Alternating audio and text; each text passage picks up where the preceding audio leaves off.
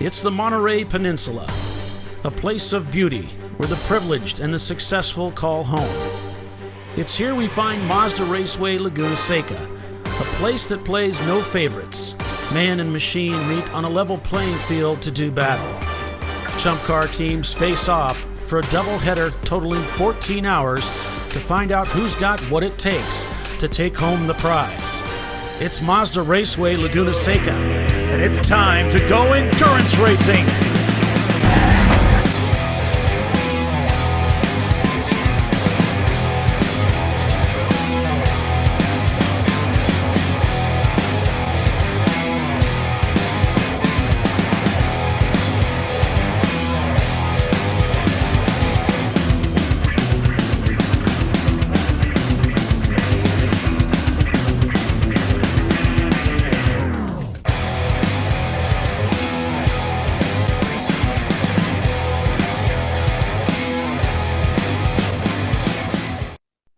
Hi everyone, welcome to today's race. California loves their sports cars and motorsports, and this is one of the big ones.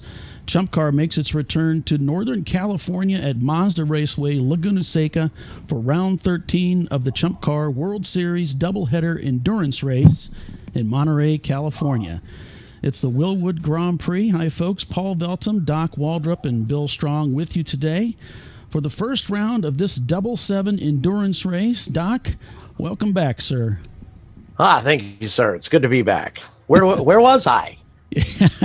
We were both out of town, weren't we? We went to NCM and that's right. That's right. Faced off in fine style, and both you guys are probably still licking your wounds from the thorough pasting. That was yes, Your Excellency. But today we're going to put all of that aside, aren't we? No. Today it's all about... No, we're not. No way. All right. So today it's all about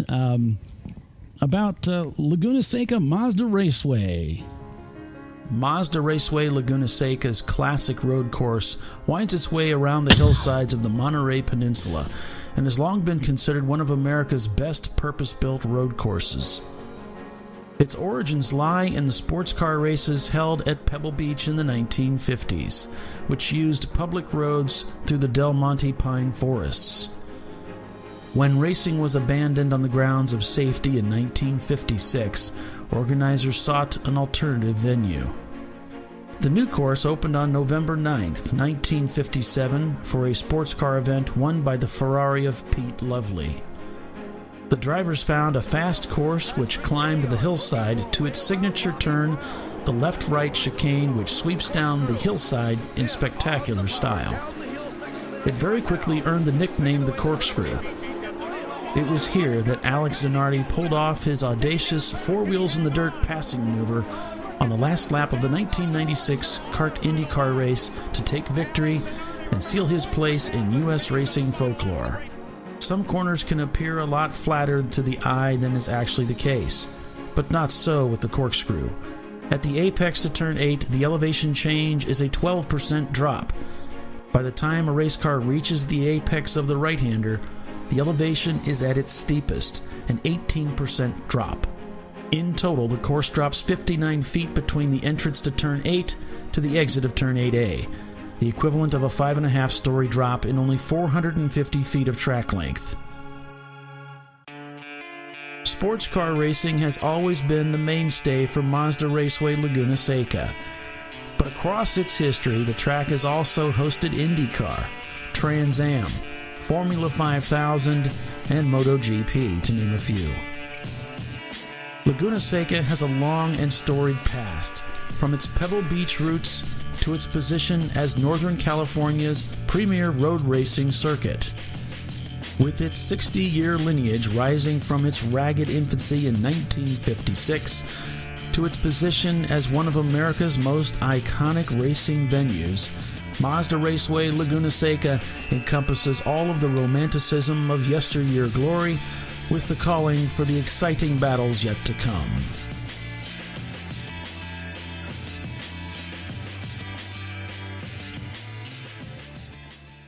Yes, indeed. Just a beautiful racetrack here at in Monterey. And Doc, last year, a lot of great racing here at this track. We had exceeded our cap somehow. We had more cars on the track. I don't know all the politics behind it. But this weekend, we've got nearly 50 cars right at our cap of teams that have come here from all over to compete this weekend on this doubleheader, a double seven. Looking across the board here at the teams, what's your take on things, sir? Well, I mean, we've got some strong contenders. We've got some folks that are back from last year's. Now, last year's race was 4 days here. So it was 4 consecutive double set, or, well, not a double seven. I guess that'd be a quadruple seven now, wouldn't it? So we've got the U-Boot team out there. We've got Vaseline. We've got Miata PI, a team that's very familiar on the West Coast, along with the Flying Hawaiians. Uncommon Friends, that's a very strong team with that 240Z. And we've also got the Bare Bones Miata, that's a pretty fast little A-class car. And then we've got some interlopers from the East Coast, most notably our buddy Alon's out there from E-Racing from Palm Beach, Florida. So quite the drive out there. So I think those are all favorites. I know, Alon likes to start up front and get there in a hurry. So, but it's a pretty strong field. I think most of the cars yesterday, we've got some timing and scoring. Most everybody's running in about the 150s. Some of the stronger cars in the low 150s, some of the equally strong cars, I think. I mean, it's an endurance race. It's, it's 7 hours of racing today. So most of the cars are in the 150s, either the low to the high 150s. So a couple of cars in the low 2-minute laps. So we're going to get a lot of racing and a lot of laps in today. So it's Laguna Seca is a fairly short track, as it were, compared to, certainly compared to Sebring or Road America or any of those tracks. So you can hustle a car around Laguna Seca pretty quickly. Yeah, it's a little deceiving. It's when you're driving it, it seems in the sims. I've got a lot of laps out here, for instance, in iRacing. It doesn't seem like a small racetrack, but when you get out there and actually drive the track, you're surprised to think. First of all, I noticed right away at how narrow the track was. But you're absolutely right. 2.23 miles in length, 11 turns, 180 feet of elevation change. Let's take a look at Laguna Seca Mazda Raceway. And so as we take a look at Mazda Raceway Laguna Seca, courtesy of Google Earth, we'll take a ride along here and check out the track as well. As I climb behind the wheel in this Mazda Miata, spec Miata car, courtesy of iRacing, we'll take a lap around the track here, dissect that for you as I head up through the exit of the pits here. You can see I'm picking up a lot of speed. I'm not sure how fast they'll let us actually go through here, but down to second gear. You notice I'm going to stay to the left here. I want to stay out of that racing line. Even on cold tires, top of third gear, might be a fourth gear corner for most of us. Up to fourth gear before the bridge, and really it's just a lift and a turn in, watching out for the pills on the inside where the apexes are. That'll upset the car. Top of fourth gear, firm brake, down to third, turning in just before the end of the curbing, late apex. Pick up a lot of grip here as the car goes through the exit. You want to really throw the car in there. Watching out for the sand, though. This is a part of the track that really upsets the car. The suspension right there at the landing tends to pitch the back of the car to the right. Got to watch it through there. Up through Rahal Straight to the world-famous corkscrew, braking just here before the crest. Down to second gear. Leave the nose pointed to the right a little bit. Don't quite 90 the corner. Makes that right-hander a lot easier. Up to fourth gear through Rainy here, just feathering the throttle. Working my way down through a very fast section of the track. Heading to turn 10. Downshifted to third. Probably didn't need to. Could have left it in fourth. Left some on the table there. And totally below 11. Should have broke right there. Around the 2 panel. As you can see, missed the apex altogether. And I'm in the sand. Down the front straightaway, though, to that famous Mazda Mazda Raceway bridge, past the start-finish line, climbing the hill. There's my shadow getting ahead of me, aiming the car towards Andretti. You see I clip the curbing and then point the car. Just driving it like a single apex here, just clipping both corners, headed towards turn 3. Bring the car back to the left, watching pit out right there. And that's really a lap around Laguna Seca. Here you can see the elevation changes. There's the start-finish line up at the top of the screen there where the checkered flag and the green arrow is. I can't hear you guys. I don't know what's up. I can't hear any of the video feeds. All right, guys, so we're back live here at Laguna Seca on pit road. Bill, how's things looking down there? Just a couple minutes? Just have them go around me.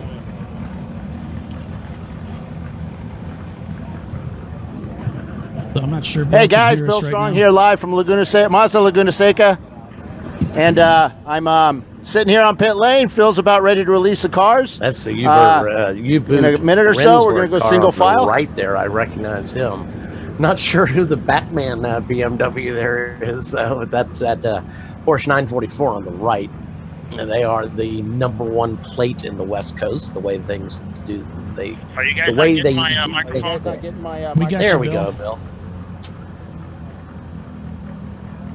We got you, Bill. Go ahead. All right, guys, I'm live at Laguna Seca, and we are getting ready to go live here. Michael Chiswick, the president of ChumpCar. He is in the pace car.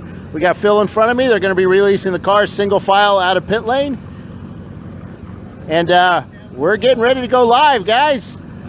Track has given us, but here we go. Here goes the #1 Porsche. No. Phil. Phil. Trying not to get run over, Bill. Yeah, Phil doesn't normally release the car, so we got kind of screwed up there. What was that all about? Yeah, Dan normally does all this. We miss you, Dan. Well, Dan's up in Brainerd. He's Phil tried to keeping get them me in killed. line. I see what he's doing, Phil.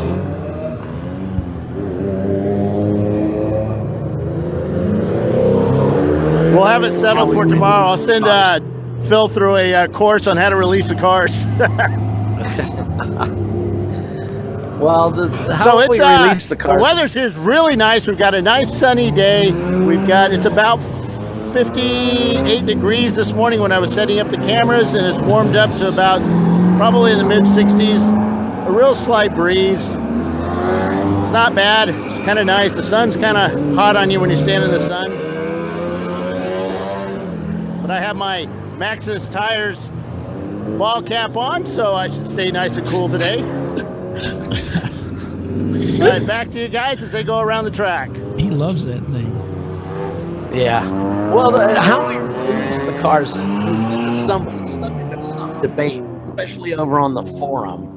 So, evidently there was a mad scramble at Watkins Glen. So, I know there's a lot of talk about how we want to do that. So, we'll figure it out eventually. So.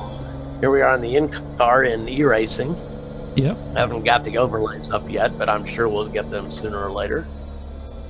Yeah, well, normally what happens is that when we release them, they go around me, not into me. So, it's all right.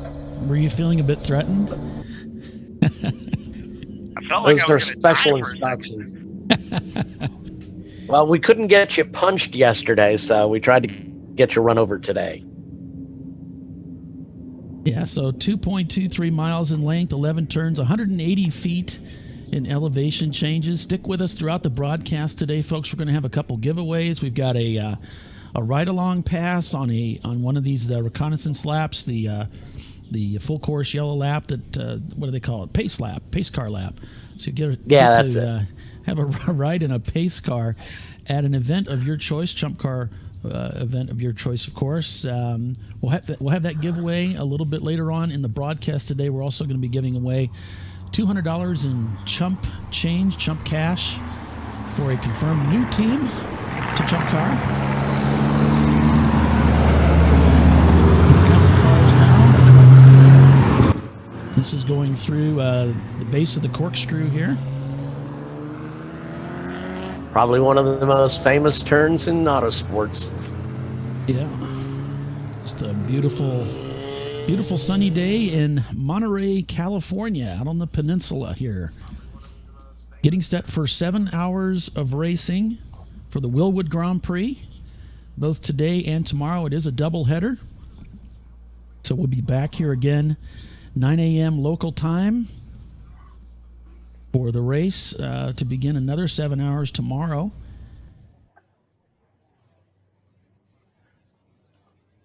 As we prepare to drop green flag here momentarily, we're also racing in Brainerd, Minnesota today, as Doc alluded to, and about 2 hours into that race right now. 9-4 Motorsports leading the way, with Chump Faces in second, with the fastest lap time of the day with a 150, and Dirty Side Down in third, Barbank Racing in fifth.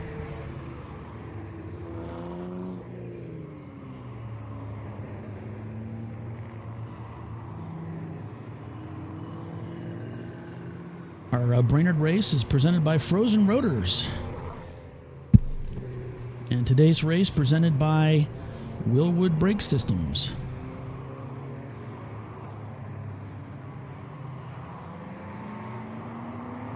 So some of the cars that we'll be following around today, we hope to be on board with the E-Racing team.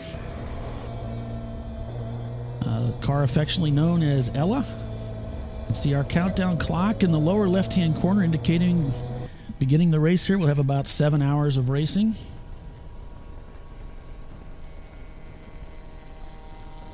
Get rid of that. Sorry about that. Now that's a shot from Brainerd right there. So yeah, that's right. That's the Brainerd race right there. Apologies for that. We got no gray matter. They brought they have onboard camera as well. So here they are, working their way around the course.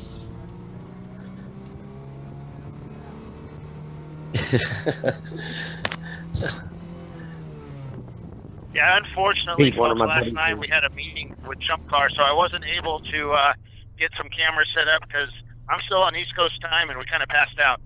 But we'll have some more cameras either later today or tomorrow as well. In car. Well, this is great, Bill. We got Buff Harder Racing. We're on board with them right now. And we also got the Flying Hawaiians here. Get their audio turned down. Sorry about that. Flying Hawaiians that I said. And there's one of the old first-gen MR2s up ahead. Looks like a Dodge Neon up ahead of them. Yeah, we like the exoskeleton on that. To keep the roll cage away from the driver, they stuck the cage on the outside. I like that. We've got There's not much room in those cars. No, there isn't. Especially if you're a big guy. All right, green flag is in hand. Sounds good. We're over here on the back side of the course, heading up Ray Hall Straight here. Very fast section of the course when they go green. So we're probably sitting towards the back of the pack right now. Here's a look at turn 9, heading down to 10. And a look at turn 11 here. This is exit onto the front straightaway. no. There we go. That's the exit onto the front straightaway. Are you having a little trouble? I got to count behind? for the lag here. Oh, you've got a lag? You shouldn't have any. All the cameras are working correctly, correct? Yeah, your cameras look good, Bill. It might be. I'm going to turn my big camera around at the flag at start finish.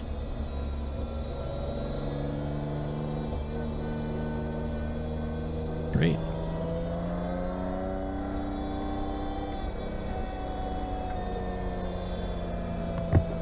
All right, so there's a view from Bill's camera looking at the start-finish line. You look almost towards the middle, that's just left of the center of your screen. It says Mazda Raceway there, just below the main banner there. That is the flagger stand. So pace cars coming in, getting ready to go green flag racing.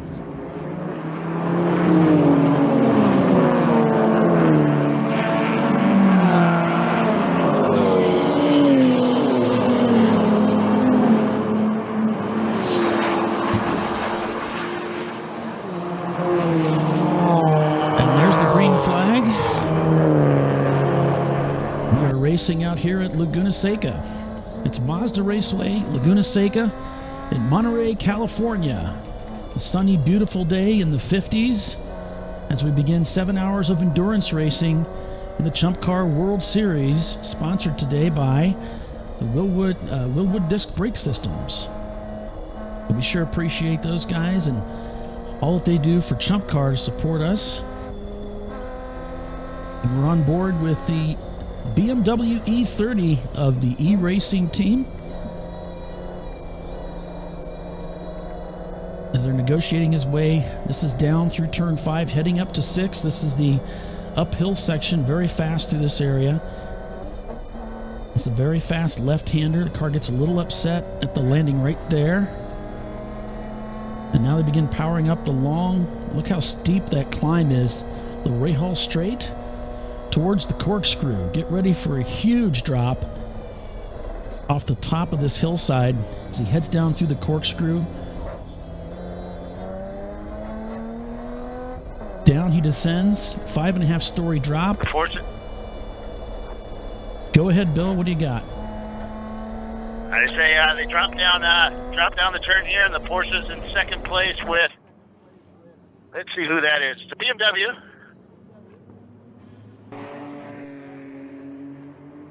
Here's a shot at the front straightaway. 799 BMW C-Class with the Porsche 01 right behind him. And the 246 right on the Porsche's tail. Yeah, that 246 I noticed is the Uncommon Friends must have got that new engine in the car because he's out there. They replaced an engine last night. I believe they had a crank failure. Yeah, they had a crankshaft break yesterday. They found a street stock engine, brought it out to the track and installed it yesterday evening, and they're back out racing again this morning. It's good to see those guys back out in that vintage Z car with drivers amongst one of the drivers is John Morton, famous IMSA and SCCA world champion driver. Has many championships and wins to all his their name. drivers have championships to their names. Bill did an interview yesterday when it's like, oh, he's this champion, he's that champion, he's this champion. It's like, well, don't they have anybody that's slow? No, those guys, I don't know, they have the name of Uncommon Friends, but boy, I guess that's pretty fitting because this is not your usual team. Let's take a look at that interview. We're here in the pit at the 246 Datsun 280Z, or is it 260Z, Bruce? 240Z. Yeah, it's an original 71 numbers matching 240Z. As you can see, people always accuse you of cheating, but as Mr. Strong will attest, those are stock as cast ports. But it's a good motor, strong motor. It's served its purpose well, but unfortunately today it gave up on us a little bit. We broke the back of the crankshaft, and we've got a street engine coming that we hope to put in tonight and be ready for the grid tomorrow at 9 a.m. So, we've run this for 2.5 years now, and not sure how many hours are on it. I'll probably go back and count it up, but it's done well, and we've abused it. And I've got an AIM data acquisition system in here, and I can attest to the fact that my drivers have rev this thing a little more than it was intended to be. We have our ignition system, it's supposed to cut out when it gets too high, but sometimes it's hard to, if they find the wrong gear, you're not going to stop it from over revving. So we'll come back to that interview and finish up a little bit later as this race is just getting underway. Buff Harder Racing here. We're on board with them right now as they're negotiating their way around the track. This is going up through turn 3 into 4 and heading to turn 5 here, a fast section of the track. We've got the Flying Hawaiians in the number 42 car. A little bit further ahead.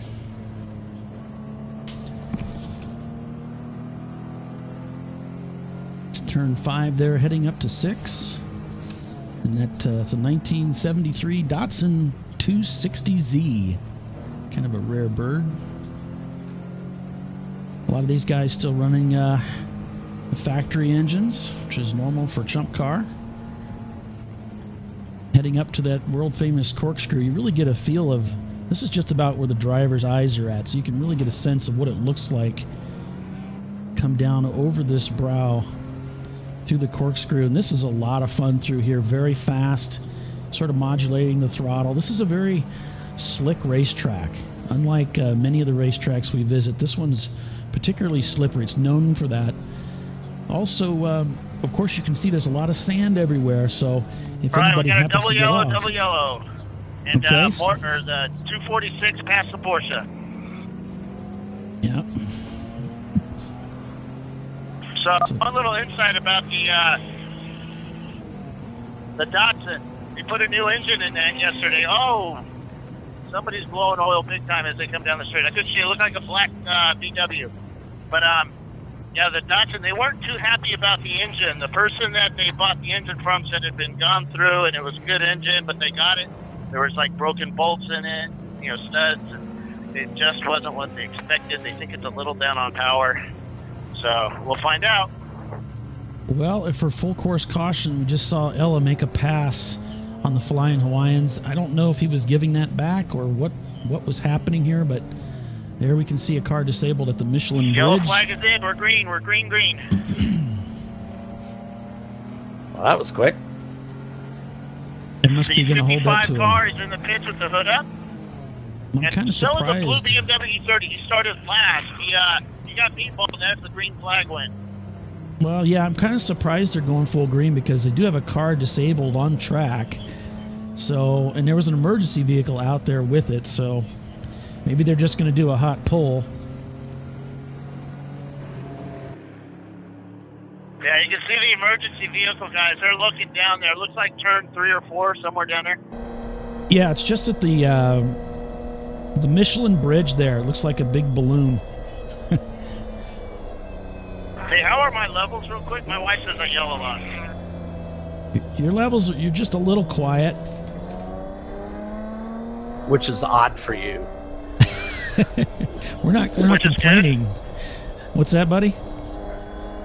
Which is good, yeah. So the Now, we're on Porsche's board with- backfiring as he comes up the front straight. Oh boy.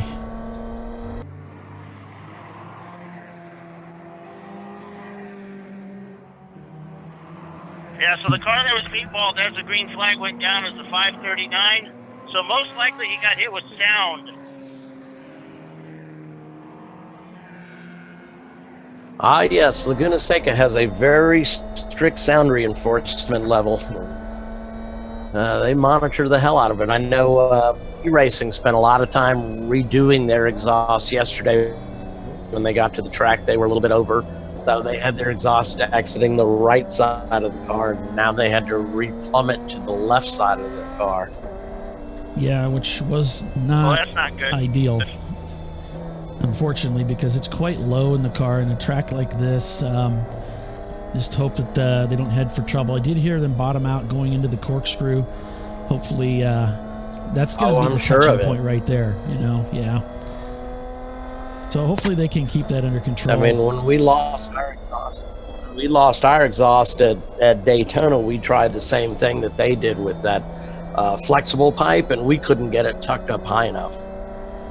All right, we got a lot of cars of course, in right now. Daytona's- We got the 386 just leaving pit lane. The 442 is in. The driver's getting out of the car. He's got no pit crew here. Turn. And the 446, that's Crash Test Mummies in their Ford Fiesta, excuse me. Heading down into that corkscrew there. There he is there.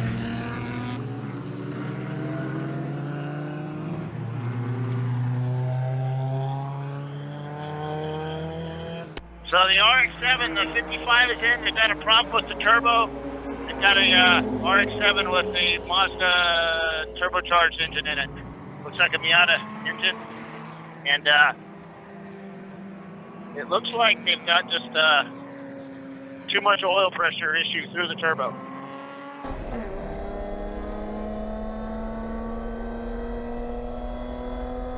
That's Stella's bad. still out there kicking butt. E-Racing. Yep. Yeah, we're on board with him right now. He's doing a Yep, great job. They've dropped to 10th place. So they go down to the number 49. That would be the Slugworks Mitsubishi Eclipse. They spent yesterday actually trying to get their decibels down. They went from 104 dB down to 88 dB, but it took them most of the day to get there. So they may not have a lot of time on this track either. So it looks like Uncommon Friends leading the way early on here with Basil Weenie Racing behind them. Turning the fastest lap time so far of the day with a 150. U-Boot Renenworks behind them. That's the Porsche that I think Bill was talking about earlier, but they're shown in third spot. Miata Pi in fourth. Barebones Racing in fifth. Race for Fun in sixth. Open Source in seventh. The Flying Hawaiians in eighth. No Regrets in ninth. And E-Racing is now in 10th spot. And they dropped 5 spots so far, Doc.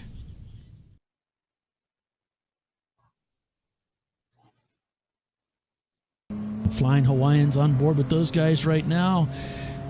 Again, running in 8th spot right now in that C-Class Datsun. Uncommon Friends leading the way early on today at the Wilwood Grand Prix at Mazda Raceway Laguna Seca. Great camera footage here from inside the Datsun. Wow, beautiful image. That MR2 still up ahead.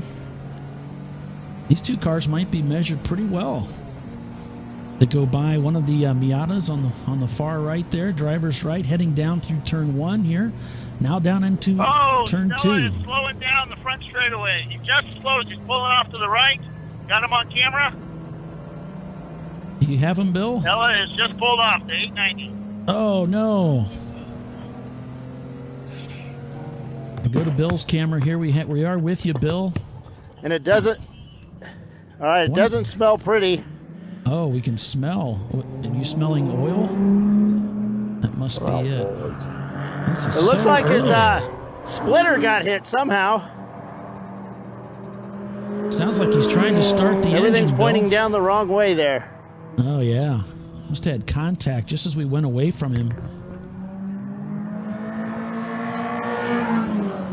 What a shame. Just barely a few laps into this race so far.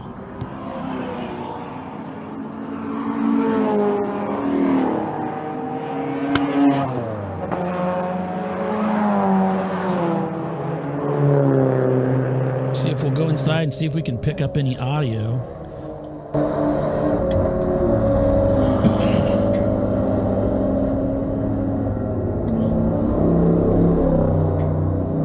So this is the onboard camera in the e-racing machine.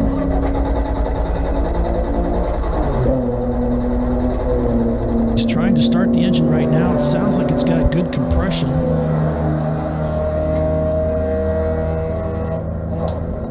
So they may have a fuel-related issue, fuel or ignition, but Bill's reporting he smells something outside the car, too. I mean, I'm just looking at the car. I can visually see it, but it's, I mean, if you can't get it going, because it's slow, he came around the corner and it's just like stopped, like stalled out. So something must have happened after he passed pit in.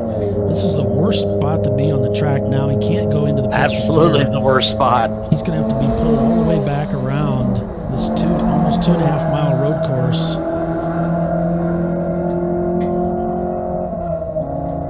That's devastating. You know, these guys actually live out on the East Coast. So this was a huge effort to get the car out here, but fortunately it's early on. They've got a crew. They've got a lot of great people out here at Laguna Seca that are going to help them get that car back on track for sure. If we don't see them a little bit later today, you can bet they'll be out here tomorrow. But it looks like... yeah, that's they left on Monday from West Palm Beach. Looks like things have Yeah, it looks like preempted the their race for 442 tomorrow. BMW is being pushed behind the wall right now. That's not good.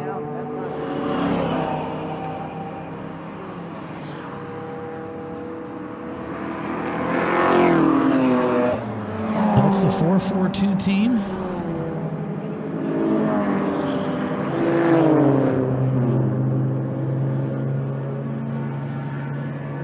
And there's your current running order as things stand. Your top 13 with Uncommon Friends Let me find the leading the E-Racing way. guys, and I'll find out what's going on. Thanks, Bill. Appreciate that. Go back inside the Flying Hawaiians team since we get their camera up and running here. He heads down the front straight. There you can see Ella disabled to the right. He heads under the famous Mazda Raceway Bridge, starting yet another lap. Currently scored in 5th spot. They've moved up 6 spots since the beginning of this race.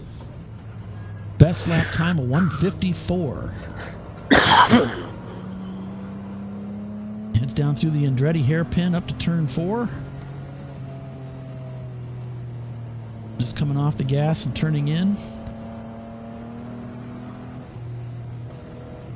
Looks like he's waving off. There's that safety vehicle with another car that's disabled.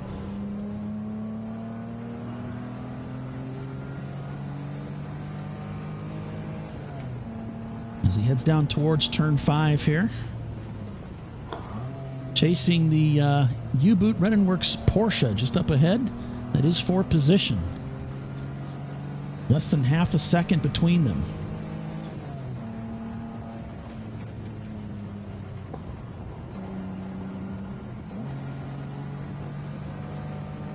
Downshifts into 3rd gear. Back up to 4th.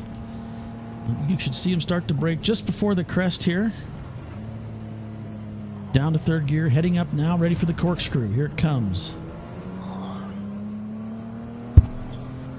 Going through there very nicely. Heads into turn 9. Again, waving off. You're wondering what that's all about. That's to notify drivers behind him that there's a yellow condition right there. He's trying to slow everybody down, not to pass him. Not to get hit. That's right. Doesn't want to get hit. He's slowing way down. Going to give that BMW on the front straightaway a wide berth here. He's following protocol by taking it easy down the front straightaway.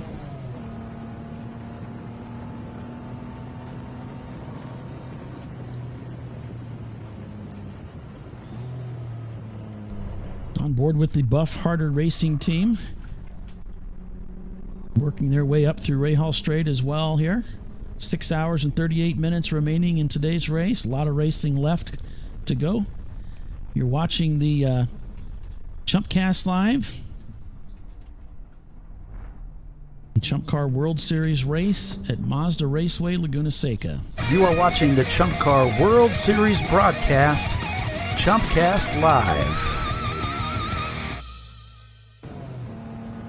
Back on board with the Flying Hawaiians here at Mazda Raceway as the E30 team are now hooked up on the rope and being pulled around the track.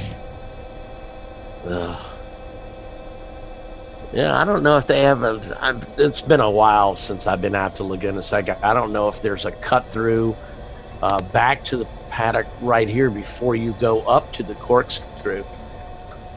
Yeah, there is a cut through into the paddock area at the base. I'm sure of 9 there is. Before you go into There is around 4 and 5. 10. If you go to 6, they have a cut through there where they can take them outside the track. There is Gotcha. a shortcut. They're not going to take them all the way around the track. Yeah, I wouldn't think so.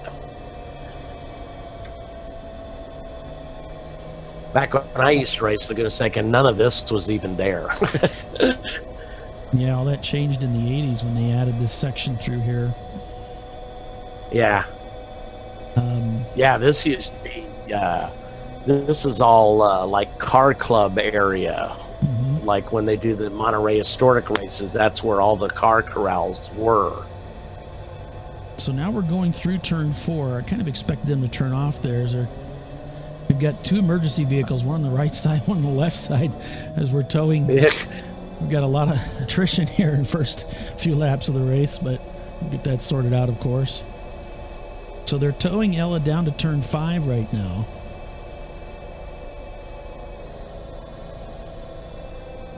They work to get that car back to the crew so they can take a look at it and see what's going on. There's your current running order. As things stand, that's overall. If we look at by class, take a look at the A class, you can see Barebones Racing leading the way with Miata Pi in second, Racing for Fun in third. Down to B class, it's Uncommon Friends leading the way in that Datsun 240Z that had an engine transplant we spoke of earlier, with Misfits in second, Racing for Food in third. That sounds like a good idea. Basil Racing in first, and C class with Hope and Source Autosport in second, U-Boot Renin Works in third. And in D class, it's Pilot of Junk Racing in first, Apt Racing in second, and Team Blackbird in third. As for EC, we do have a few cars. It's S&K Racing, Polish Hammer Racing, and Smoking Tires. Still out on the track today, so hopefully those guys are having more fun than, unfortunately, the E-Racing team, who's calling some bad luck here early on. Looks like they are stopped, and looks like they're pulling somebody else in as well at the same entry point.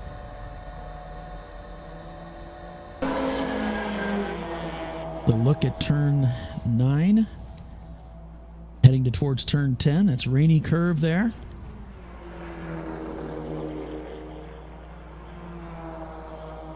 That's Wayne Rainey for those of you listening at home. Thanks, Bill. I was trying to remember his first name. Let's talk about Wayne a little bit. This track is not only known for sports car racing, but also for MotoGP. A lot of motorcycle races, and a lot of famous motorcycle races have happened here. E-Racing does not know what's wrong with the car. Zach is in the car, so they're bringing him around. Once they get him over here, they'll find out what's up. Thanks, Bill. Yeah, in fact, the Superbikes were just there last weekend. I had a bunch of friends out there. They camp right up there at the base of basically where you come off of the corkscrew, that left hand. Well, Rainy guys, as it were. Yeah. That's where they tend to camp out. They got a motorhome they put up there. So I've been out there a couple of times with them. It's a lot of fun. Hey, Paul, let me know if 11 camera is the right angle that you wanted. Copy that. Yeah, that looks better. That's better. In fact, you could turn it a little bit further. We could get pit in, too.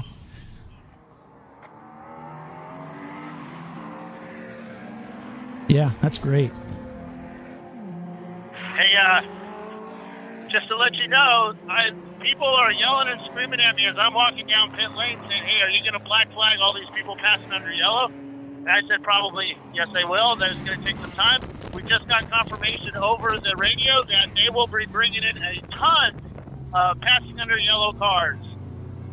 Yeah, I think we even saw some of that on the broadcast here, Bill. Not surprised to hear that at all. There's going to be some penance paid. Looks like here's a line of them coming in.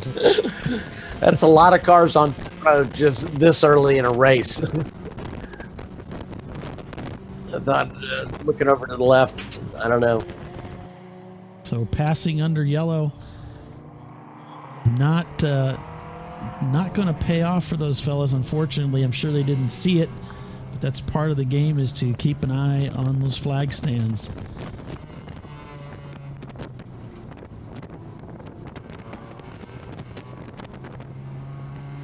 It's easy to get busy. You got so much stuff going on. I'm going to give Phil a hand here at Black Flag. So I'll put the camera here so you guys can watch all these losers as they get pulled into Black Flag. Ouch. All right, Bill. Thanks for that, I think. Man, Bill's tough today. Yeah, he is. I think it's a lack of sleep. He's a little snarky. Yeah, he is a little. He does seem to be a little snarky today.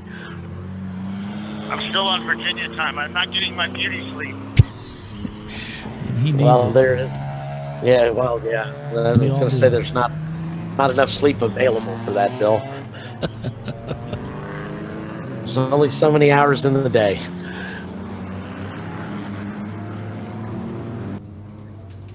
on board with No Gray Matter Racing. Some of the cameras have already dropped off, but we're trying to bring those back up as we can. Of course, most of the cameras we're watching today are provided by the teams, and we sure appreciate that. So thanks to all of you guys who load up your cars with these streaming cameras, and gives us an opportunity to ride along with you and enjoy the race together. We sure appreciate that. Heading into that got tight... 4 up and running, so Uncommon Friend seems to have dropped off. Yeah, it's And unfortunate. E-Racing's on the end of a hook. So now this is pit row, all the cars coming in. Or no, that's on the track. It's hard to tell at Laguna Seca from that car angle. Here's the scene from inside the e-racing machine.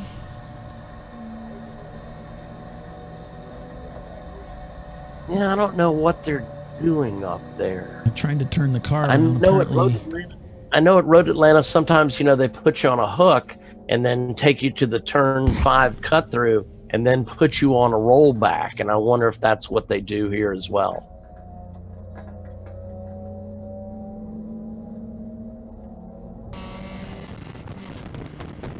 back on board with No Gray Matter.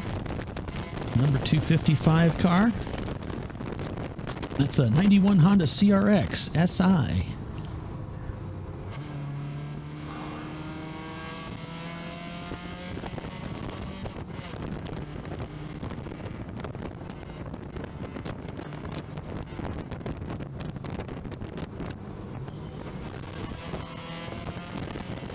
Yeah, there were some teams that were hot from all the passing under yellow going down the straightaway.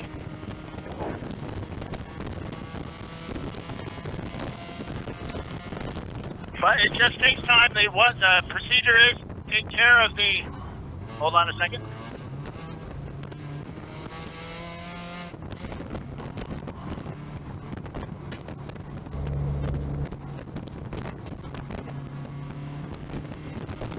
.299 is the first car. They'll be called in for passing under yellow.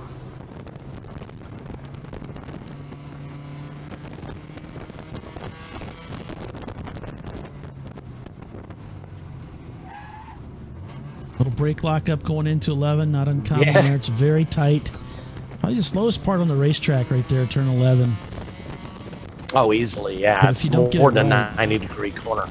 Yeah, if you don't get it right, Much more. it just kills you down the front straightaway here. Heading around the outside through to Andretti, probably not going to work out too well. This is There's a lot of room through there. There's a Come lot on. of room, but you're not going to pass anybody on the outside, as you can see. Yeah, It true gets enough. overtaken again, but you kind of hang out there, but Yep, you're set up well for the next corner, and then you lose it on the next corner, then you get it back on the next corner. It kind of all depends on how it shakes out, huh? it's off camber, tight left, double apexing left-hander. Yeah, Lots of and fun. one thing, this track is pretty slick. Yes, it is. Not much heroics you can do with all of that, but patience will pay So one off of our, for sure. Brad Goodwin here watching with us on Facebook says E30 Racing thinks it may be their ignition. Yeah, looks like they're being towed back right now. They've got a car that's on the flatbed, plus they're pulling that car plus the e-racing car. Gotcha. So they're trying to kind of knock out both of these cars at the same time. Yep, so that's why they disconnected him, so they could get that car up on the rollback. Inside the Buff Harder Racing team.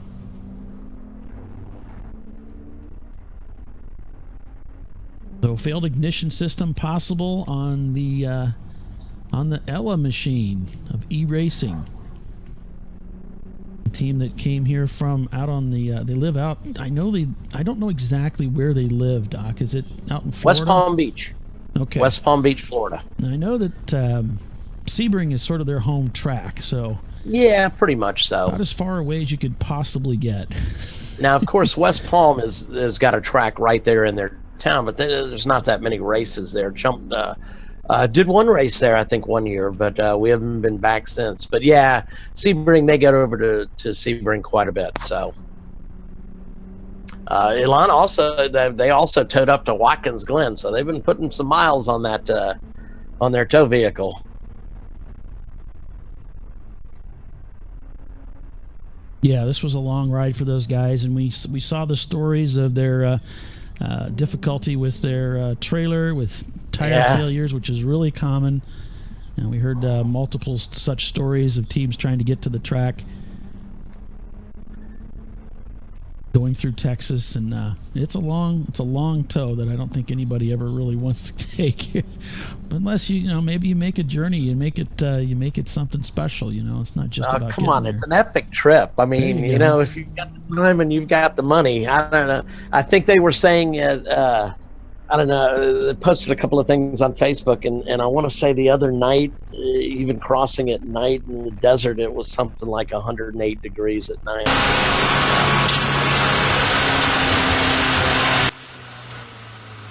Sorry about that. Got the volume set up correctly there now. We're on board with Team U-Boot right now. They were in the pits. Yeah. Only about... Certainly too early for a fuel stop, so I wonder if they got caught passing under yellow. Well, it could be. I noticed they right before we went to them, they were actually in their pit stall, and hood pins were being put back on the hood, so... I don't know exactly what the situation is there, but take a look at our current running order. And it's the Uncommon Friends leading the way still with Basil Rini in second, Open Source Autosport in third, the Flying Hawaiians in fourth. They've moved up 7 spots. No Regrets in fifth, Bare Bones Racing in sixth, Miata Pie in seventh, Slugworks in eighth, Misfits in ninth, Racing for Fun in 10th, and S&K Racing in 11th. So they've certainly, U-Boot certainly tumbled down through the ranks here. We'll continue down. They'll here. be back. See they're up in 19th spot right now. Yep. Now the Wilwood team, our title sponsor for this race today, the Wilwood Grand Prix, finds themselves in 21st spot. They've dropped 4 spots since the beginning of the race. Smoking Tires in 22nd. Again, this is overall.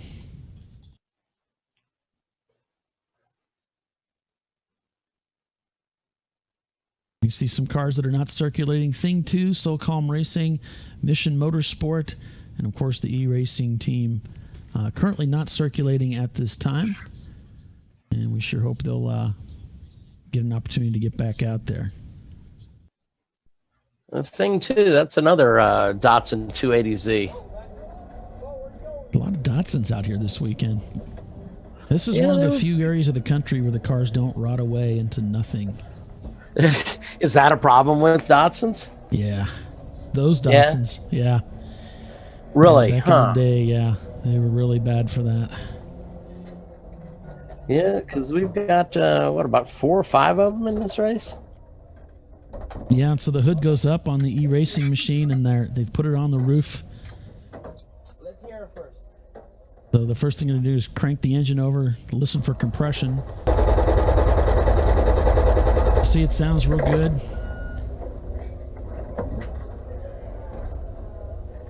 So probably not a damaged engine. Probably either ignition or fuel related, as they suspect. Fine. Yep. So this is a BMW E30, circa of the late 1980s. It has an inline 6-cylinder. Oh, we got a red flag, guys. We got a red flag. All right, Red Bill. Thanks for that, Bill. Appreciate that.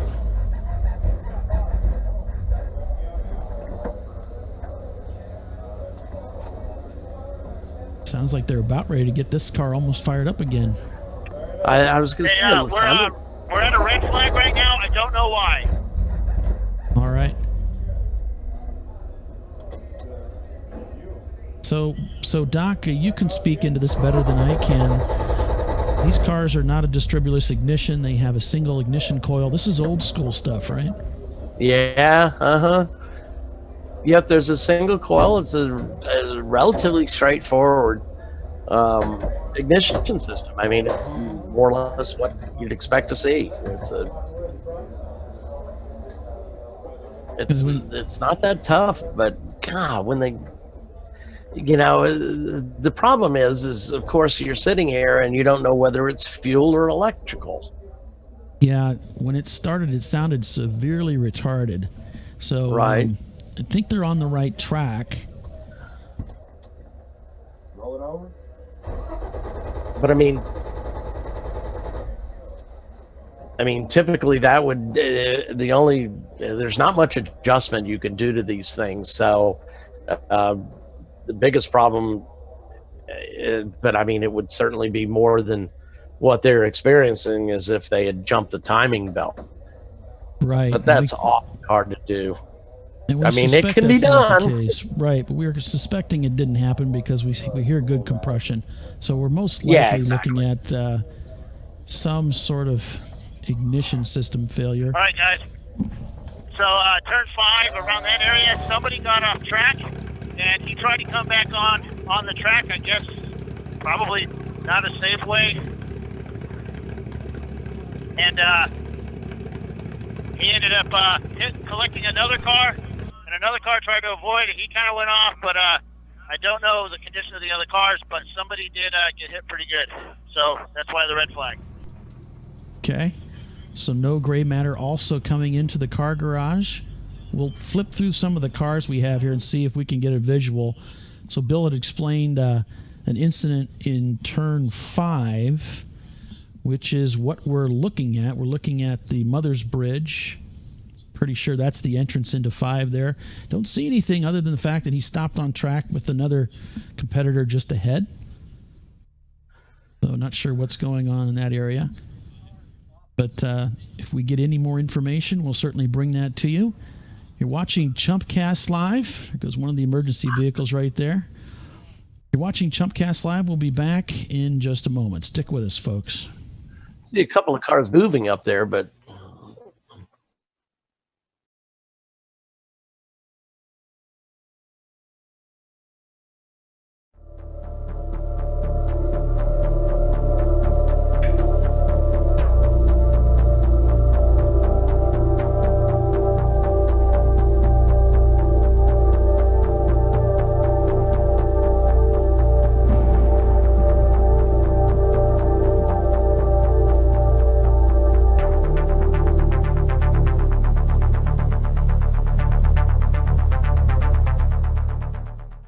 So as we're under red flag here, we'll go back to an interview that Bill conducted earlier with the number 246, the Uncommon Friends racing team, who are currently up in the top 5 right now. We're here in the Let's check pit it at the out. 246 Datsun 280Z, or is it 260Z, Bruce?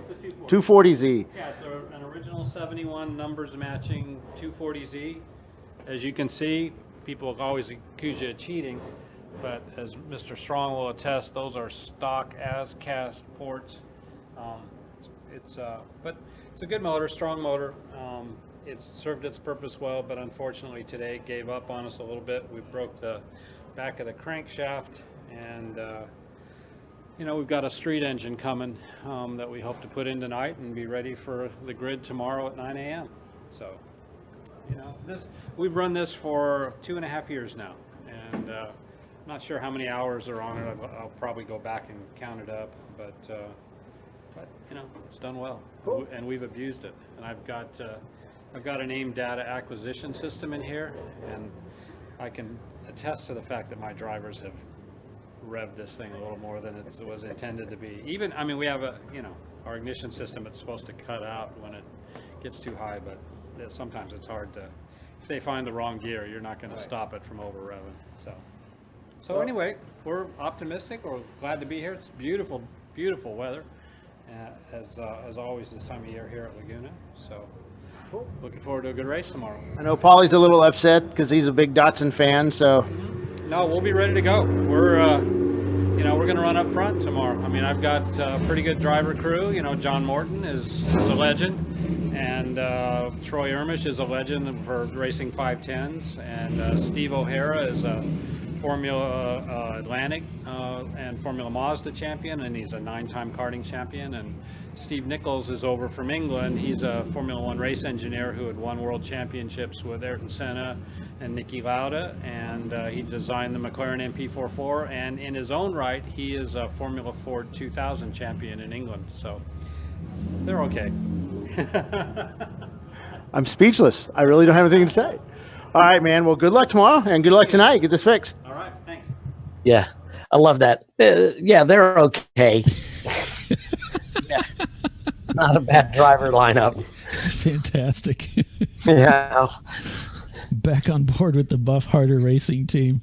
He As only they designed progress a out. Formula One car. Hack. Looks like they're bringing everybody off the track, Bill.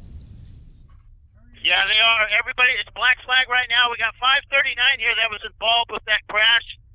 The whole front end of the car is skewed off to the left. I have to get my camera to show you. It's pretty gnarly. Driver's okay. Driver's okay. That's good to hear, Bill. Thanks for that report. Sure appreciate it. As we're out here at Let me get my camera and I'll show you guys. Thanks, Bill. Northern California at Mazda Raceway Laguna Seca. 539 would be the WFO Racing BMW E36. Yeah. And if you, I suspect all of you know what WFO means. It's used to be a very popular term out there in Southern California with the dirt bike set. Now I suppose it's used in all of racing. All right, come to me. We're with you, Bill. Go right ahead. We've got your camera. Number 539 there. Got a little pop in the front end. So it's a BMW E36. Oh, yeah. You all right, man? Yeah, I'm good. I'm good. So what happened out there? Well, I'm not exactly sure. It looked like a couple of guys came together, and I just got involved in it. Got collected in it. Got collected up. But you're okay? Yeah. I'm fine. It's all good. Car's a little Car. dented, but looks not that hugely bad. Well, it looks for the most part, it's superficial. Looks like body work, and I'm hoping that's the case, and we can straighten it out and get back on. Cool. Yeah, Well, so good luck, man. What's your name? Vanderveer, Jeff Vanderveer, Where are you guys out of? Laguna Beach. All right, man. So you're local, right? Yeah. All right. Yeah. Well, good luck, man. Appreciate it. yeah, so let's get a look at that front end again. So Yeah, it this is just one looks of like the. Go ahead, Bill. Yeah, it looks like the bumper frame horns are just broken. Yeah. So these, No this water is a- leaking, so that's a good sign. So basically, just pull the bumper off and go racing. Yeah. Yeah, it looks like it just pushed the hood back and Fix smashed in the whole bumper cover. Pretty car too. Yeah, it is. It's a beautiful car. That is. So these BMW E36s, they have I found out they have essentially two bumper structures. Like most cars will have a rebar, which is the hard metal portion of the front bumper, and then they'll have an absorber as well. Well, the E36 has a hardened fiberglass shell that is almost as hard as the rebar. So, and it sits between the front cover and the rebar itself. So if you run the rebar plus the fiberglass shell, you've got a pretty strong front end. And then they mount to two very large pole-like structures that head down either side of the engine. That's part of the frame there. And they have like a shock absorber type system inside there that is separate. It mounts to the very outside of the frame. So they'll take a little bit of a shot and then stop. But they'll take a pretty good hit before it gets into the inside of stay right where there. the radiator is right there. Yeah, they just said stay right there. They got a whole bunch of damage on the other side of the track. So we're under red flag condition here at Mazda Raceway Laguna Seca for round 13 of the ChumpCar World Series doubleheader endurance race in Monterey, California. Folks, we'll be right back. Stick with us. You are watching the ChumpCar World Series broadcast, ChumpCast Live.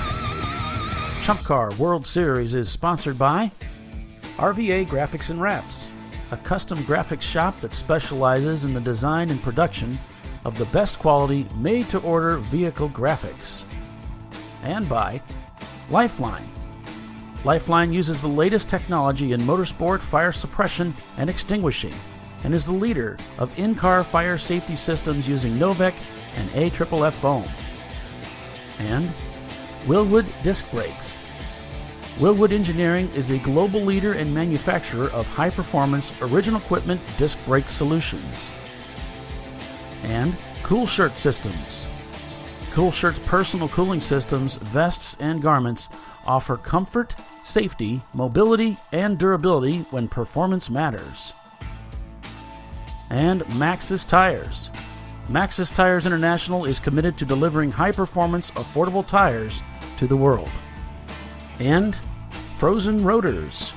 Premium cryogenically treated brake pads and brake rotors by Diversified Cryogenics. And OMP Sport, one of the world's leading manufacturers of racing safety equipment and tuning accessories. And by Racing Radios, the leader in racing communications worldwide, providing quality and affordable communication systems for racers and fans alike. And DiscoveryParts.com, offering the best in auto racing safety apparel. 2 minutes till we go back to yellow. All right, Bill, thanks for that. Here's our current running order as things stand, with Uncommon Friends Racing leading the way in that Datsun 240Z that picked up an engine transplant last evening due to a broken crankshaft. Find themselves leading the race as predicted by the team owner. In second place, Open Source Autosport. In third, it's the Flying Hawaiians. We were on board with those folks a little bit earlier. I'm not sure their camera's working any longer, but that was a lot of fun riding along with those guys. No Regrets in fourth. Barebones Racing in fifth. And there you can see the remaining top 12 as things stand right now. Fastest lap time of the day turned so far, a 150 in the Basil Weenie Racing Team machine. As we take a look out over the racetrack, got some fantastic cameras set up here. ChumpCar cameras set up by Bill Strong. And there's a look at turn 8A. So this is at the base of the corkscrew. Just beautiful weather out there today. Here's one of our tower cameras, brought to us by Logitech. This is one of our RoboCams. It's here this weekend.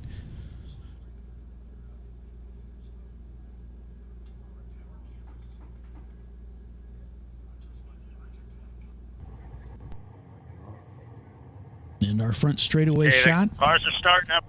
They're starting up the cars now. We're getting ready to go back to yellow. And we were just out here outside the blue BMW, the 5. I can't see the number, 539. And the owner was extremely upset. Told his driver he's got to be smarter than that. So, I don't know, man. As an owner, I understand that feeling. Yeah. Well, you hear about it a lot in the teachings of instructors that tell their drivers to keep their eyes ahead. Of course, when you're looking for apexes and so forth, sometimes you don't see that. It happens a lot in racing. And we're on board with no gray matter. Looks like they're coming out of the garage now, hopefully heading back on track. Go ahead, Bill. Just going from my experience a couple of weeks ago at NCM, where I also got into an incident. I mean, there's times when, the driver, you think he's going to do one thing, but he ends up doing another. And, sometimes it's like, what can you do? And, it's the same here. It sounds like somebody got off track and either he didn't give way or he anticipated the car doing something else, and boom, there was a big collision. Right, and that kind of goes back to that whole thing. I don't know. Let me see if I can get Doc back on the line here. I think he's... Yeah, Doc, I'm here. You doing okay over there? Okay. So I know you weren't feeling well earlier today, so I didn't know if you were okay. Yeah, Doc, and guys, good. I'm glad to hear it. So that goes back to that whole thing of being predictable, doesn't it? We talk about that. Yeah, well, I mean, it's, look, none of us are professionals out there. Well, there's a couple of them out there, but, some things in the back of your mind you always need to keep there is, okay, if I go off track, it's both feet in, just, hit the clutch pedal in, hit the brake, and don't let off of them, because a lot of times you'll end up back on track. And sure enough, then you're going to mess up somebody else's day. Right. So, and of course, the car kind of footballing around the track as it's rolling back and you're spinning, and you can find yourself back on track heading in reverse. And oh, yeah. And Yeah. of course, They were full course yellow. so the both feet in thing. Let's talk about that a little bit. What happens then when you go both feet in? What does that do to the car? Well, number one, you don't spin your engine backwards. That's why your foot's on the clutch. And you're just hammered on the brakes, so that you've got the maximum stopping force you can get, no matter what surface are. If you let off of it, this it's getting rid of kinetic energy, right? So if you let off the brake, that energy is going to go somewhere. Well, it goes into your tires and your wheels and your drivetrain. So then, after you've done all this damage to your car, say you've hit the wall or something, well, your car's still moving. If your foot's not on the brake, it's going to go, chances are it's going to glance off the wall, could go back on track, could go into the wall again, so, the rule is both feet in. And that keeps your, if you're in gear and the motor's still running, that way your car's, there's no power getting to the differential because you've got the clutch in, and you've got your foot on the brake, so there's no. Hey guys. Yeah, you got the maximum stopping power you're going to get. Go ahead, Bill. All right, Mike just put out a call on the radio to all teams monitoring the ChumpCar frequency, saying we've had a lot of incidences this morning. We've had a lot of passing under yellow. He wants to let everybody know they need to settle down. They need to watch the flags, and be really careful out there.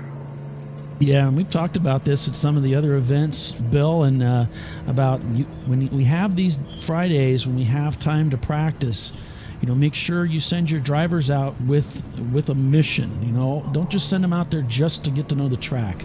Always send them out there with an objective, and that is, hey, we're going to test the radios when you go out. And the way we're going to test that is every time you get to a flag stand, you're going to call out that corner number.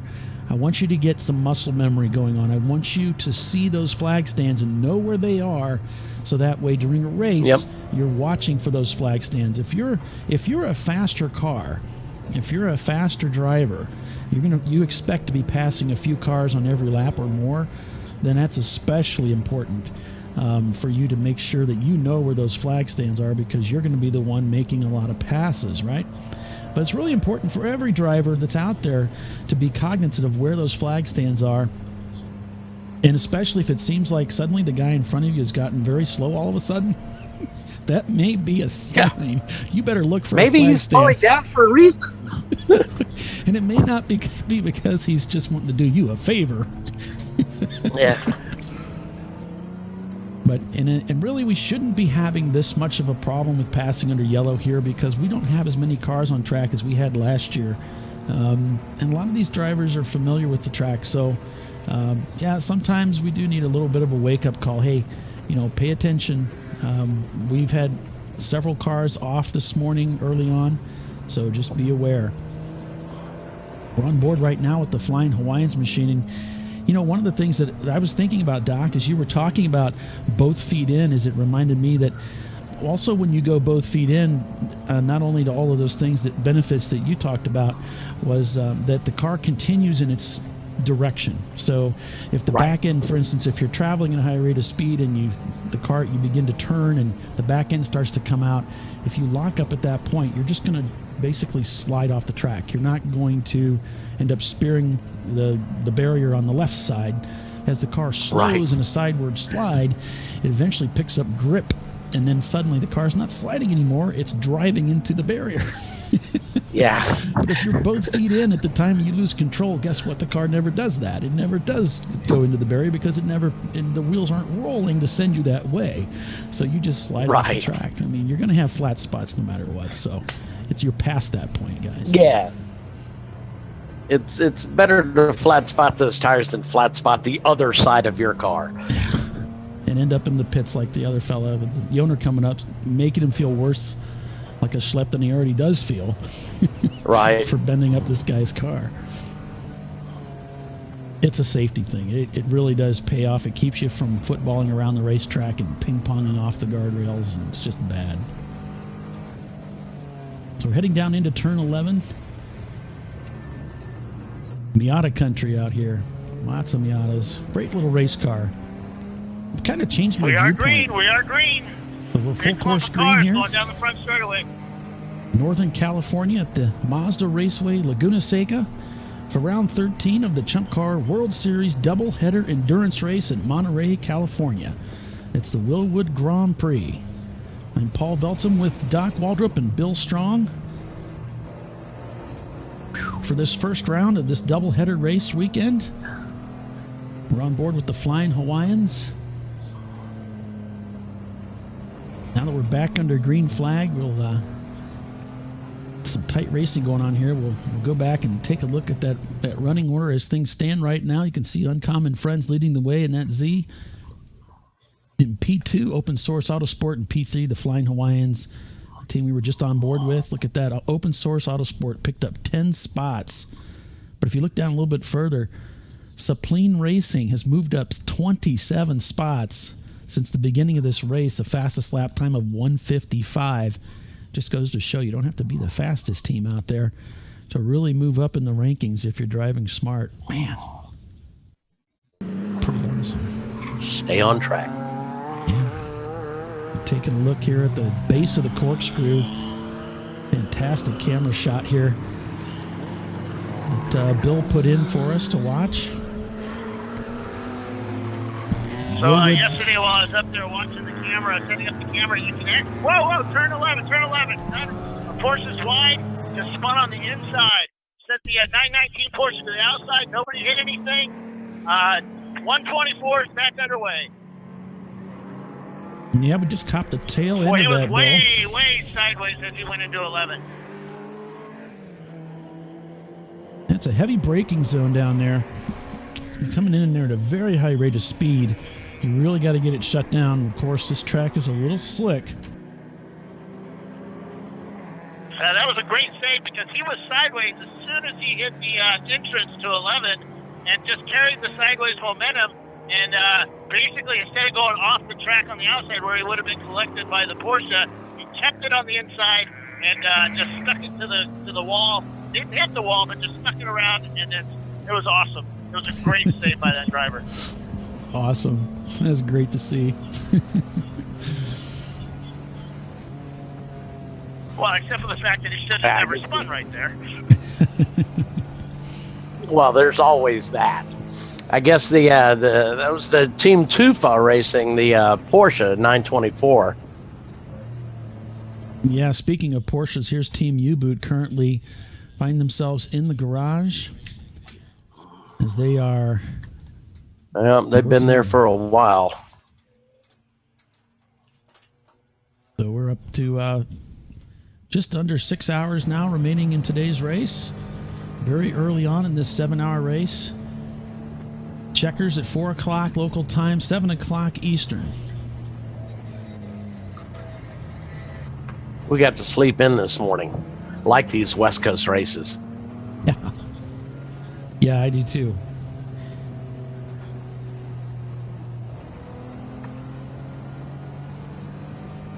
On board with the Flying Hawaiians here, currently in third spot.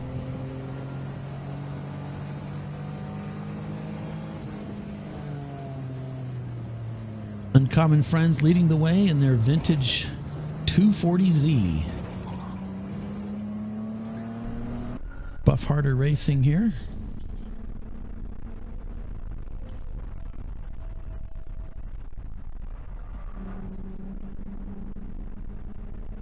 We'll try to get those overlays up. I've sent out a request quite some time ago. Haven't gotten any responses back.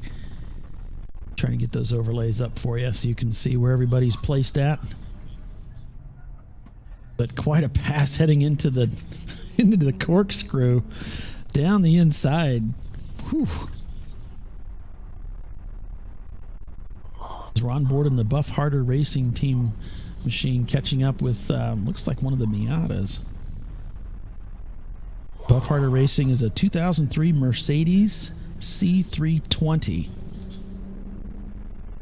That's the number 455 car. That car's pretty interesting. He brought it down. It looks awesome from the back, but you go on there on the front, and you can see why it was sold as a used car or junk car or whatever. But the front's pretty mangled.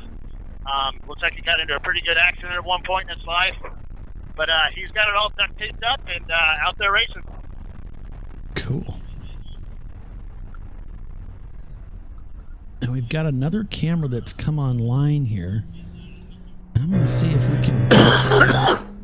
I'll see if we can get that brought up here somehow. That 919 Porsche, the one with the 350 small block in it, he just came around turn 11, looking good, took it out wide, good under power. They've had some issues here at this track over the past couple of years developing that car, but he looked good coming out.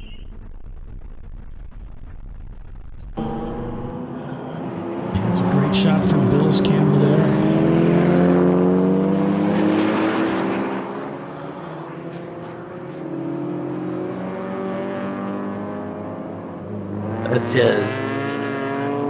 Live stream on the 124. That was that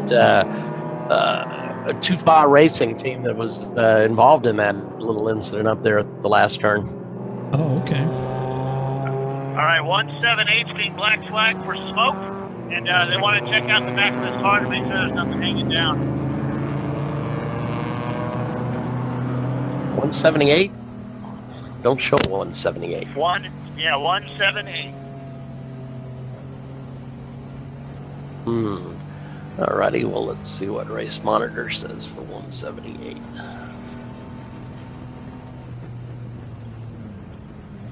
All right, 186 is in pit lane right now. MillionWaysToDie.com. 178 is the Farce India car. Nice takeoff on Force India.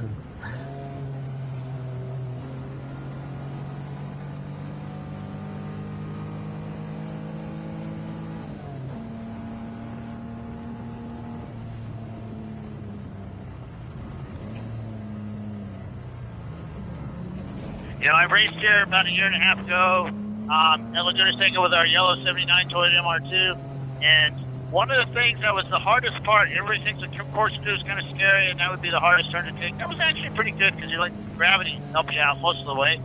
Just point the car in the right direction and you're good. But the hardest part for me was turn 11.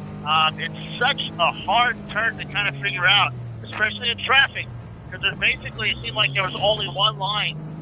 If you take it wrong, you're off into the sand, you get it wide off into the dirt, you spin the car. There's actually AstroTurf out there on the outside of the turn. And that gets really slippery like ice. And then get these cars passing here. Oh, the 700 and the 330 got into the 330 got into the Mercedes bumper there as he came around the corner. But braking, because you're coming down from such a high speed. And you hit the brakes there, and it's really easy to lock up the brakes and slide into somebody.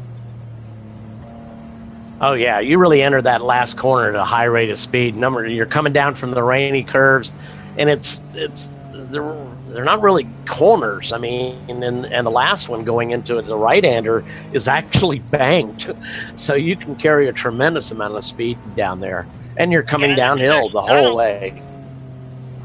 Yeah, there's not a lot of grip, and that's the hardest part to figure out. Because it's like on the inside you have a little more grip, on the outside you have a lot less grip, and it's just weird. It's just, depending on the traffic, it's the worst. Okay, 178 is in. He is smoking. Out the exhaust, it looks like. Oh, and the hood. That's the and the inside. 240SX Mars India. Oh. Yeah, he's got oil issues.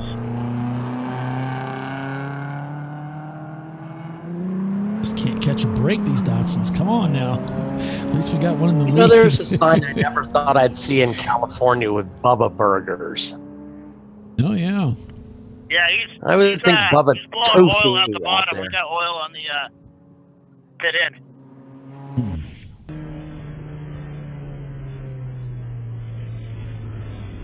Yeah, plus his bump was dragging too, so that probably doesn't help. This is a look from inside the Tufa racing machine. The camera just coming online not too long ago. As he heads down through turn 10. See how aggressive. Yeah, the 831 Mustang just hit the brakes pretty hard for turn 11 and locked up the right-hand side tires. and left a big smoke cloud as he made that turn.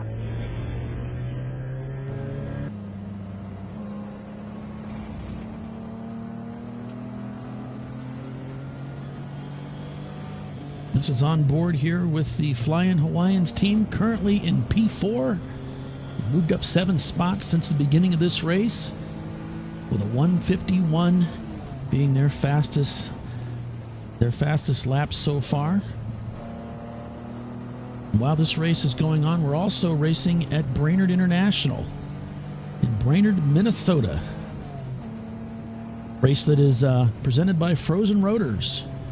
Frozen rotors are they take their brake rotors and they submerge them in liquid nitrogen, which stabilizes the grain structure of the metal and allows your brake rotors to last up to 4 times longer. And the brake pads wear better, so you get more even pad wear, better grip going into the corners. It'd be great for turn 11 here at Laguna Seca. We've got Thompson Motor All right, that Speedway coming Mercedes up. is in the pit lane right now. Okay, thanks They're for that, doing a fuel. Bill. Thanks for that, Bill. Appreciate that.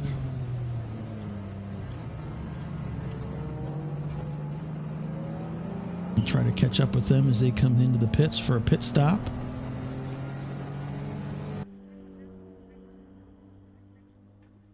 Looks like the driver might be out of the car and they're checking tire pressures. Not sure what's going on there. On board with the Gray Matter Racing team. So be sure and stick with us through the rest of the broadcast today. We've got a couple giveaways that are exclusive to ChumpCast Live. We've got a pace car pass that you can take advantage of yourself or give to a friend or family member to take a ride in the pace car at one of our events as they open up one of the races. That's a lot of fun. Everybody loves those. And we've got $200 in ChumpCar credit to give away to a confirmed new ChumpCar team this weekend. So be sure you're paying attention for that. That'll be coming up here in a couple of hours or so. We'll start giving away some things. I don't know if Jeff Burdett's listening. I keep trying to give him that $200, but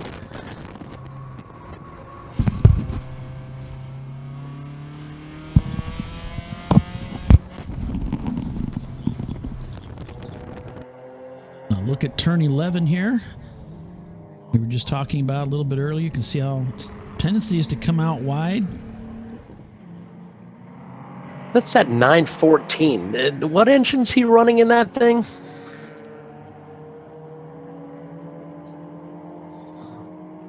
It's a good-looking little car. Yeah, those are neat little cars.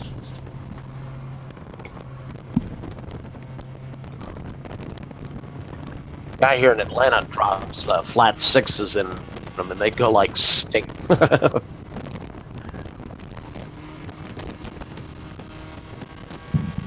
Yeah, I would think so.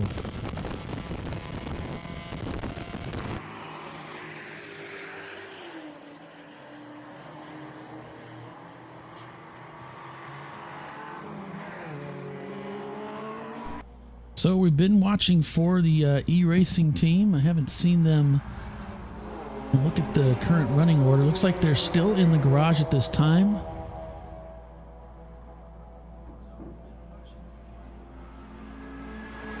So things may be a little bit more serious than they originally thought. Not sure. Depends on, you know, what equipment they have at the ready to get things taken care of. We still out there on Facebook there, Paul? No, maybe not. Let me see here. Looks like... so we've still got guys out here halfway through 2017 that don't know how to pit yet. The new rules for 2017 are, as that fuel comes over the wall, that fire bottle guy better be in place at the pin pole. No fuel over the wall until the fire bottle guy's in place. The job of the fire bottle guy is only to hold the fire bottle. He's not to assist the fueler. He's not to assist putting the cap on. He's not to assist taking stuff away. The guy fueling is responsible for doing all that. He has to follow the guy with the fuel with any drip pans, just in case that drip pan catches on fire. So That's the job of the fire guy, bottle guy. That's it. I get to yell at the car 455 for not following those rules. You are watching the ChumpCar World Series broadcast, ChumpCast Live. We are back here live at Laguna Seca, Mazda Raceway. Mazda Raceway Laguna Seca. I got to say it right. Yeah, you got to, yeah. Yep, for round 13 of the ChumpCar World Series doubleheader race at Monterey, California. And we were off. Looks like our stream was broken from Facebook. We're back on Facebook now. Folks, for those of you joining us on Facebook, we sure appreciate you. Welcome back to our live coverage of this 7-hour race today. 5 hours and 45 minutes remaining, and we've had Uncommon Friends Racing pretty much leading the way, but just been overtaken by Open Source Autosport now leading the way in today's race. No Regrets in third, Slugworks in fourth, and Flying Hawaiians in fifth. We had an early red flag condition as we had some cars that were in contact with one another, and I'm not sure, it looks like this car is now disabled. It doesn't look like it's moving very fast anyway, does it? I think that's just our feed. As I'm watching them on the other stream shows that they're up and running, so something going on there with our system. So they are still circulating. We're on board right now with the Buff Harder Racing team.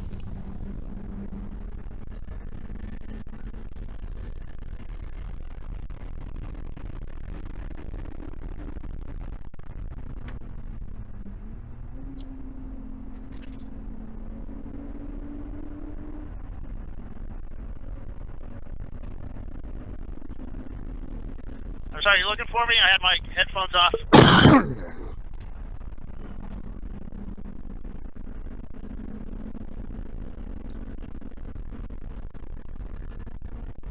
Roger that. Okay, it might be heat issues, so the sun isn't right on it. So I'll head up there in a minute and get that back on for you. We head on inside the No Gray Matter Racing team. We'll take a look at our current running order here as things stand at the moment. Courtesy of RaceHero.com. It's Open Source Autosport in the lead with a fastest lap time of a 150.4. They just turned a 151.6. Uncommon Racing several seconds behind now, almost 10 seconds behind in second place in that 240Z, that vintage Datsun. In third, Slugworks in their C-Class car. In fourth, No Regrets. In P5, the Flying Hawaiians still in fifth spot. In P6, Miata Pi. In seventh, Bare Bones Racing. In eighth, Race for Fun. In ninth, Late Apex. In 10th, Basil Weenie Racing. They had the fastest lap time so far, a 149.634.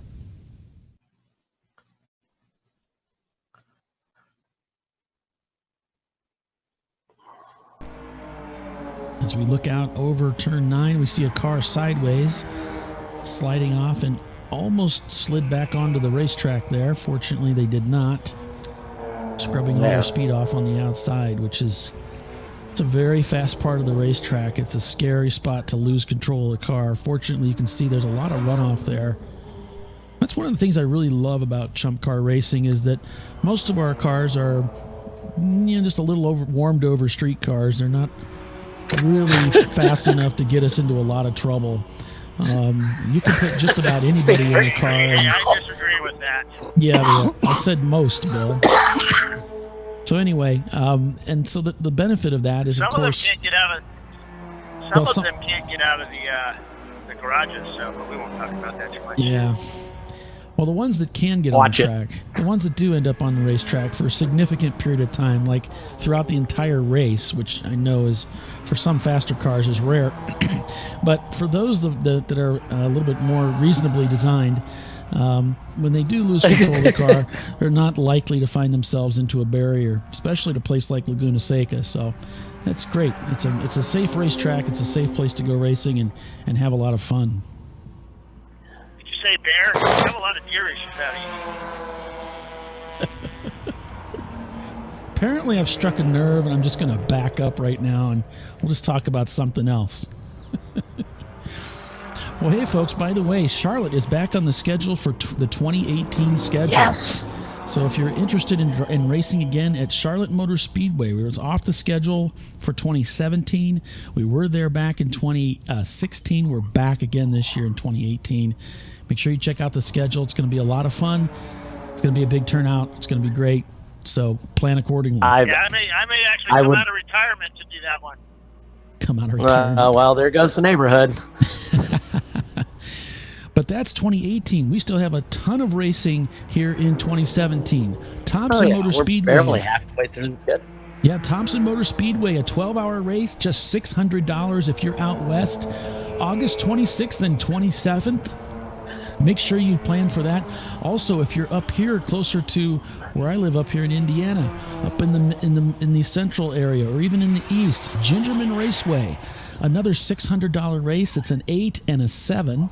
And Gingerman Raceway is a great racetrack, wonderful paddock. I love that's probably my favorite, the way the paddock's laid out and butts up against the pits. It's easy to get back and forth from your trailer to the pits. It's also in South Haven, Michigan, which is a wonderful, wonderful town out there on the lake. It's beautiful out there, great restaurants. Half price race. Make sure you check out Gingerman Raceway. It's right around the corner. It's just about a month away from us now. Also, we're going to VIR for the 24-hour race, our annual 24-hour race at Virginia International Raceway. There will be watches presented at that race for the winners. It's going to be a fantastic race. Make sure you check that out. Hey, when he says watches, he's not kidding. You know, those guys that run that 24-hour down south at the beginning of the year, they have nothing on these watches. These are some bad, cheap-ass watches. And you guys are going to love them for the winners. They're engraved. Yeah. They're ready to go to the winners. And it's something that's going to be a tradition for ChumpCar. And it's going to be super sought after. You think those trophies are awesome? Wait till you see these watches. You guys are going to be blown away. So that's the pretty cool. 24-hour race at Virginia International, August 11th through the 16th. We're going to get that practice day. That's the Lifeline 24-hour Classic at VIR. So yeah, getting back to that Charlotte race, I bet you that thing's going to sell out in no time. Oh yeah. So seriously, I'm serious about this. If you're wanting to run Charlotte, I would start saving up your money now, and if you can pay now, start paying, because that one is going to sell out fast. As much as we had some issues in the past with the track, that's no longer. And there's no longer any issues. It will be run. It will be a 14-hour, and it will be on the new refurbished Roval. And I ran there last year, right? Ran there last year. That is one impressive track. It is probably the most fun I've ever had on a racetrack. I finished second. Even though I finished second, it was still probably one of the best races I've ever run there or anywhere. And it's an amazing track. There's so much speed. You think Daytona's fun and it'd be kind of cool? Daytona, you stick to the track as you're going around it. You can basically take your hands off the wheel if you want to, but you could. Not at Charlotte. Never. No, you would. That track wants to pull you up into that wall so hard. You're flat out in fifth gear going through NASCAR 3, NASCAR 4. And if you ever watch TV at the night race there, I think it's the big $1 million race. As they come out of NASCAR 4, the track opens up with the lights on. It is insanely cool to do that, and it just reminds you as a kid watching the races, or me as a kid watching the races there. And that was awesome. I love that track. It will sell out fast. If you want a great experience at a Roval, go to Charlotte. You cannot beat their facilities. And I believe that is the configuration NASCAR has decided they are going to run now. Not for the World 600. They'll still use just the regular oval. But I believe the other race at Charlotte is going to be the Roval, which I don't see how you're going to get 40 stock cars through there. But hey, you know what the hell? Oh, you can do it. It's actually a pretty big track. I mean, it's not tiny. Like it's not like the. It's bigger than the Roval at Las Vegas, and I think it's bigger than what is it? New Hampshire Motor Speedway.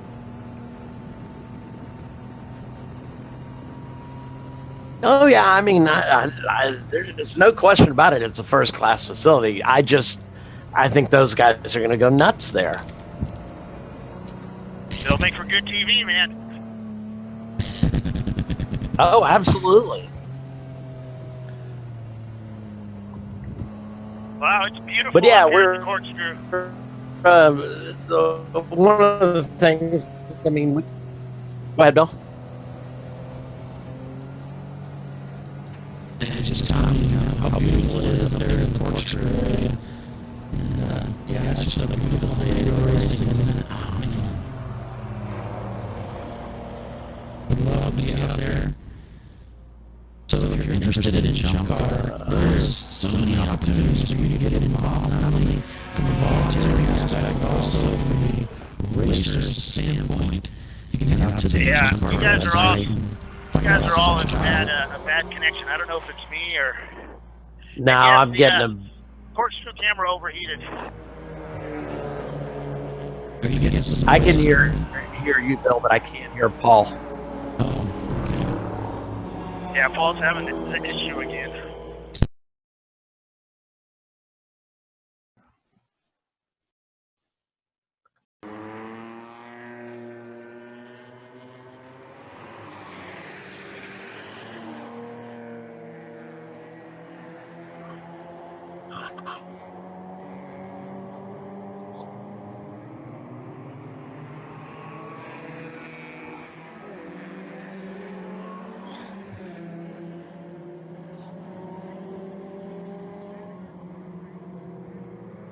Well, one of the things I was going to say is one of the things that Mike Chiswick, our fearless leader, has decided that we're no longer going to play this game of waiting on the schedule to make a big announcement. We're just going to start releasing the dates on the tracks as the contracts are signed. So already, if you'll notice on over on the ChumpCar website, over on the schedule, we've got 3 races already listed for 2018. That's Road Atlanta, Daytona, and of course Charlotte. So we're going to start putting up there. I don't know if they'll appear one at a time, but we're not going to wait and batch them like in quarterly or something like that.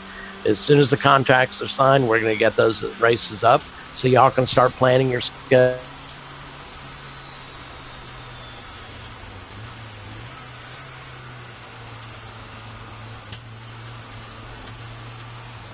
Yeah, so the process is Rob will actually put the race in the system so you can go ahead and register.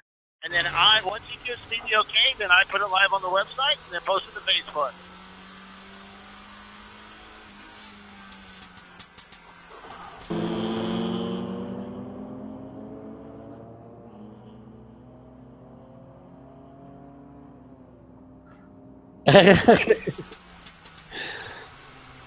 What?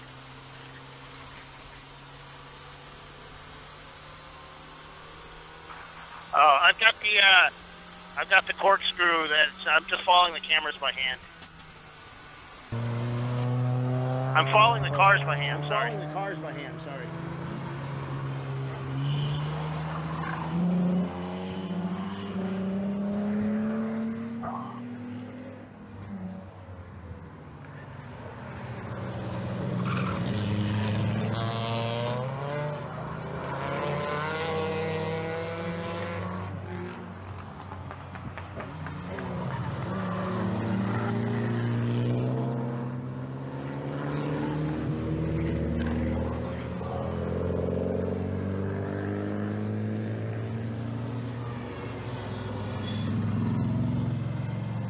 So no, we haven't. We got some Facebook people asking if there's any update on e-racing, and no, we don't have one yet.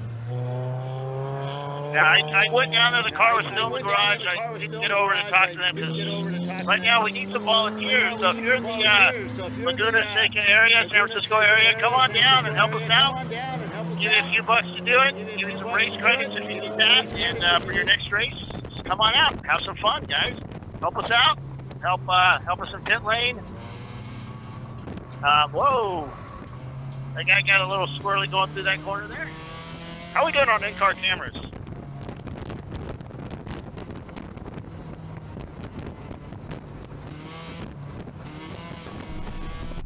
Looks like 5 of them.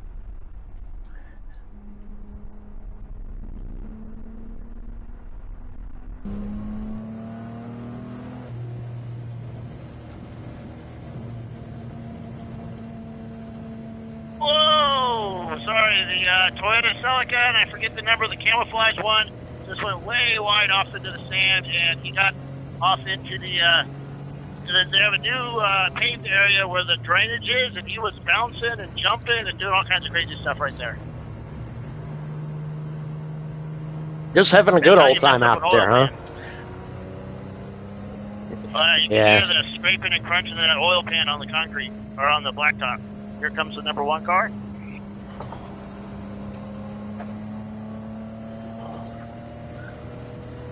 So if you notice, some of the cars here don't have the proper numbers on them for ChumpCar. We thought there were some out here, but we didn't bring any with us, so there weren't. So we'll have them out at the next race. We're going to come out here next time at Thunder Hill. Is it Thunder Hill? Buttonwillow will be at. I won't be here, but the rest of the team will. Yeah, I have to cover Sebring the week later.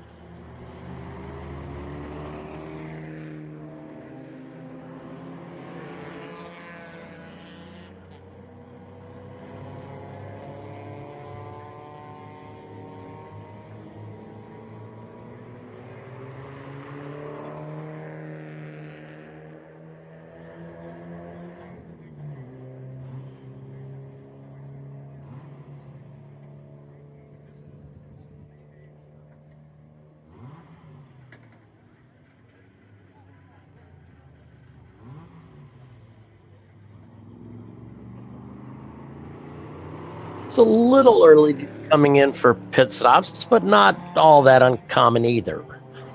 So we're an hour and a half in. You are watching the ChumpCar World Series broadcast, ChumpCast Live.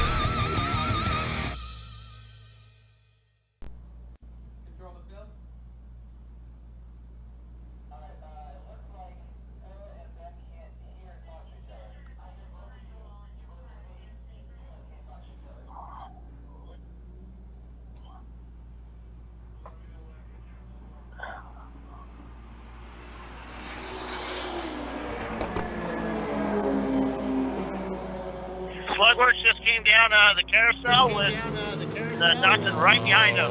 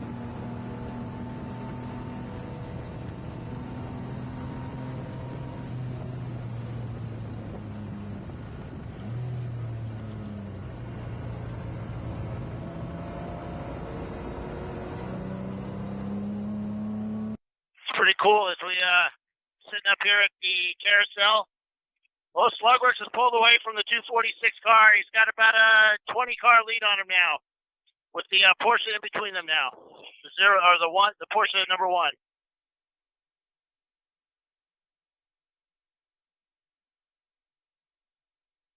Oh, I'm sorry. Corkscrew. I'm thinking, yeah, it's an East Coast thing. Yeah, this quirky thing. Yeah, I go off, memory, and it's not very good. Hey, when I hear dead air, I'm just gonna keep talking, okay? Because somebody yelled at us for the amount of dead air we have. So, I'll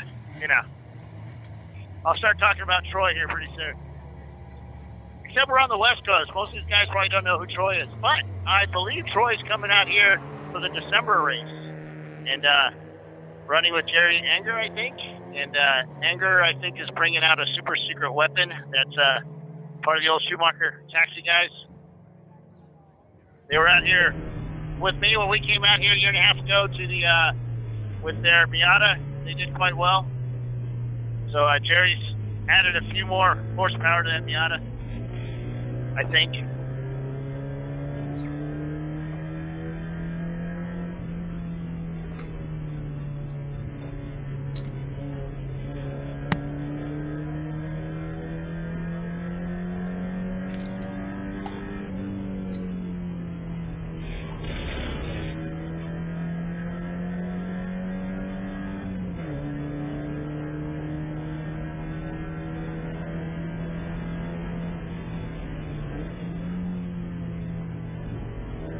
Yeah.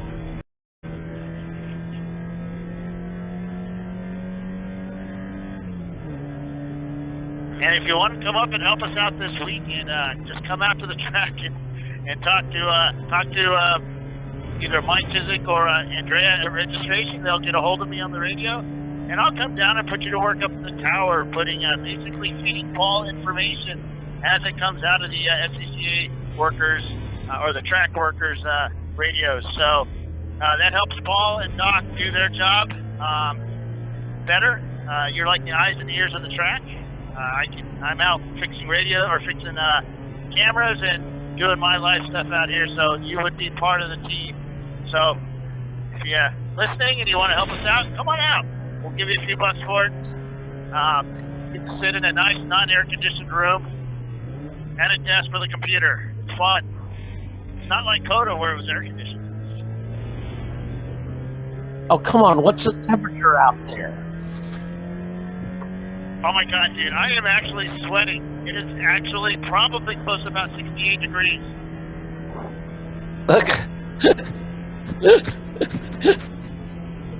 Well, the only reason I'm sweating is, because I'm overweight, I'm out of shape, and things like that. So, hey, it is what it is.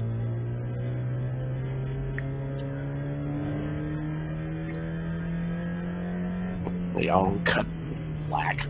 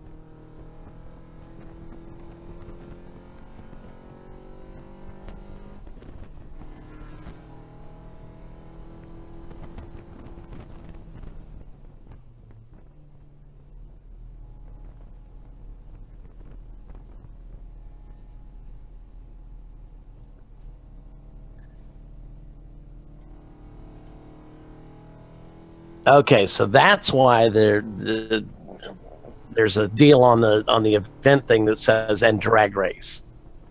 All right, that makes sense. But yeah, this is a double 8 out of Brainerd today and tomorrow.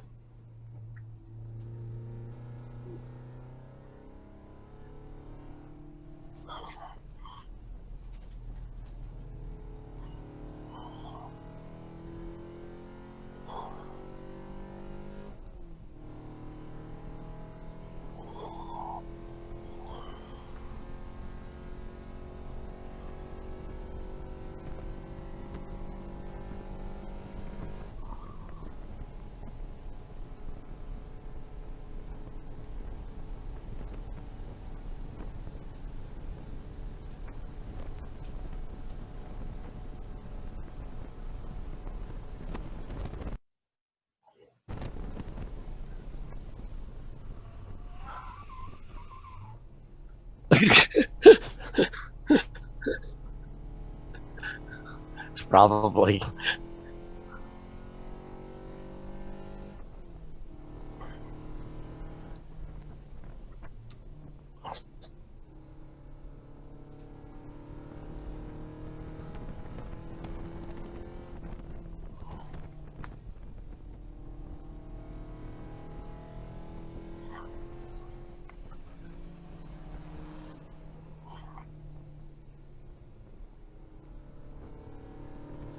The 49 car is pulled away by about, I would say, 30 car lengths. Look from the 246 car, and the number 1 car is still within the same distance of the Datsun. Whoa, the one took the apex just a little too sharp and bottomed the car as he went around the corner downhill.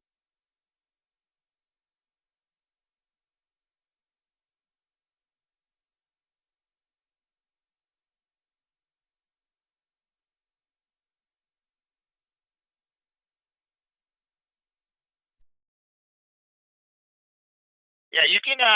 So yesterday while we were up here, you could see the cars at the splitters as they came around to 8A.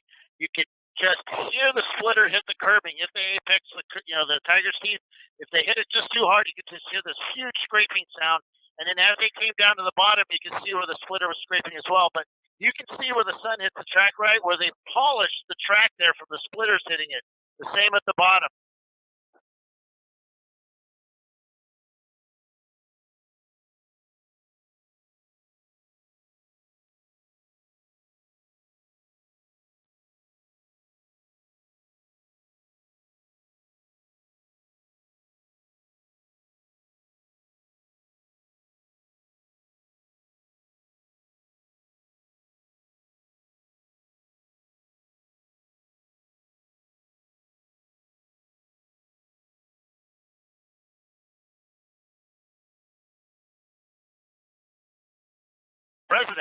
President.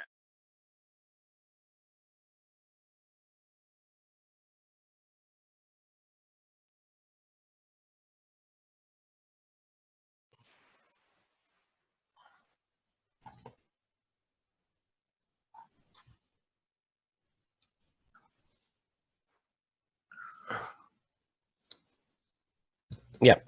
Mike is the COO. So So COO. He is he's the boss. president. He is the boss. That's all we have He's to the say. boss. We call him Mr. Chiswick, the boss.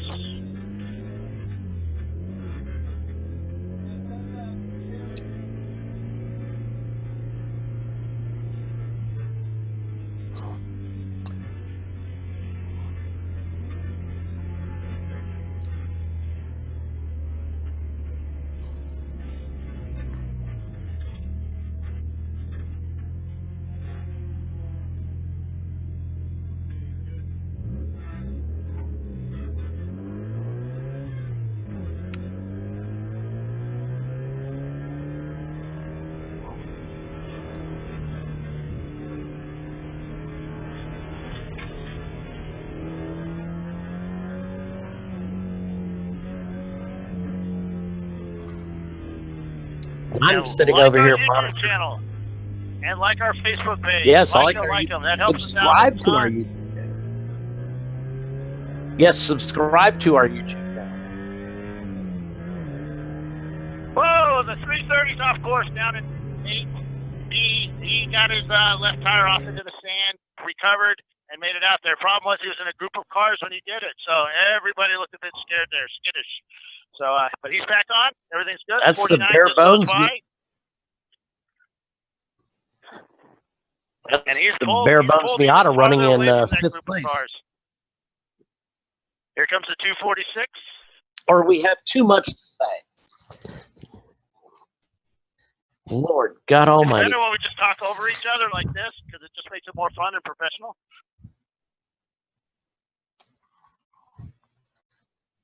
Yeah. So. This is where we drive Paulie nuts. Yeah. Well, he was nuts long before we got to him.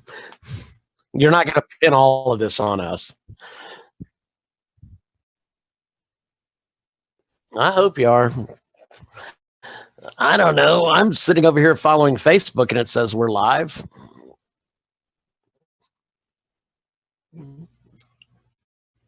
You say that like it's a bad thing. I'm just going to keep talking. You figure that out. We'll keep talking. So the 186 car here, millionwaystoDie.com. Looks like they do rental rides because it says rent a ride on the back of the car. And it's an orange Miata with tiger stripes all over it. They were a pretty good team, big group of people in pit lane. At the start of the race, they were very concerned about the amount of passing under yellow. I put to rest that, said, hey, we'll take care of it. Sure enough, they started bringing in cars left and right. So... Yeah, I don't know how long I was offline there, folks. Sorry, I've been talking a lot. I just realized I wasn't broadcasting. I had one of my audio software I was using here crashed, and it could have been that way for a very long time. So some of those big gaps. The 310 MR2 came into 882 too hard and almost went off the track, and he recovered and made the turn in. And there goes Wilwood Fiero down the hill. The Wilwood Fiero. 8 minutes ago we were live, so I don't know. We couldn't have been off that long, Paul. No, we were actually live, but my audio was not transmitting. Gotcha. Yeah, I've been forgetting to unmute my microphone at times, so I've been blathering along to nobody. Nobody hears me. No, we could hear you, Bill. So we were hearing you guys. We just weren't hearing me. So I was talking about VIR coming up and all excited about those things, and I'm not sure they even caught that. That's all right. We'll talk about it again. Well, let's take a look at the current running order here. We've got Slugworks leading the way, also holding the fastest lap time of the day with a 148.0. We've got the Flying Hawaiians in second. We got Basil Weenie Racing in third. We've got Miata Pie in fourth, and Race for Fun in fifth.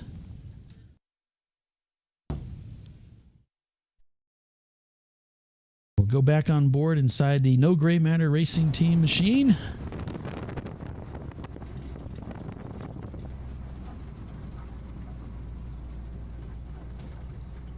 So it's interesting the amount of right rear brake lockups you see going into 8A as they crest over you don't really see it in the video games when you play it, but there's a crest before you make the left to the corkscrew, and a lot of guys come in there are extremely hot, and they lock up that right rear, leave a nice little smoke trail behind them. So that's the right rear when they're turning to the right a little bit. You're unloading the back corner. Is that what's happening? Yes. I think, because they are turning right as they come up. Yeah, so they're unloading they're that under corner. G-force. They hit the brakes. Here comes the 49 downhill. Now that car looks good with big old wide tires on it. I think that's the secret to speed at a lot of these tracks. For this wider rubber as you can fit under the car. Yeah, we're on board right now with the No Gray Matter team doing their pit stop. And I had asked, I'd sent an email off to Mike Chiswick and to Phil and to yourself as well, Bill. I said, gee, we need some things it's always fun to have a topic, something to talk about. And so they brought up, hey, we'd love to hear a segment on the perfect pit stop. And it sounded like a great idea, so I put some things together, and I haven't gotten it all done yet. But perfect pit stop, that certainly opens up a big window of conversation, doesn't it? So anything Racing Strong related, right? They're pretty awesome at pit stops. There's a great one of me at Sebring where my guy was filling up the car. I'm getting in the car, so we had a new guy fueling for us, and he had the bottle upside down. He opens the breather, did not notice, because the red mist is first time fueling, and there's a little stream of fuel just pouring right out onto the tire. Yeah, and somebody one of our photographers got a picture of that, and it's just like, wow. We're so proud of how we do our pit stops and how safe we are.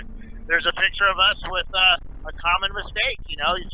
Something happens, and it could have cost us a lot. The car, one of our teammates.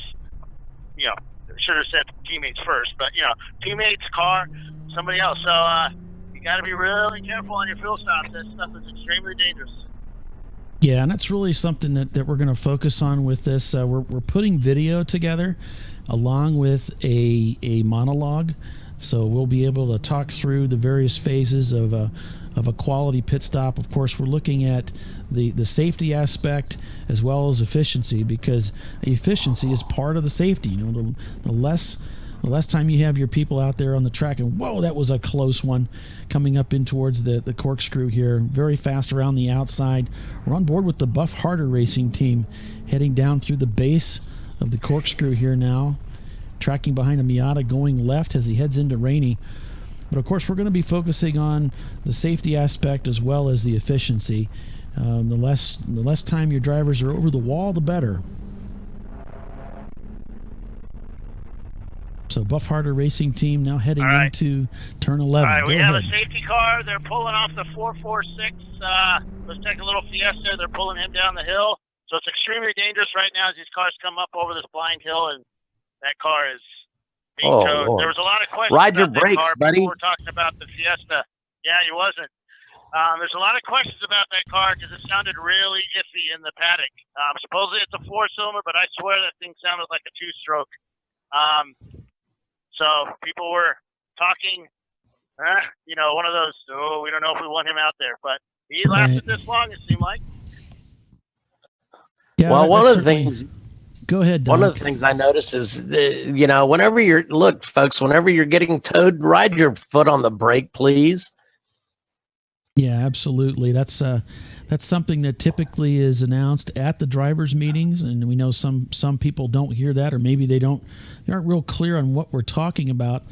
And of course, riding the brakes means to just leave your foot on the brake pedal. You don't want to have all the tires locked. You're trying to put tension on the rope so that you don't see that slack as we saw the rope dragging across the ground. Those ropes get run over and they break, and then you get to buy it. Yep, you get the bill.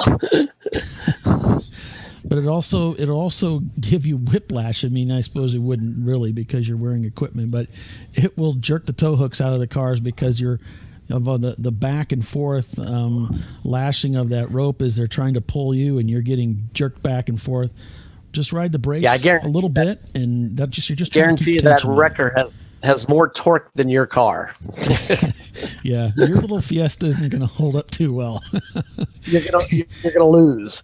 Yeah. So yeah, just ride your brake just a little bit. I mean, you don't need to put your foot to the floor, but just keep that rope a little taut. So this is something you want to bring up to your drivers. For you team owners, you've got your new drivers coming in. Maybe you don't have a lot of experience with them, or they don't have a lot of experience. There's things that are to you and to me and to the other guys that are just, the staples of racing. They may not know these things, and these are some of the things you want to make sure that they're aware of before you send them out on track. And keep your car safer and keep your competitors safe as well. So we are almost to the top of 5 hours remaining in this race today in Northern California at the Mazda Raceway Laguna Seca round 13 of the ChumpCar World Series doubleheader endurance race in Monterey, California, the Wilwood Grand Prix.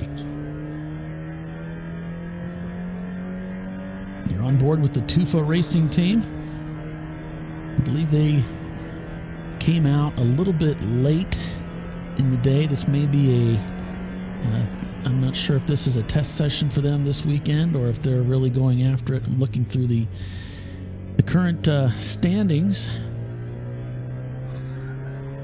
and I'm not seeing them in there right now for some reason. So some of you checked in earlier. We were talking about e-racing. They had a mechanical issue very early in the race, only about 3 laps, I think it was, guys, into the race, and they found themselves disabled on the front straightaway. First, they thought it might be an ignition system failure. Found themselves in the garage. We were listening into their camera while they had it running for a short time. The car did fire somewhat. Sounded like they were having some issues. Looks like they are still not circulating at this time. So we'll certainly keep our tab on those guys. I hope to get them back out here yet today. Team U-Boot Brennan Works and their Porsche pitted early as well. They were up front in the top 3 for a while this morning. Find themselves in 33rd position.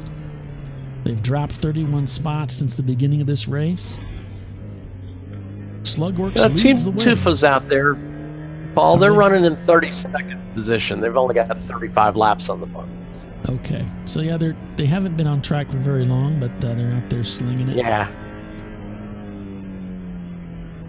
Their fastest lap time, a 1:58. So they're about 9 seconds off the leader right now in lap times. But they're out there slinging it, having a good time. Going through turn 11 here. Makes a good apex there. I like his line through the turn 11 there. Makes his upshift heading through to that famous Mazda Raceway bridge. Uphill heading towards Andretti Bend. There's turn 1. Here comes turn 2. Aggressive braking here. Go ahead, Bill. Yeah, there's some radio chatter. One of the cars, or 2 cars, are going down pit lane. One was going about 10 miles an hour, and the faster car behind him decided he was passing him because the other guy was going slower. Guess who's going to get in trouble? Yeah, the guy that did the passing. Yeah. So that's a bum deal, though. Yeah. Pit road speed is 35 miles per hour. So it's important for more reasons than one that you maintain that speed in the pits. On board with the flying... this is Uncommon Friends. Looks like they said that that car that was going down pit lane ran out of fuel, so they're not going to penalize the guy, send him out his way. I think he did a minute in pit lane, So Uncommon Friends. Well, that's good. Justice prevails. Yeah. We're on board with Uncommon Friends Racing, currently in P8 now. Like he almost lost it going into 5 there. They may have done a driver change recently. That would explain why they've tumbled down the running order. I think so. And we got a bit of a miscue on the shift there. So, yeah. So new driver in the car, trying to get acclimated with the car and the track and get himself into his rhythm here. Heading up through Rahal Strait to the famous corkscrew. Down to 3rd gear. In this vintage 240Z up to 4th gear. Bill got a chance to talk to them yesterday. They had an engine failure yesterday and brought in a street engine. Installed that last night. A little wide there, going through 8A, heading to Rainey here. They were leading the way in this race earlier today. Then Slugworks passed them, and they found themselves in 2nd for quite some time. Now they've made a pit stop and working their way up through 8th. They've just turned in their fastest lap time of the day, the 151.584.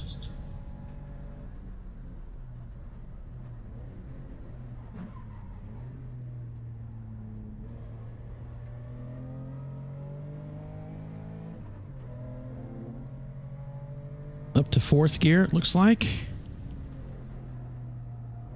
This is a little loose, really hanging the tail out there, trying to get through turn 4. He's just going to tap the brakes and dive in here. I'm going to go ahead and grab 5th gear. Down to 4th as he heads into turn, I believe that's turn 5. Yeah. So he'll go up the hill here. This very fast left-hander that takes him onto the Rahal Straight. This is the backside of the up on the hillside here. Begin that long, fast climb uphill. Here at Mazda Raceway Laguna Seca, heading towards the corkscrew. Braking here just before the brow. Makes that downshift.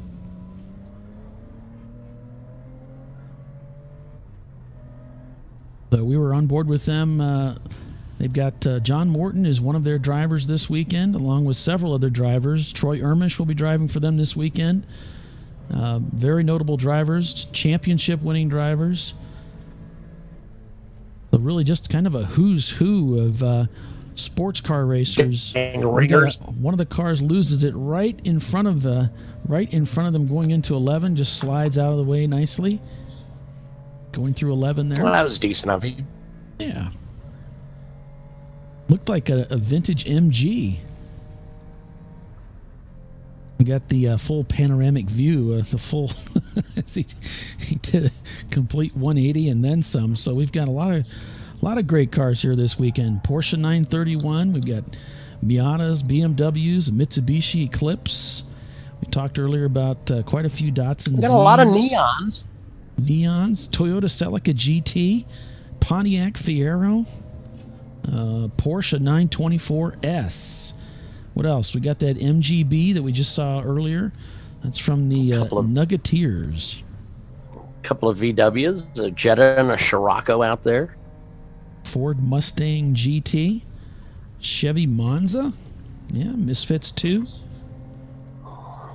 Honda CRX. Toyota MR2. We got a Mercedes out there. Of course, it's California. You have to have a Mercedes. Acura. Right? By law, I think. Yeah, there's a Chevy Camaro. Couldn't have a Chump Car race without at least one Camaro out there. Yeah, one American Iron Machine out there. Oh, here we go. And we got a Porsche 914 that we talked about earlier, a Jetta, and a Scirocco. All right. Yep. I love my Scirocco. Yeah. That was a fun car. May it rest in peace. Yes, may it rest in peace. So far, fastest lap time of the day is by the Slugworks team, a 1:48. And as far as production cars are concerned, it's in 2016, it was a Dodge Viper that set the lap record at a 1:28. And back in August of 2006, who was the driver of that car? Do you know? It doesn't tell me the driver, but they did turn in a 1:28. That's official. The official fastest lap around this racetrack was set by Elio Castroneves at a 1:06. Back in the So when was the Viper time set? Back in 2016. So just a couple years ago. Yeah, that's a little. Mike Skeena did that, or Randy Pokes? Well, I know Randy was driving a Viper at NCM. I have that on video. It's possible he drove it here as well. For some reason, it doesn't tell me the name of the driver. But if we find out, we'll certainly pass it along. Has a few lap records out east, so I don't know. Because he's racing the Viper this year, I think. Well, we'll see if we can find out what that is. Because we interviewed him last year at the at VIR. Yeah. So this is a 2.23 mile road course, 11 turns, 180 feet elevation change, situated in Northern California on the Monterey Peninsula.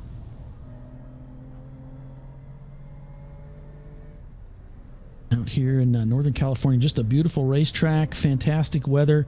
Again, if you want to get a chance to drive here at Monterey, at Laguna Seca with ChumpCar. You can do that in December. Make sure you get signed up. We have it back on the schedule in December of this year.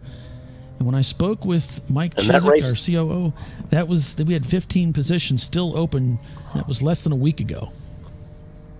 Yeah, that race fills up quickly. And if y'all aren't familiar, the way Laguna Seca, they have basically a lottery for your dates. So that may be one of the I can't remember when the lottery is held, but we should have 2 positions in that lottery, and that's where your dates are drawn from. And that, I assume that's for us amateurs. The Pro Series, i.e. the Indy cars and that, they're locked into their dates. But the other open dates are done by lottery. So we'll know when we get those, when the lottery is held. And I want to say that lottery is held in October, if I remember. So anyway, that's a little bit of info there. So we're on board with the Two for Racing team. We find themselves stranded out in the pits. You see this jerking that's going on right here, guys. This is what we're talking about, riding the brakes. And see, this driver knows he needs to do that. And you can see how vulnerable this safety worker is, who's on the back of the truck. Of course, if they were to be struck by a car, it would be devastating. Man, I don't know that I've ever seen a guy ride on the tailgate like that. Most of the time, they'll hop in the passenger side of the truck. Here again, it's and so that's important turning to ride across that strap. the track. Yeah, and here he's not keeping that that strap tight. I was going to try and get into the pace truck this morning and ride in the back of it, but I just didn't have time to get all my stuff ready. So yeah, just this kind of emphasizes riding those brakes, guys, just to make sure your whole crew know that all of your drivers know they need to do that if they get towed in. Yeah, you don't expect it, I suppose. A lot of guys expect to run the whole day, but garage 8. Thank you. So they're going to pull him back to his garage. Coming in right now, guys. Back on board with Uncommon Friends in that Z car. Also got the Flying Hawaiians a little bit further up in the running order right now. They're currently in P4. We took a brief look at the running order. Let's take a look at that in more detail here. Race for Fun currently leading the way. Slugworks in second. Basil Racing in third. Flying Hawaiians in fourth. Those guys have been in the top 5 all day long. Miata Pie in fifth. Uncommon Friends Racing in sixth. Flying Rabbit in seventh. Barebones Racing in eighth. Polish Hammer Racing just moved up to ninth with no regrets in 10th. So Uncommon Friends working their way back up. Now currently in P6 after that pit stop. E-Racing, we've been keeping an eye, watching for them. Still no feed coming from them. It doesn't look like they're on track yet. If we get any information for them, we'll certainly let you know.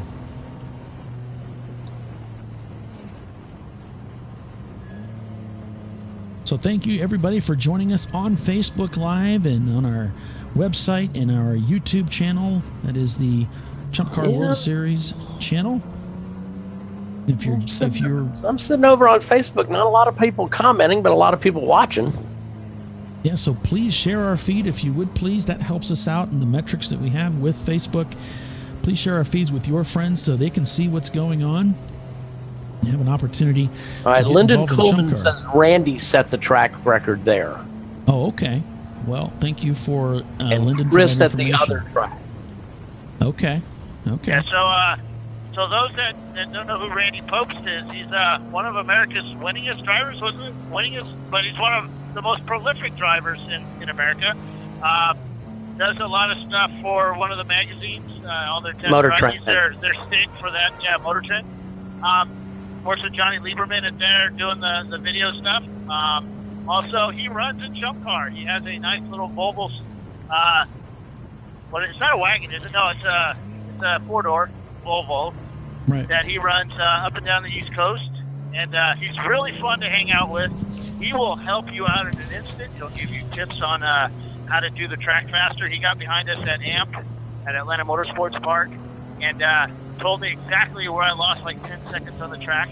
and it helped us out a lot. He's a great guy. He's a great guy. We've got a lot of pros that run in the ChumpCar series as well. There's that Scirocco. I'd recognize that profile anywhere. Neat little cars. Oh yeah, well that was back when I was working for VW Porsche magazine, and so any free parts that came in for Volkswagen Scirocco's were sent my way. So I had that thing tricked out. Hey, stick with us, folks. We'll be right back. You are watching the ChumpCar World Series broadcast, ChumpCast Live. And we're back here live at Mazda Raceway Laguna Seca on board with the No Gray Matters racing team. And we are 4 hours and 50 minutes from the end of this race. A lot of racing yet to be had this morning. Hey, just to let you know, the lone Camaro of the race, every time he comes down the hill here, his exhaust is dragging, and it just sounds like it's getting worse and worse and worse each time he comes by. So, most likely he may be called in. So, how do you fix an exhaust system to keep it from dragging? How do you do that, Doc? You chain it. There we go. Use chain. Available at your local hardware store 24 hours a day. Just basically just bolt some chain up. You don't have to weld it. You don't have to do anything. You want to hold the sections of pipe up against the body. So what if it makes a lot of noise inside the car? Keep that pipe. It's going to be noisy inside the car anyway. Oh yeah. So it keeps, in case your bolts fall out of your clamps, you know, those $15 eBay clamps, in case they fall out, you can actually just have your exhaust hanging there. So what if it's loud inside the car? It may not be loud outside the car, and that's happened to us before. We lost our gaskets and everything, and the chains held everything up. Thank you, Brian Bartsey. The old, he used to work at Nelson Ledges. He turned us on to that when he saw we kept losing exhaust systems. He said, chain that damn thing. So we did, and it's been bulletproof ever since. Yeah, we just put a couple of short eye bolts, drilled them through the chassis, and then just used some real simple chain link. Some link doesn't have to be welded or anything like that. It's not like you're going to be towing your car with it. And then we just used a couple of quick links. Boom, done. Yep, super simple, and it will keep you out of black flag sitting there for an hour trying to figure out how you're going to put your exhaust system back together, or waiting for your exhaust system to be brought back in off the track. Or pulling it out of some windshield. That's the worst one. I learned that lesson at Daytona. We lost we lost our exhaust all the way up to the engine, basically, and a brand new resonator. So we never did get it back. It was sitting out in the infield somewhere at Daytona. Well, if you're just tuning in and joining us today, and you're not even sure what this is ChumpCar. And if you want to learn more about ChumpCar and what it's all about, you can head over to the ChumpCar website. There is a ton of information out there, and a fantastic forum. A veritable smorgasbord. Indeed, a veritable smorgasbord, I should say, of information available to you. So check this out. Want to find out more about ChumpCar? Well, you can head over to the ChumpCar.com website, where you can get all the latest news and resources that is ChumpCar. You can sign up to become a volunteer, peruse the rule book, or even connect with a team looking for drivers. The ChumpCar Forum is a tremendous resource loaded with helpful information, updates, and plenty of tall tales. There you will meet a plethora of helpful chumps ready to offer advice, guidance, and bad ideas. You can also see the ChumpCar live broadcast from the live page, see track notes, and catch up with ChumpCar's COO Mike Chiswick's Red Flag informative videos. You can check out all of this and more at ChumpCar.com. It's ChumpCar. Real racing, real tracks, real cheap cars. So while we were away, Race for Fun has now come into the pits and has fallen now to 6th spot. Team Slugworks now retakes the lead, also hanging on to that fastest lap time of the day, a stout 148.003 with Basil Weenie right behind them. Just a lap down. The Flying Hawaiians in third. Uncommon Friends Racing in fourth. Miata Pie in fifth. We've got Flying Rabbit in seventh. Barebones Racing in eighth. Polished Hammer in ninth. And in P10, No Regrets as teams cycle through for their pit stops, no doubt. Yeah, Slugworks, he came up here extremely heavy under braking and with the Z right behind him, right on his tail. It should be coming up here in just a second. So Tufa Racing, who we saw was stranded out on the front straightaway, they find themselves behind the garage. And, guys, not a whole lot of urgency around that car. The 246 kind of tried to sneak on the outside of Slugworks and did not make it. He had to hit his brakes a little harder, light up the rear a little bit, and stuck his nose right behind Slugworks. All right. Well, we'll keep an eye on those guys. We can look at this is the corner camera coming through turn 9. We can see these guys really battling for it now. And do my eyes deceive me?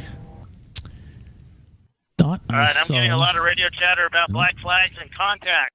So we had a driver's change was about around this time, and we're getting drivers getting a little too racy out there and not controlling their cars properly. So they're being black flags and going to be brought in. All right. Well, thanks for that.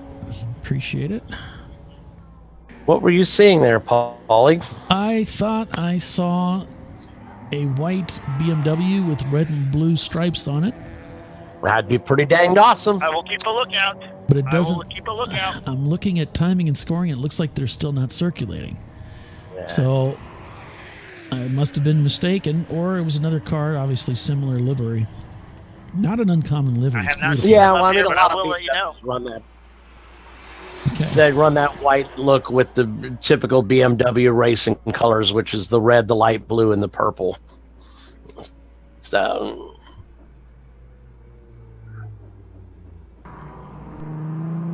Here's a look from Bill's camera looking directly at turn 11. Is that very fast? It's a slow corner. I shouldn't say very fast. You come into it very fast, but you don't want to go through it fast because there's just not much room to exit. It's very tight and challenging. A lot of fun through here. You see a lot of passes and melee through this area of the track. Okay, 49 and 246. They're still nose to tail. They are pounding on each other. 246 is trying to get around them. So the 246 is Uncommon Friends. That's the 240Z that has that sort of a silver and gold color and black color going to it. Yeah, I think he's trying to unlap himself. Yeah, he's currently in P4. But yeah, they've got some work to do. Yeah, I'd show 49 Slugworks Basil on lap 56, while Flying Hawaiians and Uncommon Friends and Miata PI on 55. Okay, now Uncommon is on 56, so's Flying Hawaiians. Yeah, it looks like and Basil Weenie's on 56. Yep, and a shout out thanks to Kyle for getting our overlays up and running. We sure appreciate that, buddy. Kyle with racecast.me. Oh, thank you. Helping us out. We're back on board with Thank you, Kyle. Yeah, thank you, sir. Back on board with the Uncommon Friends. This is the one that Bill was talking about.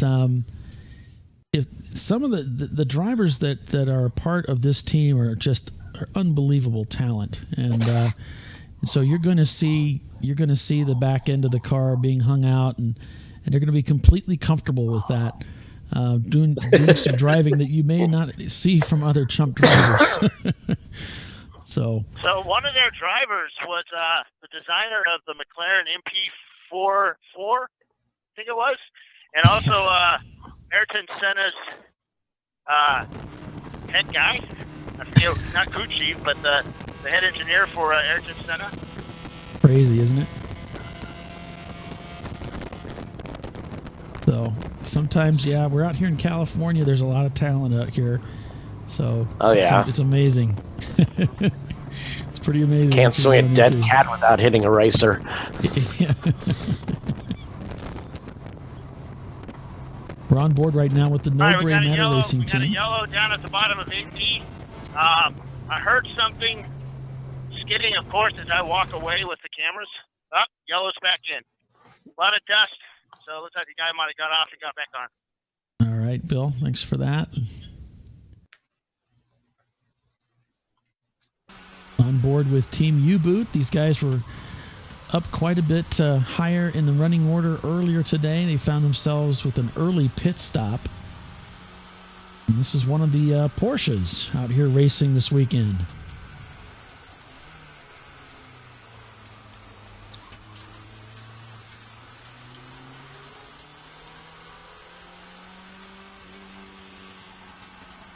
All right, boys, I'm going to head back down to the tower. I'll be offline for a little bit.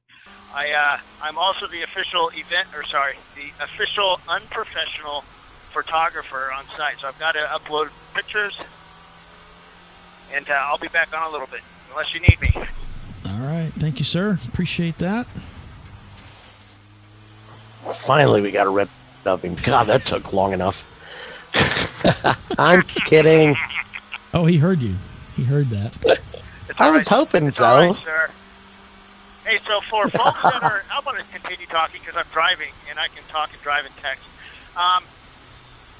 No, don't text and drive. That's our, community Don't service. text and drive. Yeah, you can talk and drive, just don't text and drive. So, recently we had a reformation of the ChumpCar board, and I'd like to welcome Doc on board as our Secretary of ChumpCar International. And welcome, Doc. You've been hard at work with us recently. We've got a few changes coming up. Thank you.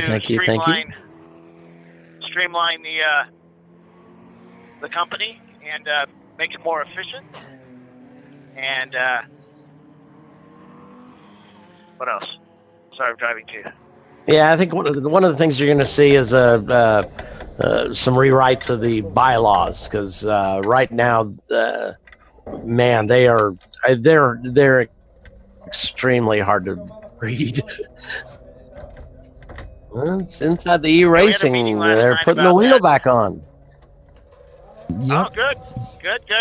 We've got camera back up on Ella. It looks like they're planning to take it back out on track. Looks like they're looking at the camera, so I'm not sure if they're going to recycle that or what they're doing with it. I hear the little beeping.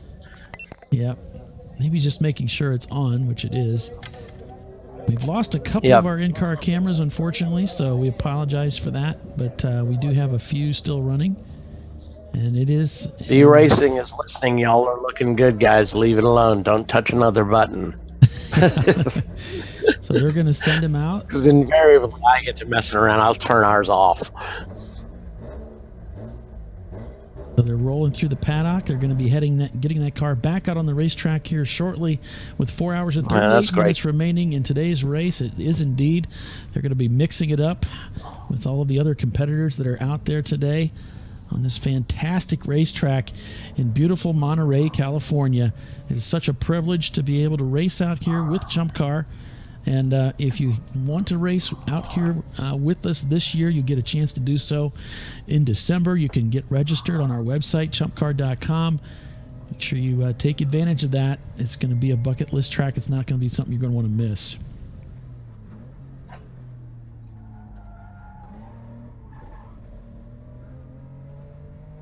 You can hear some tire squealing as Uncommon. This is the Uncommon Friends Racing Team. I know it says unidentified up there, but actually we know who this is. They're up in P3 right now in that vintage 240Z with just a crack team of drivers. So this tire squeal you hear is going to be induced to help bring the back end of that car around a little bit so they can get back on the power quickly. I have a feeling I know who this driver is, but I'm not going to say it because I don't know for sure. I can just tell you that all four of the drivers this weekend in the Uncommon Racing Team are I guess I'd almost say legends in their own right. It's pretty impressive. Hey, the 890 car is out. So back on board with the 890 car that just came around. Bill just talked about. That's the E-Racing Team in a car that they affectionately named Ella. Heading through turn 6, I believe this is, heading up Ray Hall Straight. The back section of the racetrack, very fast through here, heading up the hillside to the corkscrew. We've got Slugworks leading the way today with a fastest lap time of a 1:48.0. Basil Racing in second, Uncommon Friends in third, Flying Hawaiians in 4th, and Miata Pai in 5th. It looks like their camera might have stopped working for a moment, so we'll come back to them as we go on board with the No Gray Matters Racing team, currently in P19. Their fastest lap time of 1:55. Their last time through 1:57.9. We're also racing at Brainerd International Raceway this weekend. So we've got 2 races going on at the same time. Majority of our coverage will be for Laguna Seca, but we've got racing going on in Brainerd, Minnesota right now. Go on board with the Bromance Racing team right now out there currently partaking in the events out there. Take a look at our current running order out there right now. It is Chump Faces leading the way with 9-4 Motorsports, Dirty Side Down Racing in 3rd, R-Bank Racing in 4th out there in Minnesota, NNM Motorsports in 5th, Junk in the Trunk in 6th, Transcendental Racing in 7th, Sodak Petrolheads in 8th, 8-Ball Racing in 9th, and I'm going to say it's Alt Deutscht Autoworks in 10th. I wonder what country they hail from, right? We'll take a look at the current running order according to RaceHero.com. This is for the Brainerd race taking place right now. 4 hours and 24 minutes into the race. There you can see are the top 13. Ellis Racing in 18th, Blue Bayou in 17th, Dead Pedal Racing in 17th, or 16th rather. So there you have Chump Faces leading the way. They've moved up 22 spots since the beginning of the race, and they're holding the lead with the fastest lap time of the day for the race at a 1:50.489. So that's some news from Brainerd, Minnesota. Is most Mint running in that race? Well, let's look at let's look at everybody that's running in it right now. We'll I think they were. Got Crank Yankers is in 22nd. Yeah, so most Mint did a track day recently at Nelson Ledges. It's one of the first track days on the new track, and the owner put his daughter in the car, and it was one of her first track days, and there was a slight mistake made, and I believe it went on its roof. Oh, yeah. So I like to see it back out on the track. It's a great little Saturn coupe that runs, and you don't see many Saturns out there, but they've got that car kicking, man. It kicks butt. It finished right behind me at Charlotte last year. And Charlotte, yeah. They were catching me. So this is live action from Brainerd, Minnesota. At this double 8, we've got another 8-hour race out there tomorrow. And they're running the big course this year. It's a very fast racetrack. Looks like he's heading down into that turn 3. It's a very tight, slow left-hander. And come into this with a lot of speed. Looks like he's really slowed the car down. Maybe under yellow right there, not sure. Yeah, he's giving a point by. He may be having some problems with his car, which would be terrible. He's letting a lot of cars go by for some reason. Try to listen in, see if we can hear what's going on inside the Bromance Racing machine.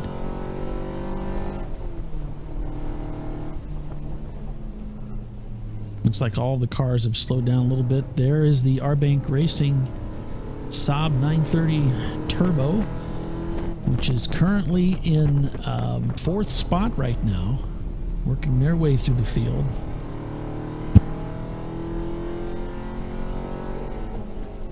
But no, looks like he's under power, just working his way around this very fast race course.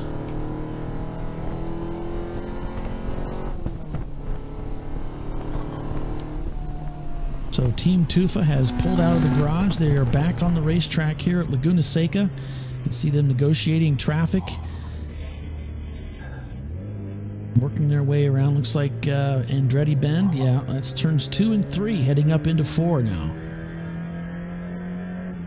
Let's see if we can get some telemetry on them. as soon as we get that information up here, we'll see if this is available. No, doesn't look like we're going to get that, but that's okay. Back on board with Uncommon Friends Racing. Currently scored in P3. A fast lap of 149. You've really cut those laps down now. They're heading up that back section, Rahal Straight.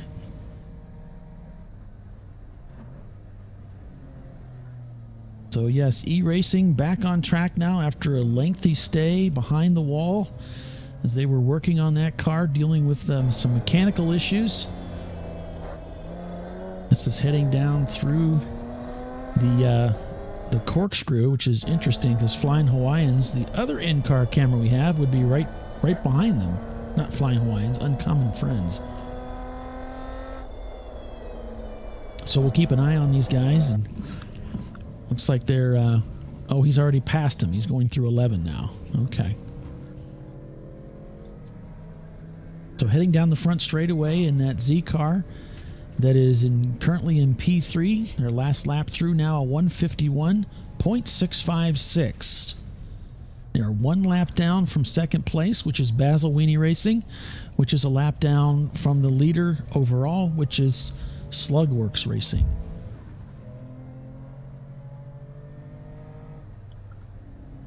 So if we look at our current race standings here at Laguna Seca by class, here we have in A class, Miata Pi leading the way with Bare Bones Racing in second. Team Force Manure, is that what that is? Or Majeur? There's no N in there. Majeur. It's Majeur. There's no N in there. They might be messing with us. They might. It's possible. Being a chump team, they might be messing with us, but I wouldn't put it past them, right? Yes. So team just Force like your idea. Majeur is in P3. What do we got? In B class, Uncommon Friends leading the way in Dilithium Manshaft in second. No Gray Man. I'm making this harder than it is. In P4, it's Misfits. In P5, You really? Race for Food.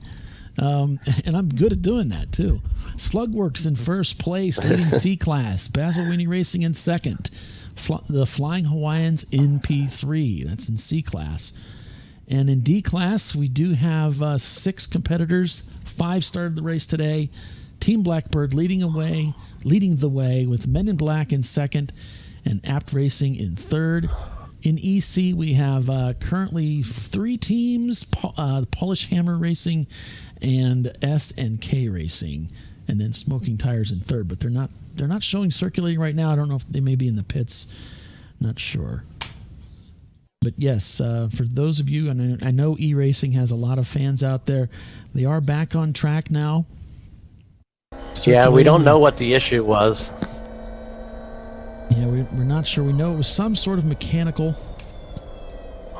possibly ignition, but we're not certain. I'm sure they'll bring all that up on their Facebook page when they have time to breathe.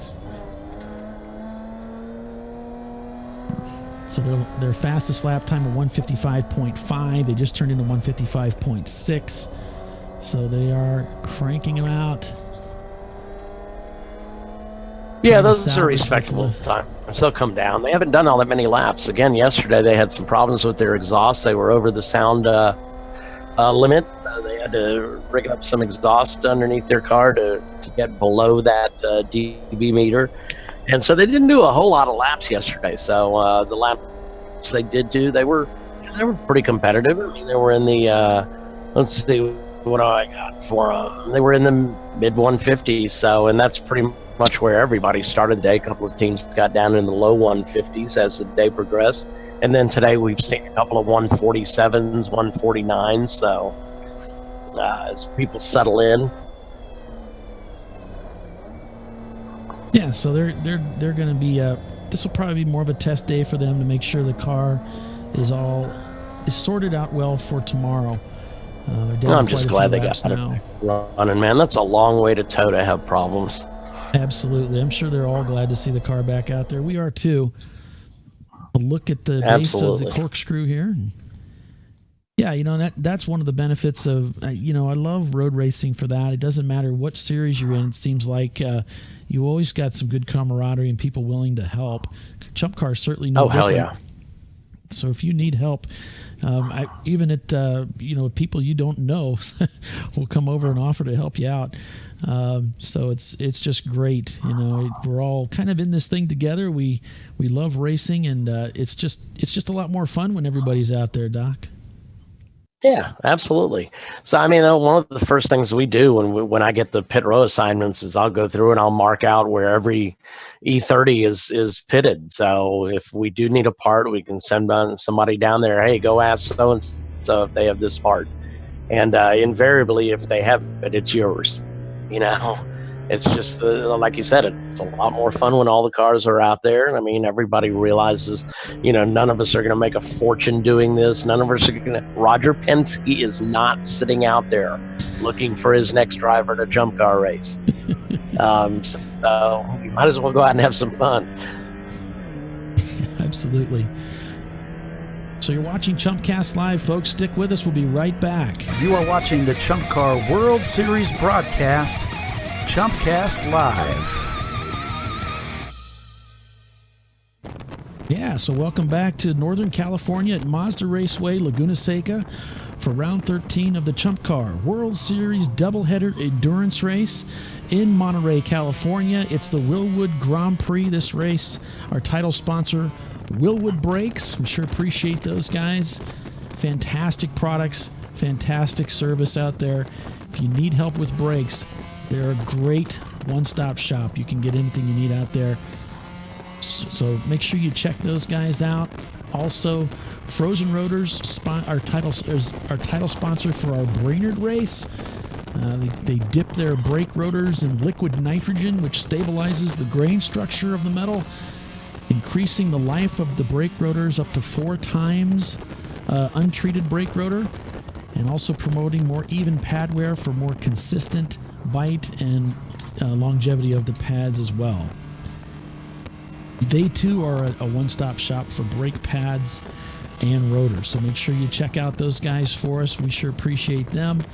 And so we want to help them out by, we all need brakes. We're going to need them anyway. So we might as well go to these vendors and look to them for might as well have good ones, right? You want to have good ones, absolutely. What the hell? Got a lot of great racing this year. So much to come. And one of the things that Mike Chiswick, our COO of ChumpCar, did this year that's special is he put together 2 races that would be half price. $600. You can be racing the full weekend at Thompson Motor Speedway out west, or up north, Gingerman Raceway. That's right, $600 is the entry fee. There's a lot of spaces left, so you still have time to get into those races. Gingerman, an 8 and a 7. Thompson Motor Speedway out west, a 12-hour race, August 26th and 27th. So make sure you check that out. Gingerman Raceway, about the same time. I think it's that same weekend. Gingerman, a great racetrack if you've never been there before. Just a fun little racetrack, not huge, about the same size as Laguna Seca. Very safe. You don't have nearly as much undulation. So it's a great place to bring a new driver. Undulation? Wow. Yeah. I had to look it up before I started today. I've got 3 new words today, and undulation's one of them. That is very good. If you haven't been to Gingerman, it's a great place to go. Late August? August 26th and 27th. Thompson is September 1st, September 2nd.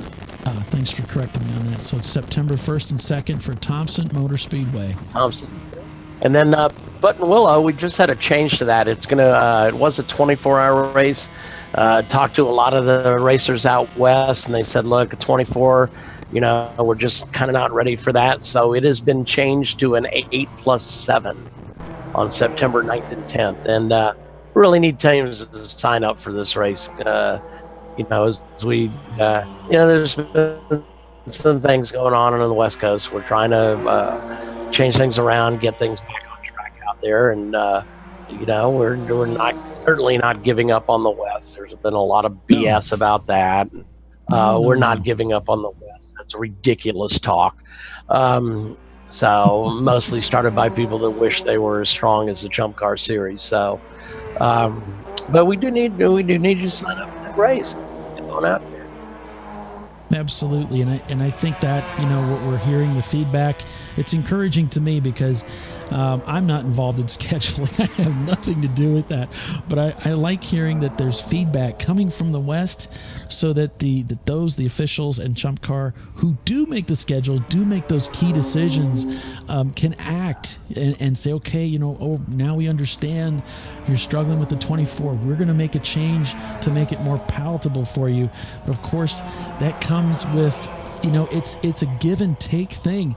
If we're going to make changes, if officials make changes, then we need you folks out west there to respond to that and make sure you make the event. Same for Sonoma. We had a lot of talk about Sonoma last year. So we did Sonoma, and we really didn't have the turnout we had hoped for. Same kind of thing. It's important that everybody participate, so that way we can keep going to these great racetracks like Laguna Seca.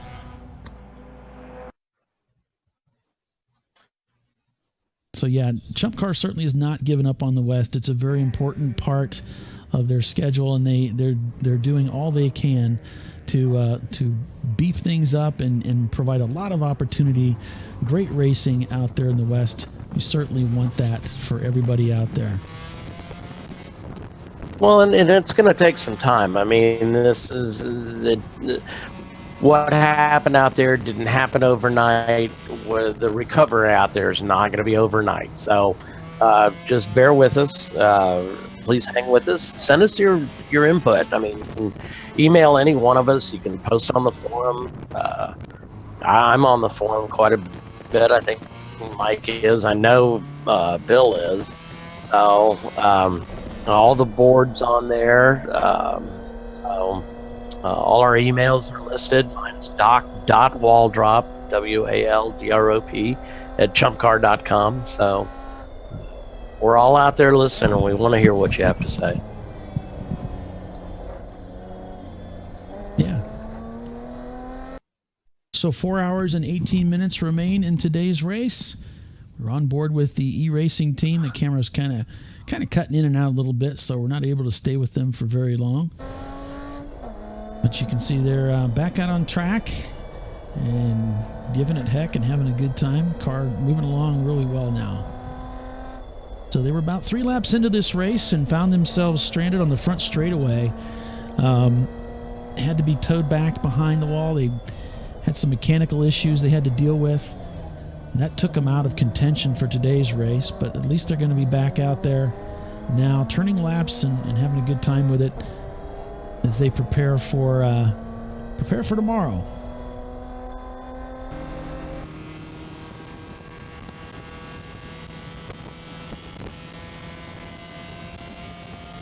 So yeah, we've got a double 8 at Brainerd going on right now. Our next race is August 11th and 13th. It's the 24 Hours at VIR presented by Lifeline. It's the Lifeline 24-Hour Classic. Lifeline is one of our sponsors who provides fire suppression system, fire suppression equipment. Let's take a look at that. We'll be right back, folks. Stick with us. Want to find out? Well, there we go. I'm sorry, folks. Looks like our audio, we're having a little bit of trouble with the audio. I'll check it out here. See if we can get that queued up for you. Lifeline is a fire suppression company. We focus on innovation and leading the market in the fire safety category. What's important to us is that we keep drivers safe, that we keep teams safe, that we spare equipment. It's motorsport. It's a dangerous environment. We certainly have gas and oil and combustibles that we're carrying along in a very dynamic environment. Fire is not uncommon. It's our job to put out the fire, make sure our drivers walk away safe, and make sure we can keep doing that. Our market-leading product is a Novec based. It's a 3M Novec fire suppressant.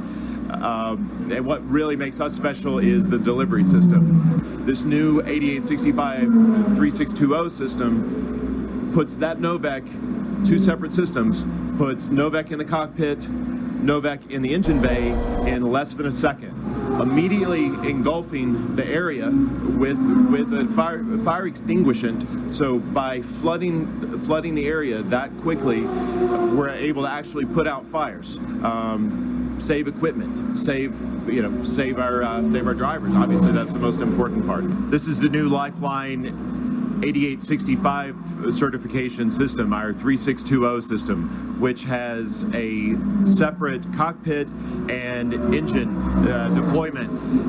Specifically, the cockpit fires Novec through a piston system in under 1 second to flood the driver compartment and put the fire out. Our engine piece is fairly unique. Again, same piston-driven system.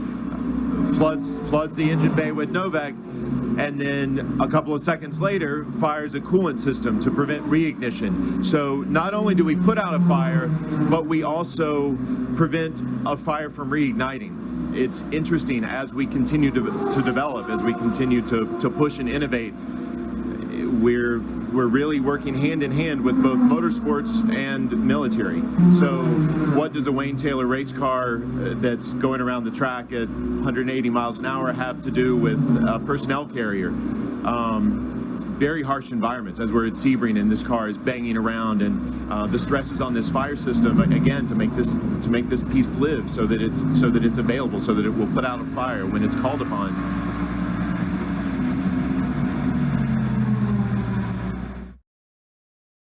Yeah, so some great equipment they have out there at Lifeline. So if you'd be interested in getting more information, you can head out to their website. They have a lot of information out there available.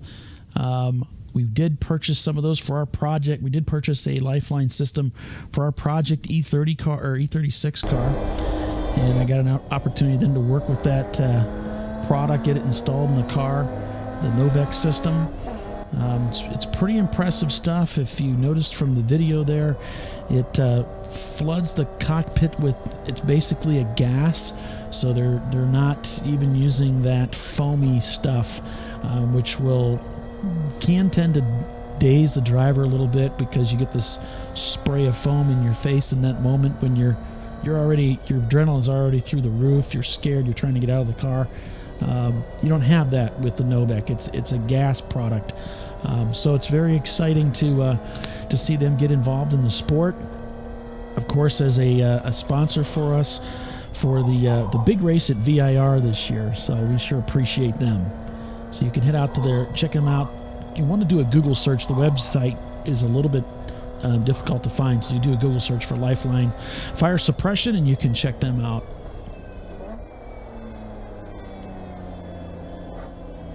So we are, let's see, how far are we into this race today?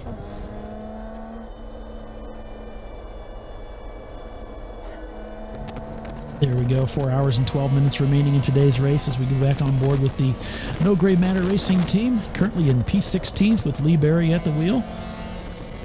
No Gray Matter Racing, the number 255 car.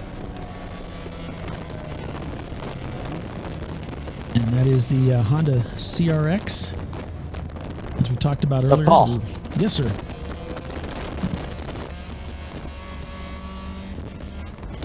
Yes, sir.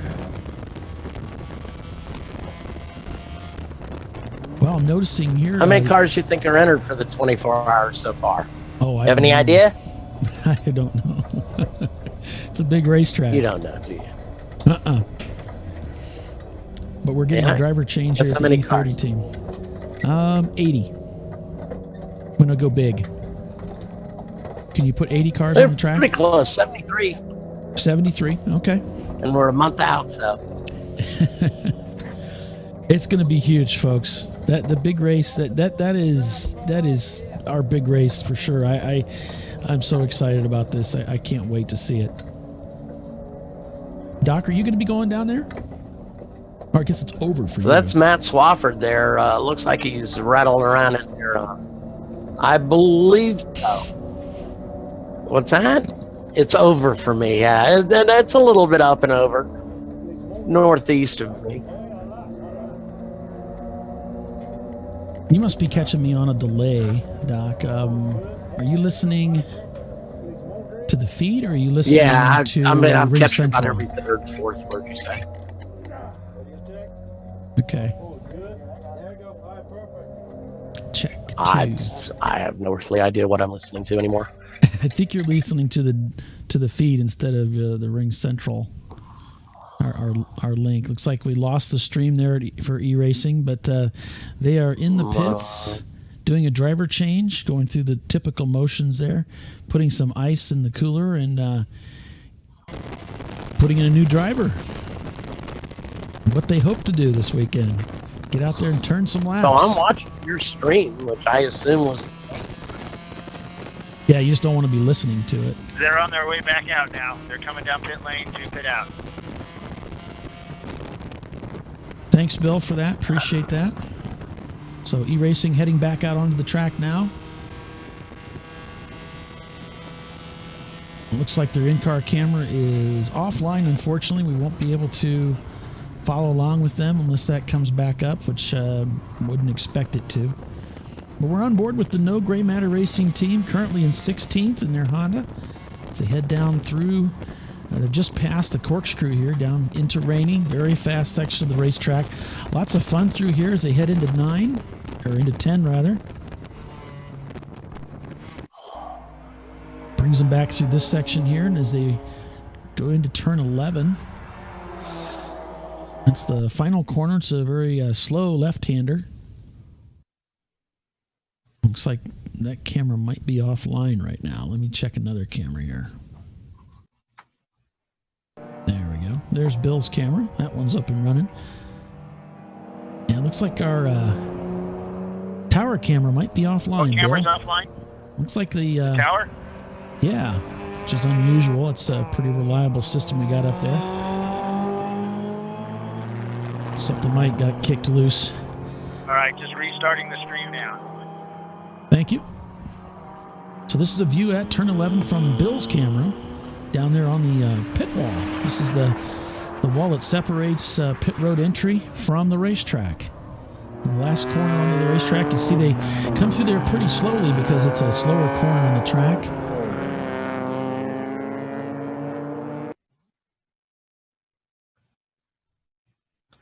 There's an overhead shot of the racetrack. Your 11 corners, 2.23 miles, 180 feet of elevation change. So you can see teams progress from turn 11 under the famous bridge there, the Mazda Raceway Bridge. Turn 1 is a kink, really. Our teams, pretty much everybody's going to go through there flat out, down to the Andretti hairpin, and then up to 3 through 4. And then around turn 5, it takes some uphill, begin climbing to turn 6, and then Rahal Straight, that steep uphill climb to turn 7 again, just a bit of a kink to the right as they set up for turn 8, the corkscrew. This is the left-hander going in.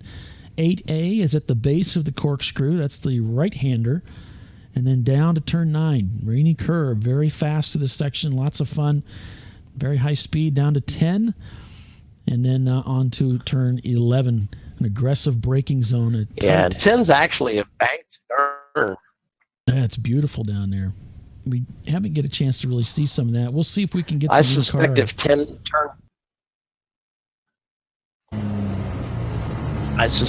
turn 10 wasn't banked, there would be a lot of cars going off there because you carry so much speed downhill through 9. Yeah, we're on board here with the Flying Hawaiians, currently in P6 overall. We'll take a lap with these guys and show you what we're talking about. You can see a bit of a climb here as you're heading to turn 2. They just crossed the start-finish line, braking rather early.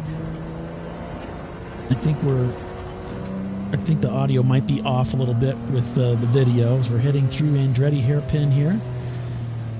So this is turn 2, heading to turn 3. This is typically a 4th gear corner, just a brush of the brakes, dive in, back on the power.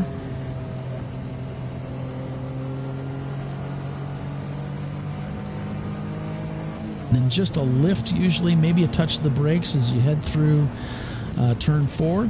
Heading up to turn 5. Very fast through here. Aggressive braking, a downshift as he dives into 5. And you really see the car land there. There's a lot of grip you pick up there, if there is such a thing at Laguna Seca. There's quite a bit of grip you pick up there at 5. Now 6. Very fast through this section, and kind of a landing right there. You have to be careful, very gentle with the car. This track rewards the smooth driver for sure. Heading up Ray Hall Straight now, the back section towards the corkscrew. Here it comes. Watch for the track to really drop off quickly here. All you see is the tops of trees as you head down. Look at how aggressive that drop is. 18-degree banking. Waving one of the drivers off as he heads down. He's going to head down through Rainey here. He's covering the inside, perhaps to let somebody by as they head down. Here's 9 that Doc was talking about. See how the banking is so aggressive through there. Lots of fun through this section. He gets ready for the final corner here at Laguna Seca, turn 11. Very slow through this corner. Back on the power as soon as possible, using all the track and then some. And that is a lap around Mazda Raceway Laguna Seca in Monterey, California.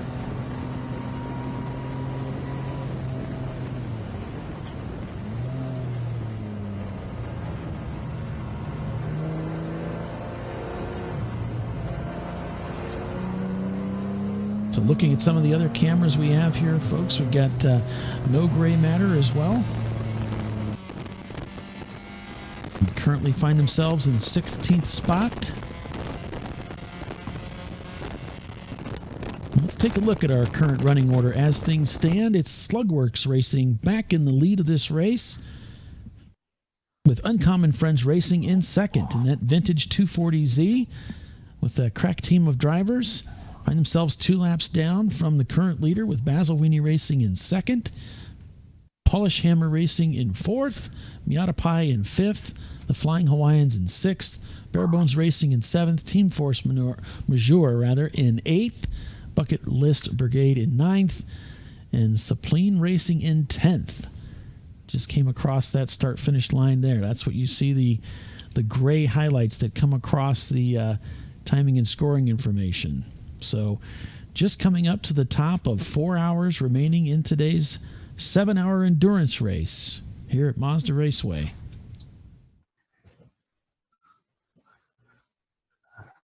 You are watching the ChumpCar World Series broadcast, ChumpCast Live.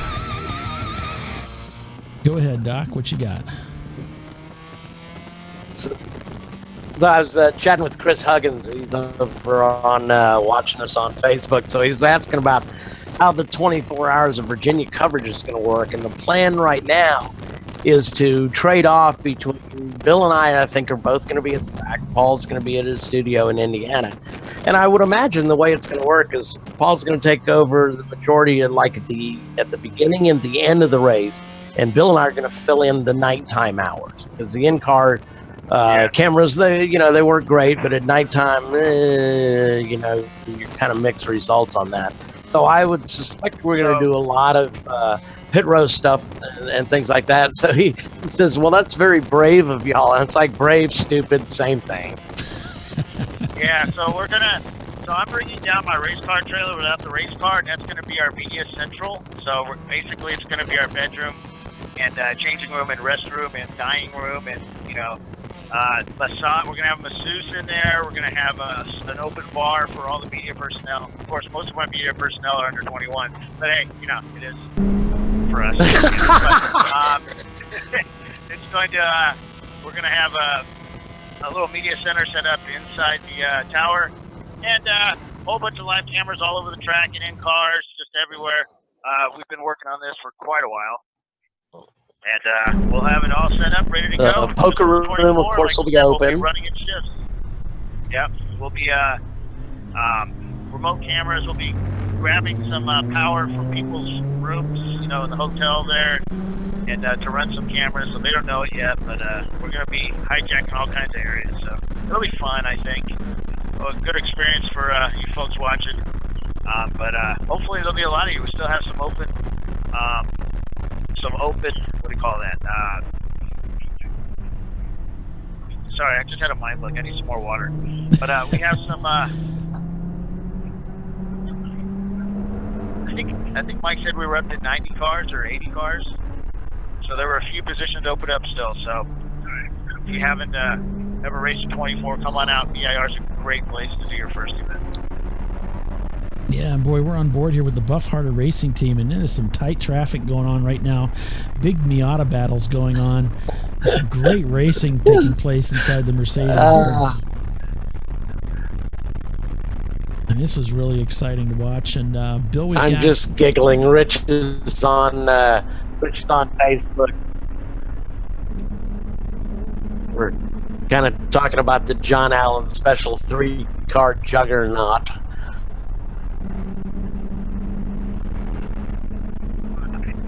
Yeah, and Bill, we've got cameras that are offline.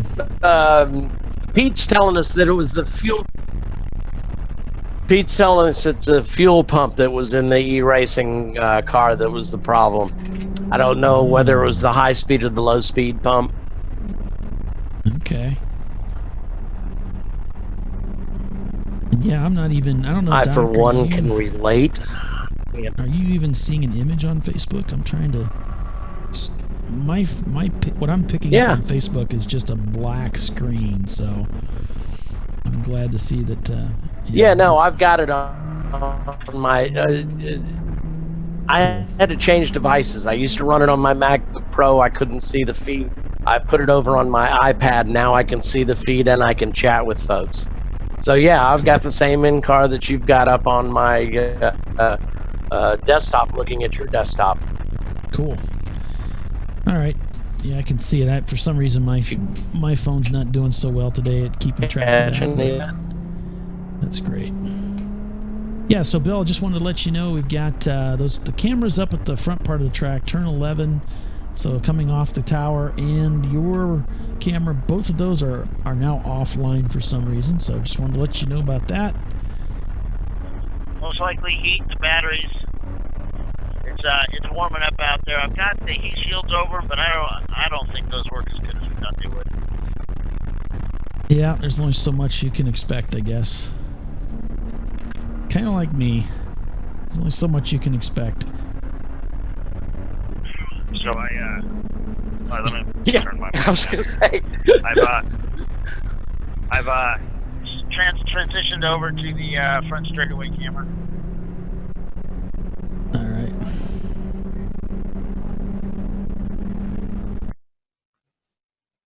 Yeah, so 3 hours and 58 minutes now. We're just under 4 hours of racing remaining here at Laguna Seca, Mazda Raceway. I should say it the other way around.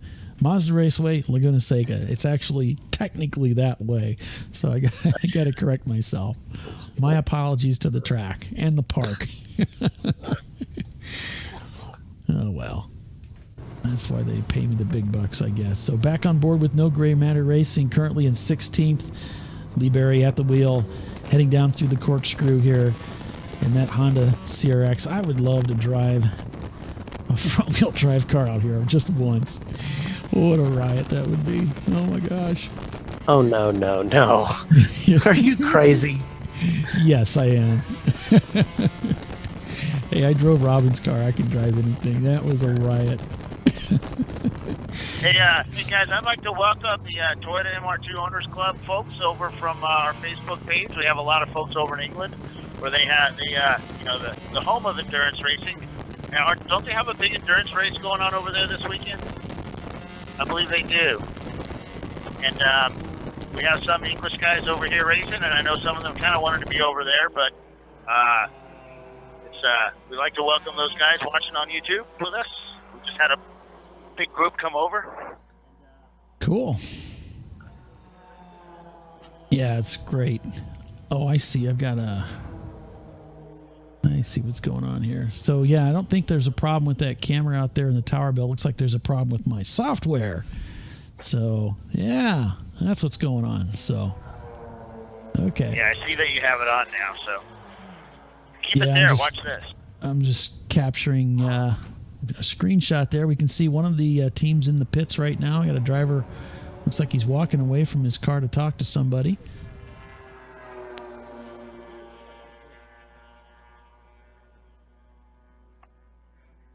quite know what's going on there, but Sorry, that was yeah. me. When is the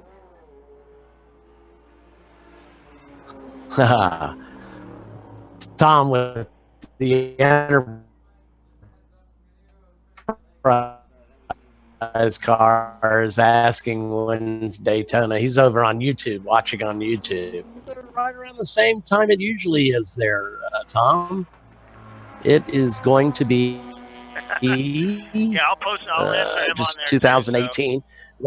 Road Atlanta is February 2nd and 3rd. That is a test day plus a 14-hour enduro. Daytona is a 14-hour enduro, and it's listed as April 6th and April 7th. Typically, Daytona has not had a test day, but I don't know why there are 2 dates listed. So I'll have to get clarification of that. But it's a 14-hour enduro as well. Yeah, Doc, we're going to be including the move-in days on And these then- as well, just to make people know there's a 2 days. With some track days, Let we're people gonna know have there's a track what days date? if we can. We're going to include 2 days Okay. on the calendar so that Charlotte's they can listed schedule. as April. Yeah, Gotcha. Doc, you just, Okay. for whatever reason, Doc, you're Yeah, just because way off Road of Atlanta time with is us, so typically had a test day. we need and to that get is- you. I don't know how we can get you on time with Well, us, but I don't know what's you're not going listening to the bridge. You might check your playback settings and make sure it's pointed at your what you're receiving is coming from Ring Central, not from the feed. Just an idea. I don't even know how to do that.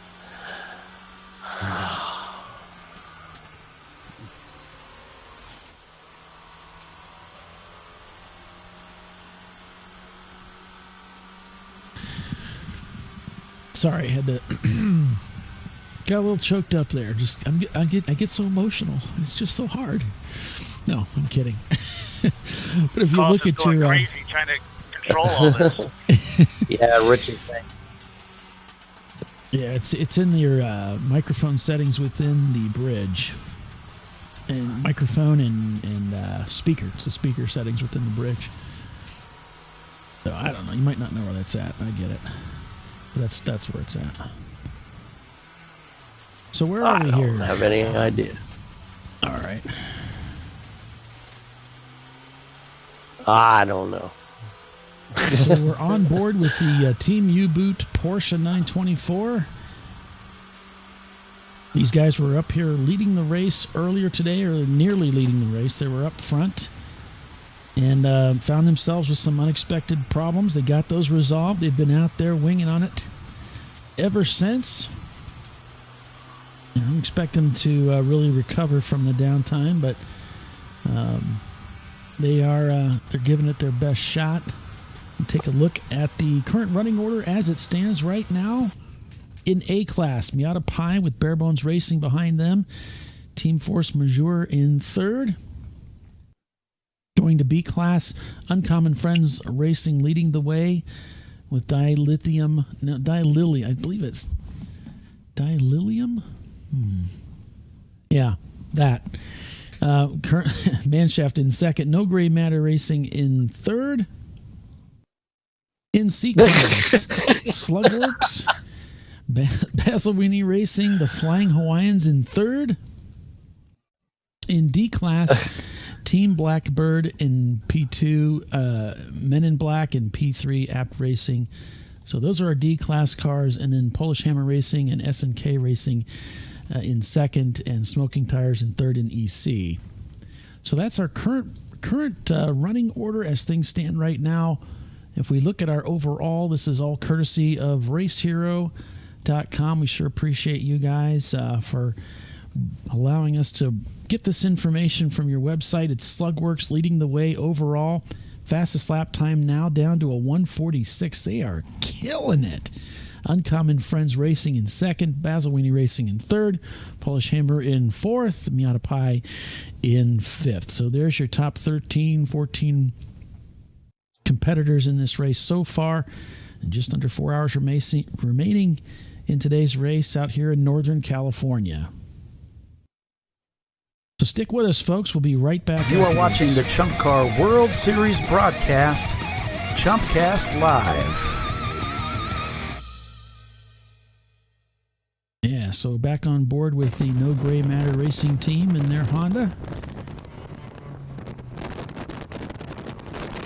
And Paul Veltum with Doc Waldrop and Bill Strong for this doubleheader this weekend. Broadcasting live the race, the ChumpCar race, sponsored by Wilwood Brakes, the Wilwood Grand Prix. ChumpCar race out in Northern California. We've also got a race taking place in Brainerd, Minnesota.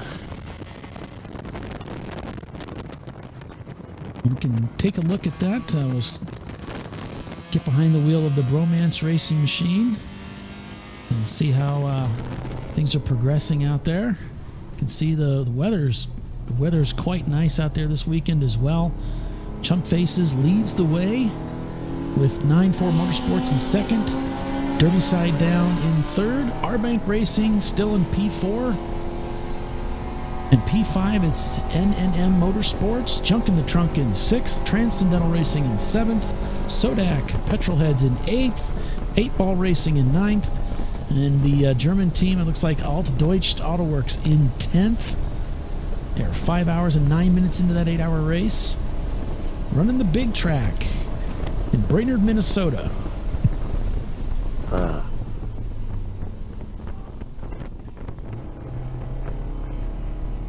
So Arbank Racing running Jerry this weekend. That's the number 90 Saab 930 Turbo.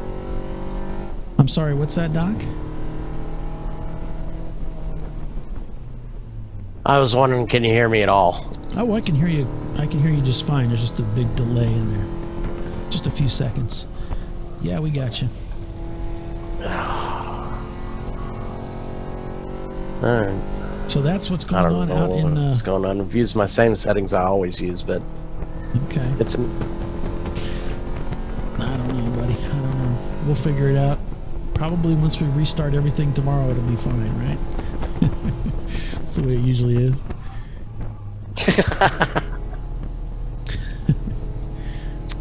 So that's the action out there at Brainerd, Minnesota. We'll keep tabs on that race for you as well and let you know as things change and develop there. And going back to our Laguna Seca event, we'll climb behind the Team U-Boot Porsche. Their camera will come up here. There we go.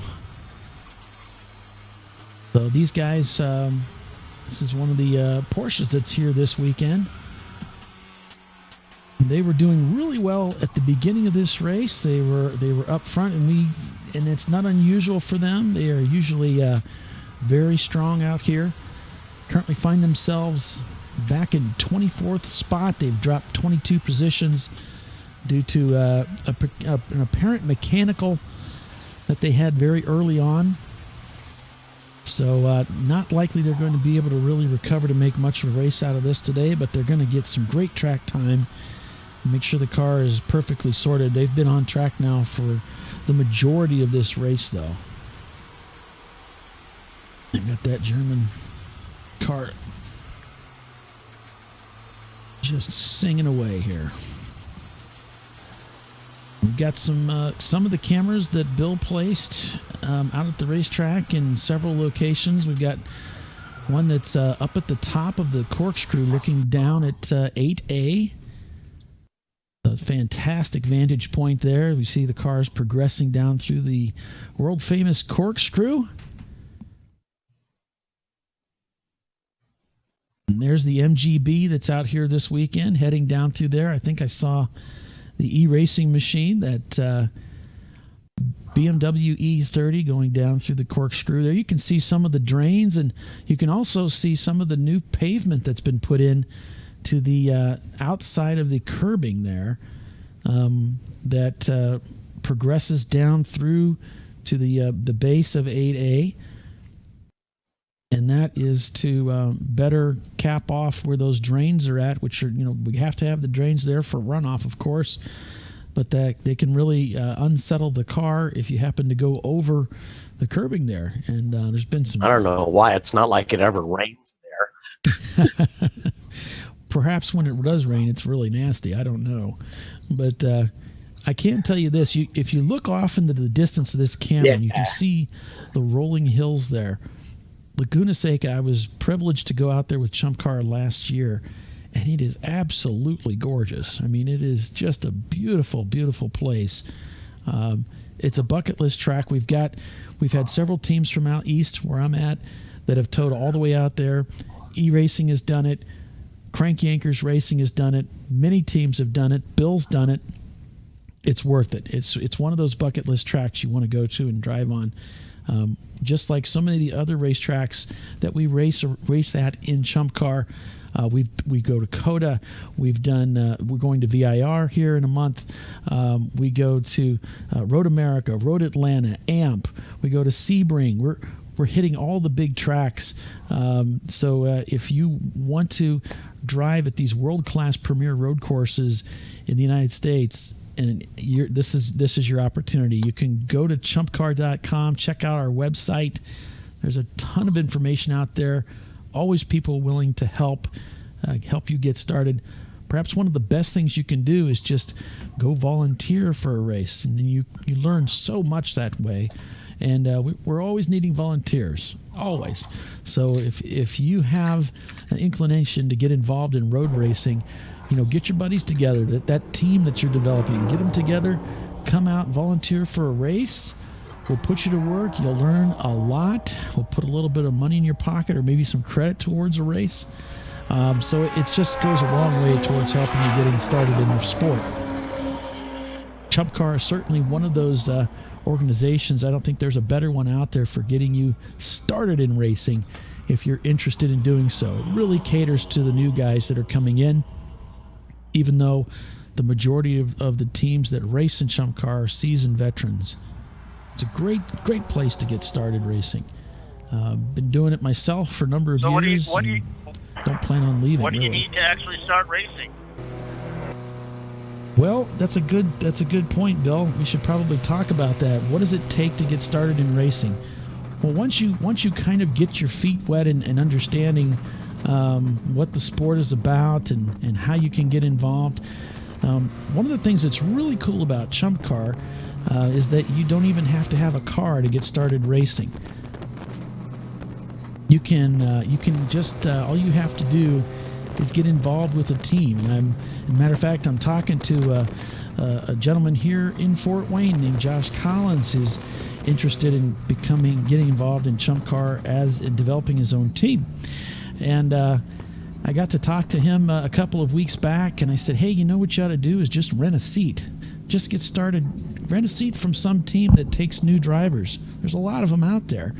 And so he's going to do that. He's developing a Porsche 924, but he's going to get started just racing. And what do you need to bring with you? Well, you're going to have to get yourself a helmet. You're going to have to get a head-neck restraint system like a Hans device or a Next Gen, something like that. You need fire suppression suit, a multi-layer, or have multiple layers. They have to be certified. You can check out our rule book, which is out there at the ChumpCar.com website. It's got all the details, the nitty-gritties that you need to know about your fire suit. There's special shoes, fire retardant shoes as well, socks.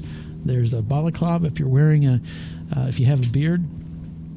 So there's quite a bit of equipment that you need to get started. There are some companies that rent that stuff. So you don't really have to have a big wallet and own a lot of this stuff just to get started. So it's just this great opportunity. Discovery Auto has just come out with a package for $675. I think it's $675 or $695. It's under $700. A full Discovery race parts package without the Hans. Yeah, without the Hans, but it has everything you need: helmet, suit, balaclava, socks, gloves, shoes, ready to go. And then you just pick up a Hans. Some teams rent them. Some teams have them to share. But there's other ways of finding them. Look on eBay and used ones. There's a lot out there. But you can do that. And Discovery Parts is a sponsor of ChumpCar.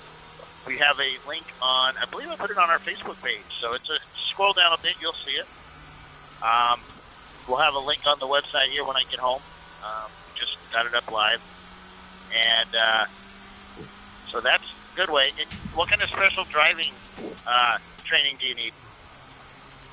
Well, for ChumpCar, you don't really have to have driver's training. You do have to have a valid driver's license. So, like a passenger car type license, you do have to have that.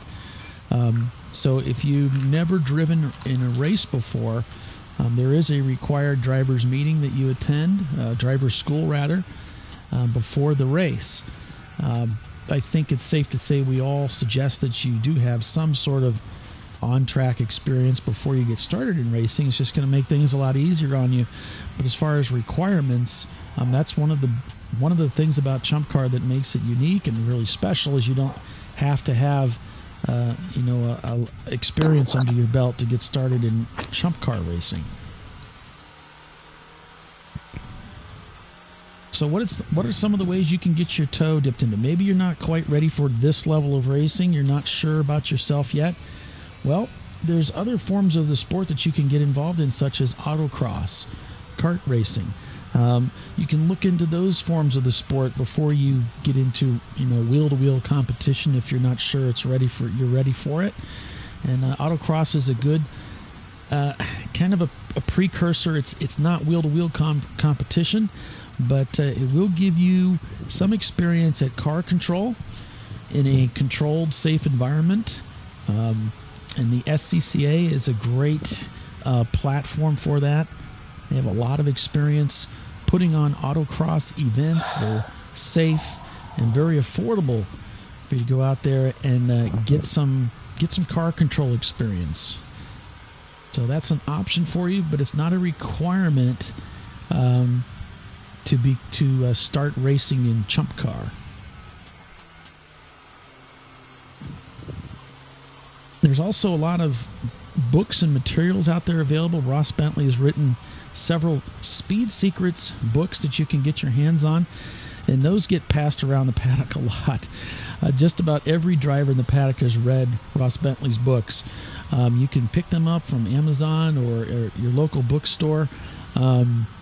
Just great reads, a ton of information. You'll learn a lot. There's also other resources out there available, such as online racing, so you can get some simulator experience. Some guys like Forza, some like iRacing. I'm an iRacing fan.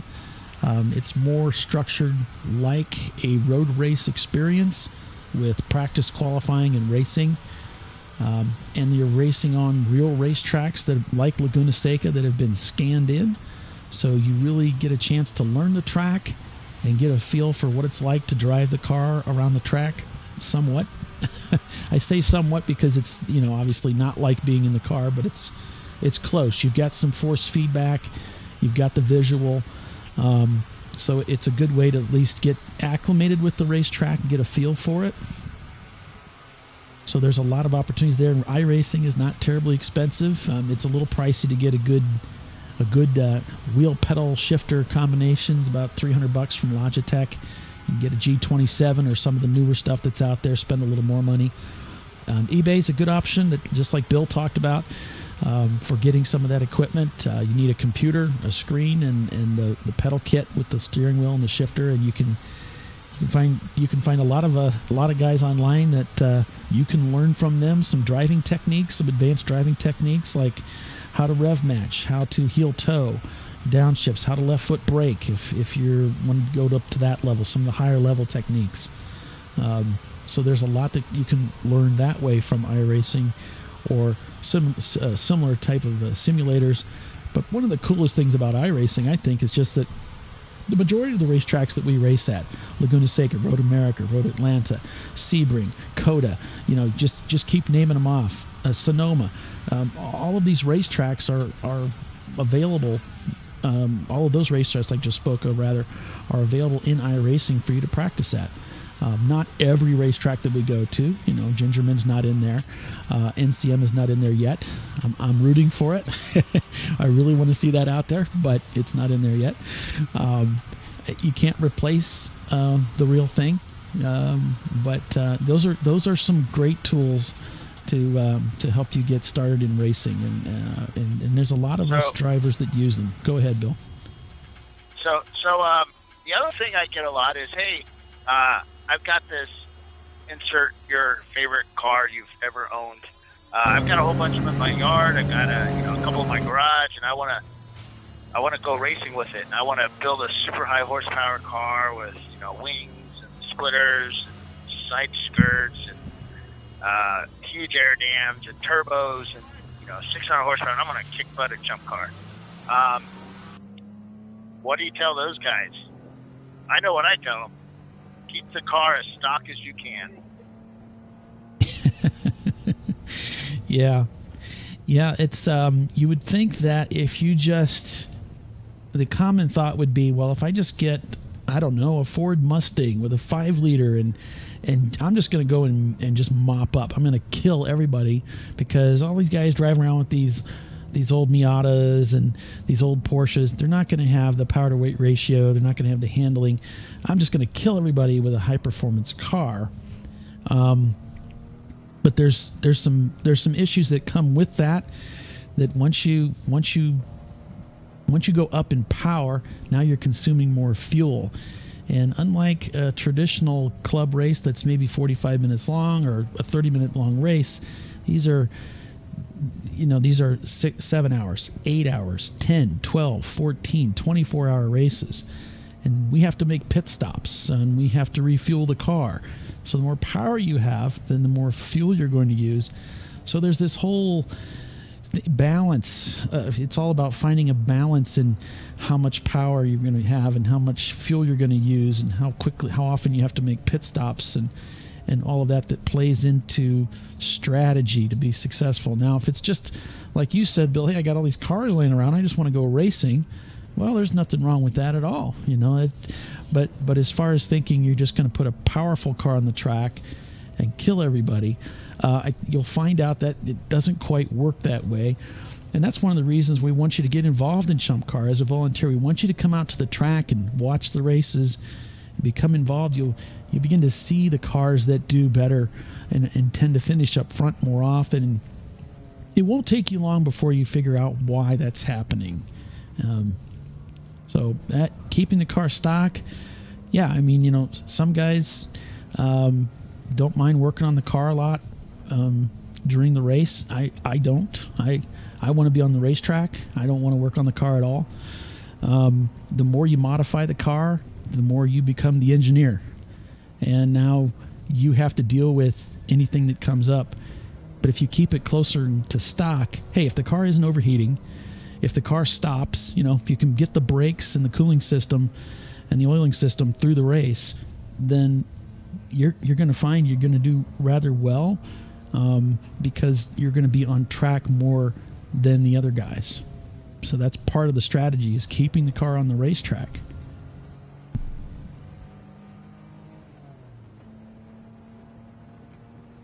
So yeah, there's quite a bit to it. There's a lot of different viewpoints. Some will tell you, well, what car should I start with in racing? And they'll tell you, well, just start with what you know. If you know Toyotas really well, then you should probably start with Toyotas because it gives you have a kind of a leg up on the situation as far as your knowledge of the equipment that you're working with. Others would say, well, no, you want to start with a car that's a proven winner, proven performer, and that's why you see so many Miatas and you see so many BMWs out there, right? It really just depends on what do you want to do? Do you want to, if you start with something that's fine. If the cars are relatively reliable, then you're probably going to have a fun weekend. And if that's all you're really looking for is just to start off by having fun with it, then hey, why not, right? But if your goal is to make a powerhouse, then you probably want to be more strategic in which car you select. Go ahead, Bill. What's your thoughts? Yeah, I'm agree. I like the idea of getting something that's cheap, especially when you have a new team. We've got new guys that really don't have a lot of experience. You may end up bending some stuff or over revving some stuff. So anything cheap, Hondas are great, reliable cars, and Toyotas are great, reliable cars, but sometimes they're not so easy to find parts for some of the older stuff. So, the Hondas are, but not the Toyotas. But pick something a little older that, best way to do is go to a junkyard. What do you see in the junkyard that you can get cheap parts from?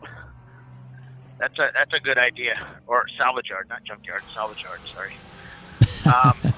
Just FYI, I'm headed back over. I'm going to relieve our pit out guy for lunch, and then I'll go to lunch after that, and I'll be back online with it. I'll get those cameras online after that. Okay. Thanks, Bill. Appreciate that.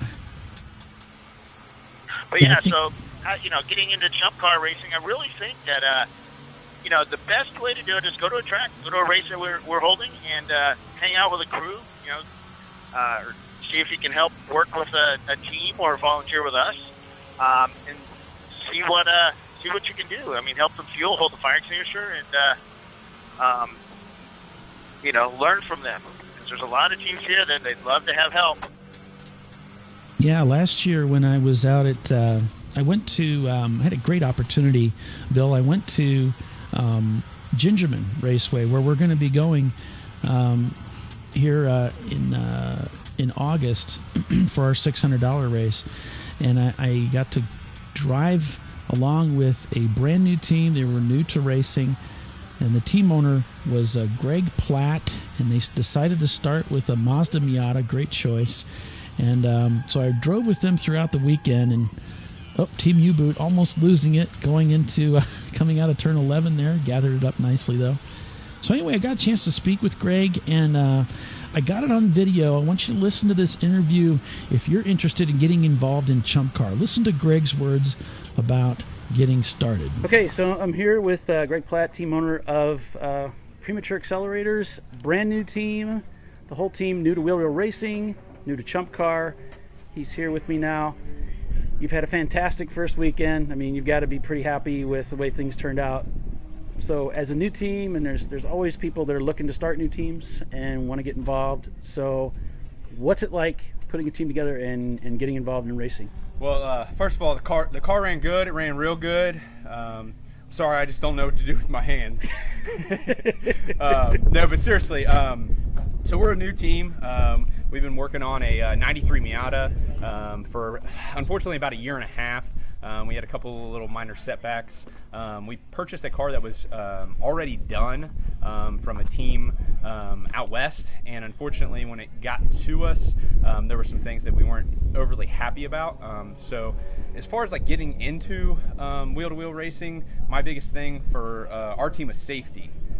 We wanted to make sure that the car was as safe as possible, especially for the three of us, myself, Brandon Thompson and Justin White.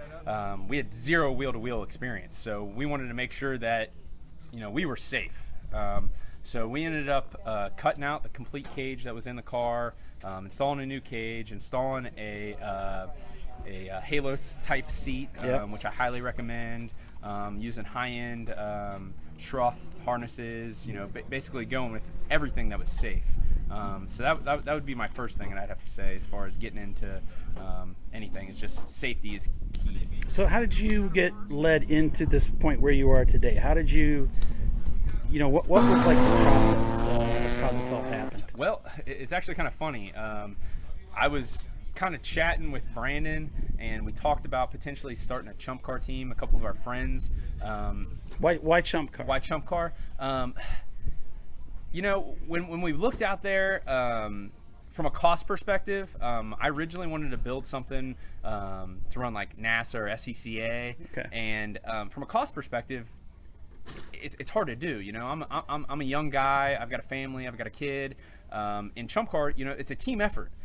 So that kind of was cool to begin with, because you're getting to hang out with your friends, you're getting to build the car with your friends. Definitely.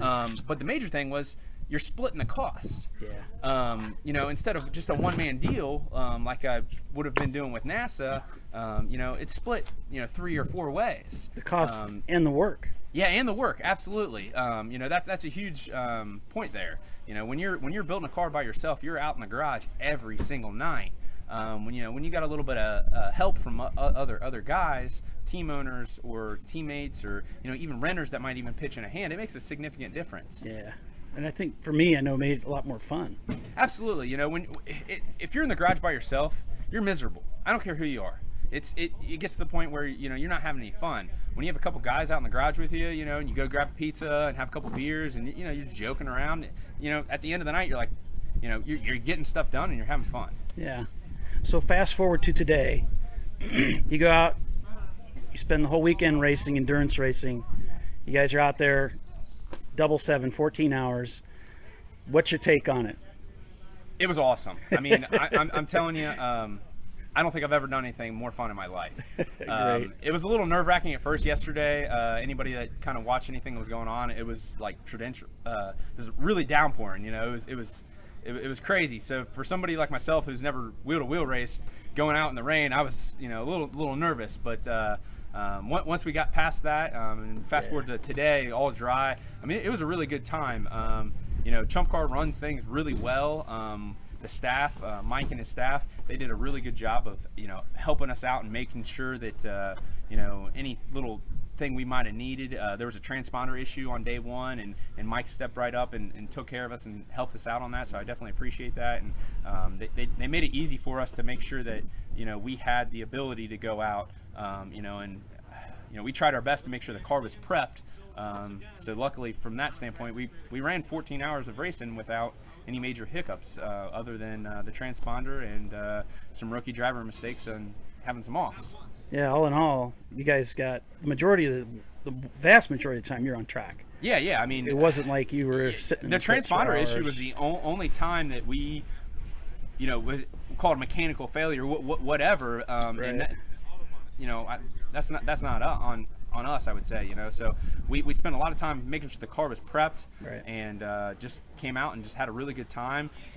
Cool. I would say thanks to a lot of the other teams for making it easier for guys like myself and my teammates who, you know, new to wheel racing, made it easy to go out and race right off the bat, you know, and clean racing. Everyone was, you know, real sportsmanlike. So that, you know, props to all the other teams that came out to Gingerman this weekend. And then thanks to ChumpCar for putting on an awesome event. You know, going to great tracks like Gingerman. This is my first time here, and it was a blast, and we'll definitely be back. All right, cool, man. Well, you were talking about how you kind of got yourself introduced into ChumpCar. What was the lead-in? Okay, so we, long story short, we talked to some friends and decided ChumpCar was the way to go. Fast forward into doing research. Once we knew we were going to do ChumpCar, we went on the website and I realized there's a forum. Well, there's a forum for everything. ChumpCar forum is really great source of information. I spent a lot of time doing research on there, PMing other teams. When we decided we were going to race a Miata, I went out and researched who was running Miatas and sent those guys private messages. And you know, what I learned is the guys in ChumpCar, they're willing to help you out. Just because they race the same car as you, they're not trying to necessarily be faster than you. They want that competition. So if you're going to go out and you decide you want to race a Miata, or you're going to race a BMW, or you know, a MR2, whatever it may be, you know, do that research and then get on the forums and message those guys, because they're going to help you out. Right. You know, there's some great teams out there that you know, gave us a lot of information.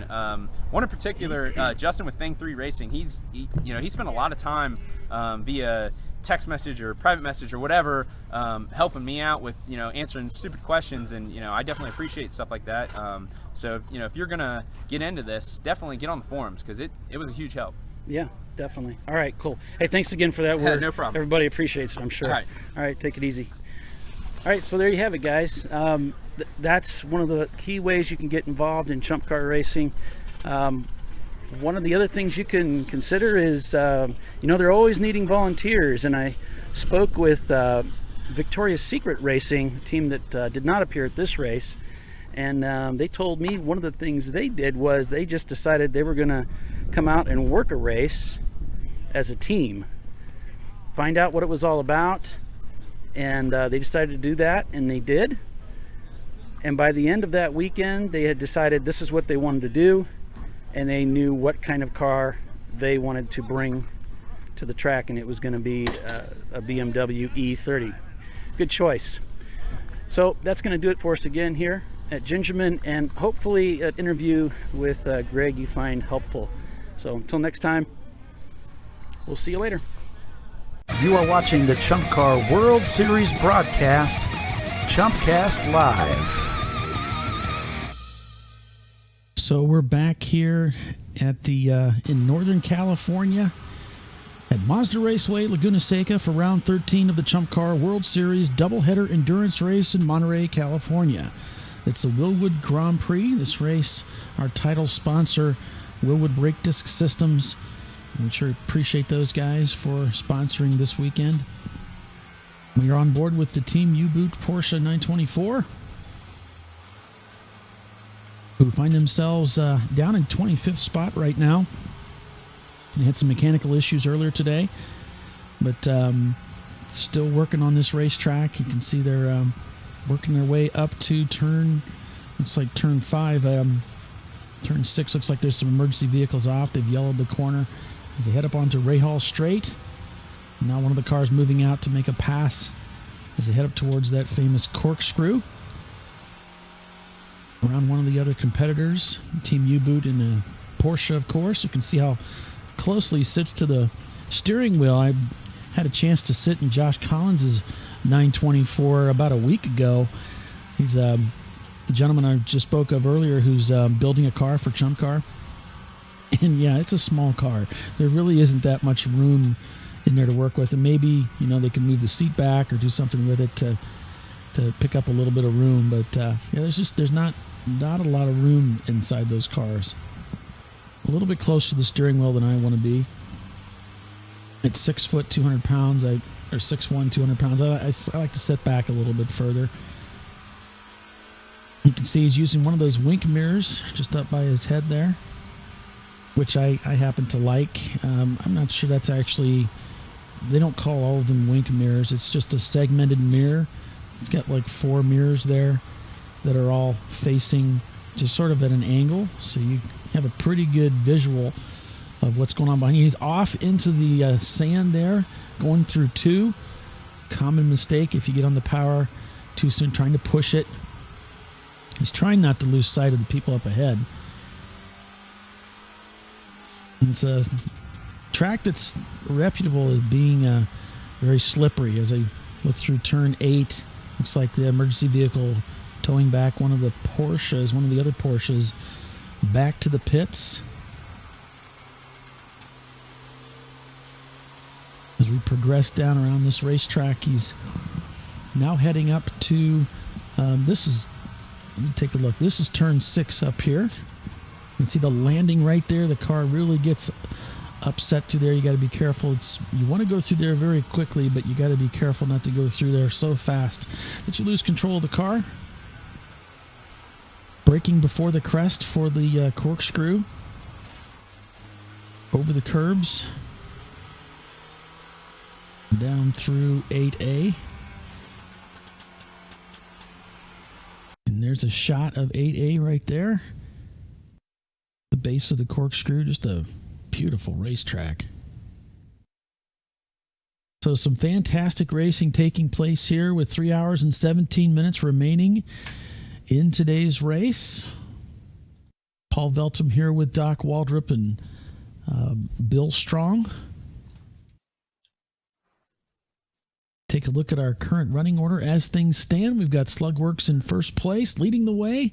Fastest lap time of 1:46. Basil Winning Racing in second. Uncommon Friends in third.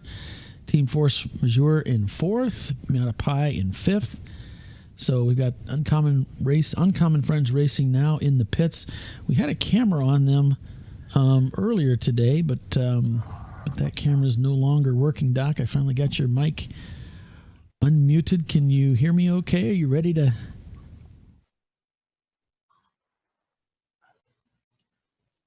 Sounds like we still got that delay going on, so we may be having some technical issues on Doc's end.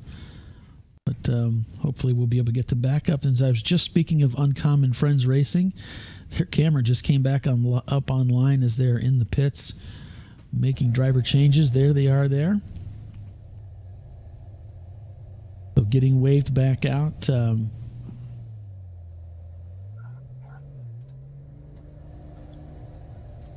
Interesting transmission shift position. Looked like he pulled down into second to get out of the pits, which I don't know if they're having a problem with second gear, or if just the way they have this. Sure looked like he pulled down for first gear, which doesn't match up with what a Z-car transmission is. Yeah, he's over and down.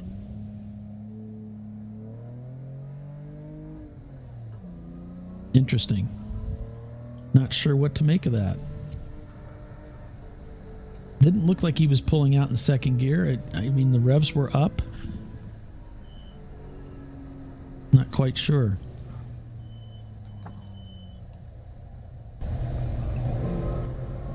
So this is a vintage 240Z, Datsun Z. Car number 246, heading back out onto the racetrack here in Monterey. Going through turn 3, headed up to turn 4, a very fast part of the track. You can sort of lift and turn in. You can see he's putting some brakes on. The tires are cold.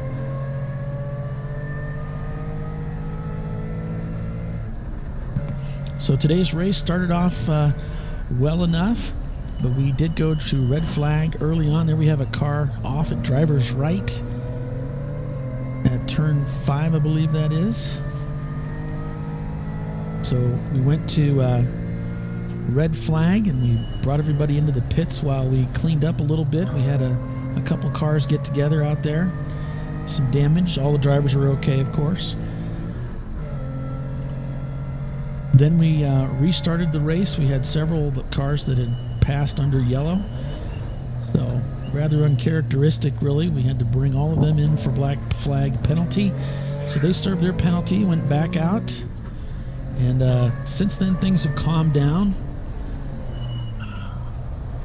Drivers are doing a much better job now of managing themselves, managing the race. So, Uncommon Friends now shown in P3. Their fastest lap time, a 149.7. One of the fastest race cars on the track today.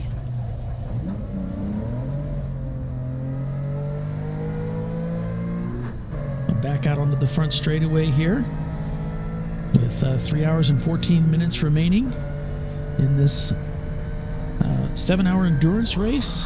Mazda Raceway Laguna Seca, 11 turns, 2.23 miles, 180 feet of change in elevation. Doc, can you hear me? Yeah, he might be off having lunch. Looks like I can hear you. I was wondering if you can hear me. Yeah, just on delay, but yeah, we've got you. All right, so I was just going to say, Slugworks has relinquished the lead, I'm sure, because of a pit stop. We're coming up on fuel stops right now at the 4-hour mark. So. Yeah, there's our current running order. Top 13, Basil Weenie Racing showing in first place with Slugworks in second, Uncommon Friends in third, Miata Pie in fourth, Polish Hammer Racing in fifth. We just went over that here a little bit ago, but yeah. There's a look out of the control tower at the start-finish line and the bridge, the famous Mazda Raceway Bridge. And, of course, the starter there. You can see the green flag hanging out there.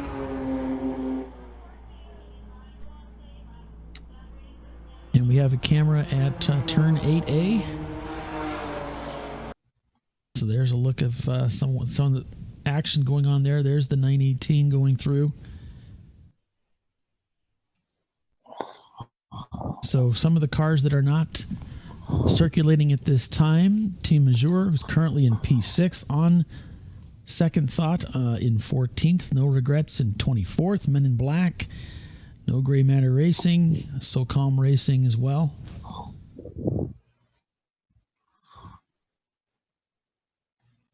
But let's see, we've got Smoking Tires, WFO Racing, Mission Motorsport, Race for Food, all of those teams, Team Tufa, all those teams not circulating at this time for one reason or another. And so early on, within the first couple of laps, the e-racing team was out of commission with a mechanical. They got that resolved and got back on track, however. They're currently scored in 41st position, shown in the pits at this time. We had on in-car camera when they headed back out, and we lost that very quickly afterwards. And we had that same situation with Uncommon Friends. We had a little bit of camera coverage of them before their last pit stop, and then that went away. Now they're back out again, and we're on board with them again. So why is that significant? Well, Uncommon Friends Racing is currently in P3. They have led this race earlier today. They also did an engine change yesterday after engine failure. They broke a crankshaft at the back of the crankshaft. We had an opportunity to interview them. And if you weren't with us earlier today, we got that interview. We were able to play that for you.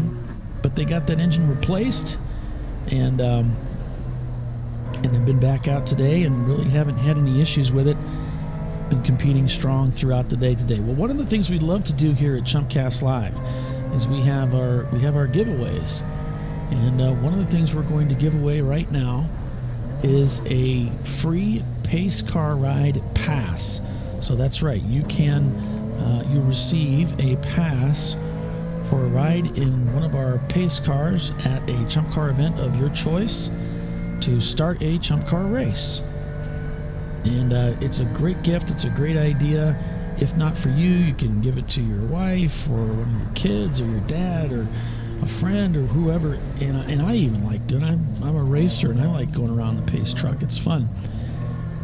So if you would like an opportunity to win that, be the first person to text me at 260-602-9101. That's 260-602-9101. Be the first person to text me at 260-602-9101, and you'll win a pass for a free pace car ride to start one of our ChumpCar races at an event of your choosing. And stick around with us for the rest of the broadcast. We'll also be giving away $200 in ChumpCar cash to confirm new team. And looks like we've got a winner. So I'll be right back with you folks.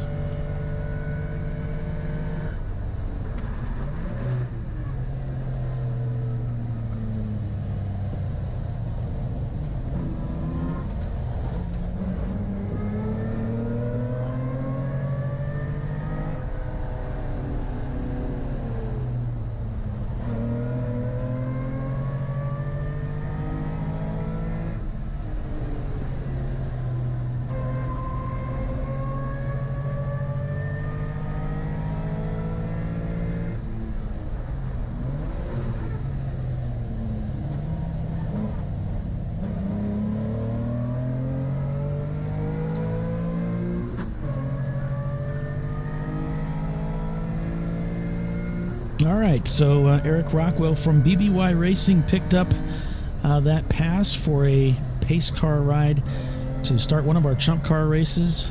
Eric, thanks for texting in, and we will get that. Andrea will get with you, and we'll get that out to you so that you can enjoy that. Yeah, that's a really cool thing, not only to use for yourself, but as a gift. So hope you enjoy that, my friend, and thanks for playing along. So 3 hours and 7 minutes remaining in today's race. We're here in Northern California at Mazda Raceway Laguna Seca for round 13 of the ChumpCar World Series doubleheader endurance race in Monterey, California. It's the Wilwood Grand Prix. I got a nice picture here of those guys. They're not only listening to our race today, but they're also working on their car for the VIR 24-hour race. So that's cool. Looks like Looks like they're dropping an engine in, so they've got a lot of work on their hands. I know what that's like, Eric. Believe me, I just got done putting an engine in our project car, the E36, that we're going to be racing here in about another month or so, if things go well. Fingers crossed. So good luck, Eric, and yeah, look forward to seeing you guys out there at VIR this year. It's going to be a lot of fun. Big race, big race. Thanks for playing along. So yeah, about 3 hours remaining in today's race. We're not only racing out here, though, we're also racing in Brainerd, Minnesota. As we go on board with the Bromance Racing Team in Minnesota, who are out there turning laps as we speak. 5 hours and 53 minutes, almost 6 hours into this 8-hour race. And you gotta love the hula girl on the dash. Who wouldn't want to do that, man? He looks like, oh, he really throws it into that corner. Almost loses it. Chumpface is leading the way with the fastest lap time of the day out there in Minnesota of a 1:50.489. Dirt Shoe. She dang near broke her hip. Yeah. Dirty Shoe Racing in second. 9-4 Motorsports in third. R-Bank Racing still in fourth spot.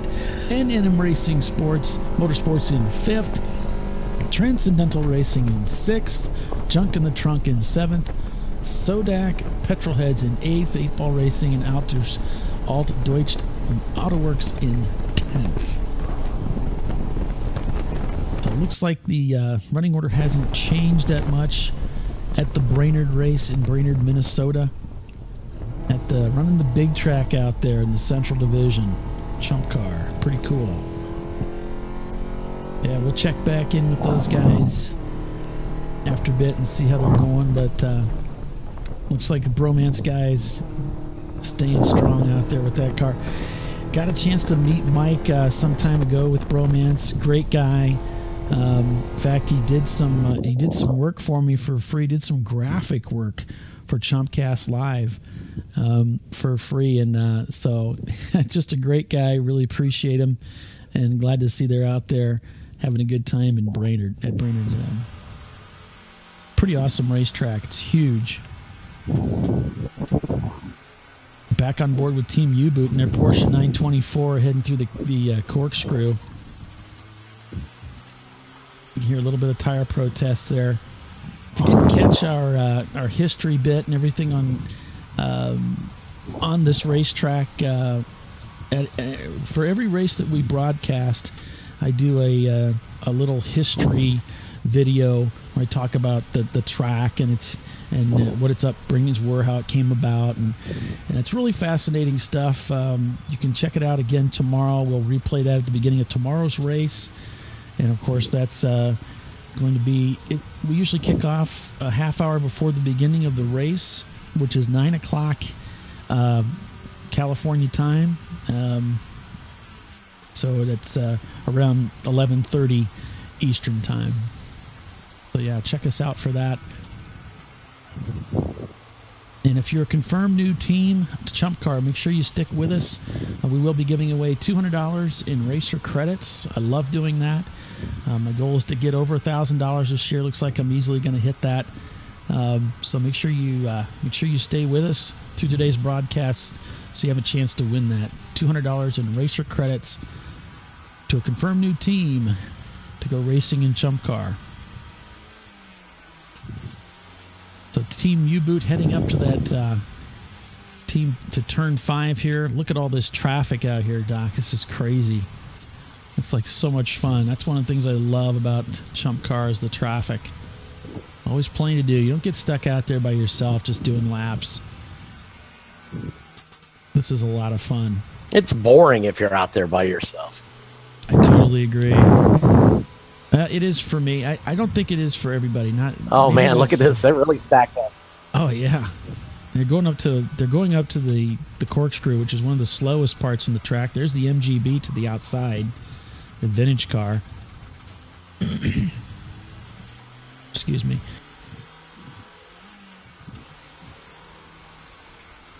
I don't lose my voice during these broadcasts. I just get verklempt. Verklempt? Yeah, that's my second word. I got a third one. I'll hit you with that later. Man, I can hardly wait. Down to turn 11. Things get a little tight.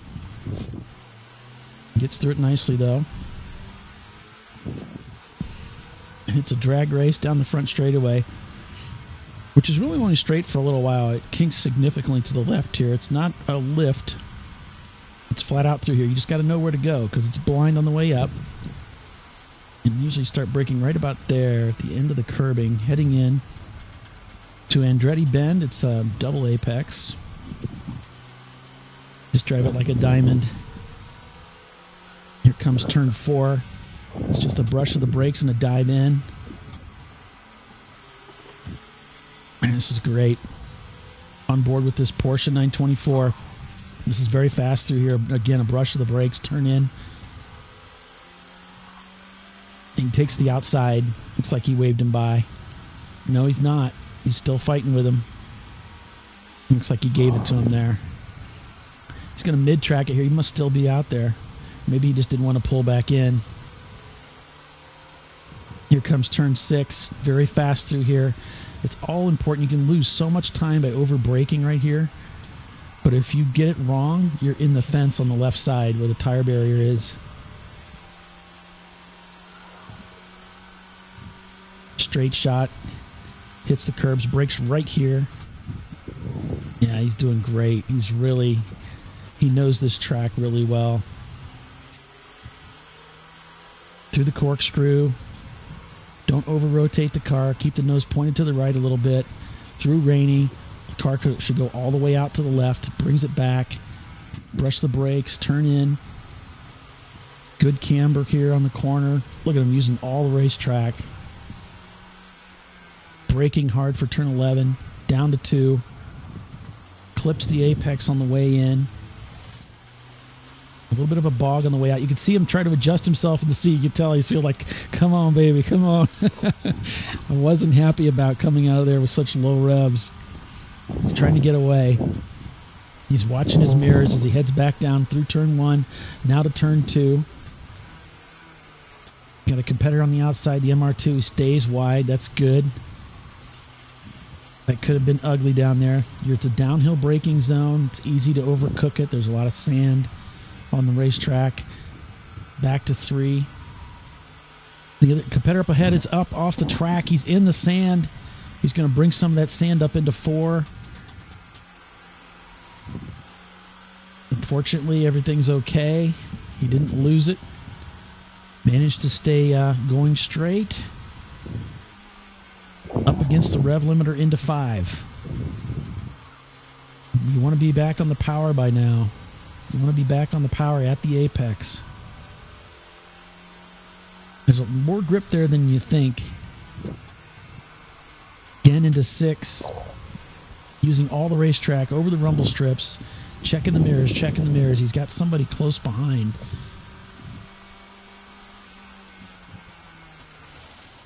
Braking downshift for the corkscrew. On the curbs. On the curbs again. Yes, excellent. Doesn't let the car go out too far to the left because he has to be ready for Rainey. Behind the Toyota. Now this is holding him up a little bit. He's faster than this. The back marker is holding him up a little bit. That will put him within striking distance of the car behind. He really needs to get a good run out of 11 so he can get away from these guys. Unfortunately, there's a race going on up ahead of him between these two, and that really hurts him coming out of 11. Upshift. He really needs to get by these guys. Almost misses an upshift there. Puts a clutch in too soon. A little bit rattled. Is the Toyota going to stay wide? No. He takes the corner and comes across. Heading into 3. Now he's got the back marker behind him, so that might help him with the car that's pursuing him. Now he's getting held up a little bit here. He's much faster. He's going to take 4 on the inside. Oh, he hits the pill on the way in, too. That will damage the car. He's got that Toyota's right next to him on the driver's left. So it's a drag race down to 5. He's hoping he can get the advantage and take the apex. Nope, he's staying wide. This is really hurting him. He's out in the sand. He's not going to get a good run. He's getting frustrated now. This guy just will not let him go. Now he gets it. Back on the power. Watching his mirrors.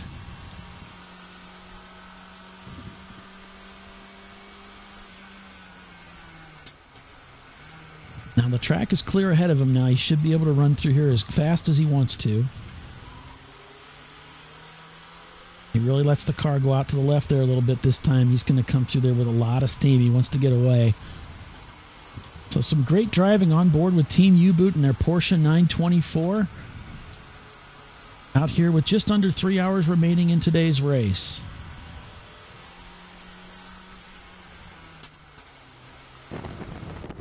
Back on board with the No Gray Matter Racing team in the number 255 car. There's the 916 just up ahead as they head up from turn 5 to turn 6. On board with this Honda CRX. So wheeling that front wheel drive car. You can see they got some electronics in the car there. Some of these guys use these screens just as a backup, just a camera to see what's going on behind them. If they can't see very well behind them, they'll use a small camera. Bill put one of those in his Opel. Says it makes a huge difference being able to see what's see behind you for. Well, for the slower car, you know, I know you're not used to being passed. You're used to passing everybody. But for those of us who drive Bill would slower know about cars, we need to see what's behind us. But that does bring up a point. But yeah, you know, it just helps you with your strategy a little bit about how to manage traffic that's coming up behind you.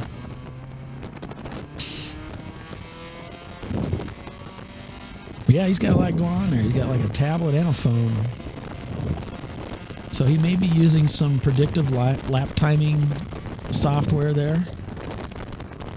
Which, if you're not familiar with predictive lap timing, what it does is it breaks the track down into sectors.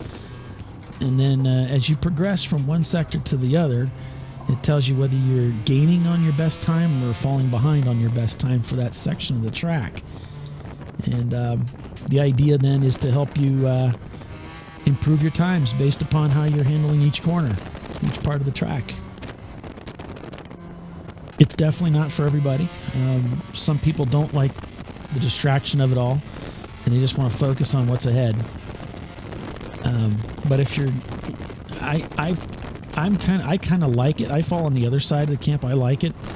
I got accustomed to using it in iRacing, so I'm able to deal with it transitioning into the real world. But I could definitely see how other drivers would want no part of it. I think, Doc, you land in that camp, don't you?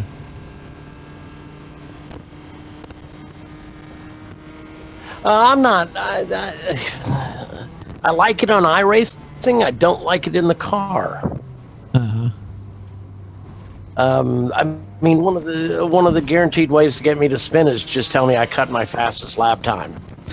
I will spin in the very next corner.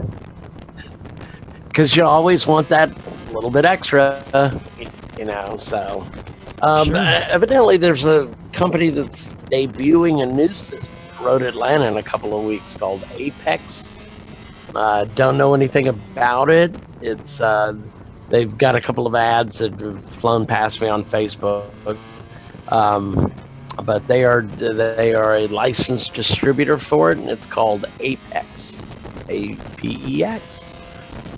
So it's a predictive thing with a little twist on it, and I can't remember what the twist is. I apologize. They're not one of our official sponsors, so I don't have to know about them. So, right? Well, that's true. It's absolutely true. We go back on board with the Uncommon Friends Racing Team and their Datsun 240Z. If they were an official sponsor, I'd know all about it. Absolutely, you would. Yeah. Which is something they should consider. But the Uncommon Friends Racing Team find themselves in second spot again, one lap down from our leader, Slugworks. turned in the fastest lap time of the day, the 146.6. Currently leading the way. Their last lap time of 156 to second place Wow, that's a team's fast 159. Yeah, that's getting done, isn't it?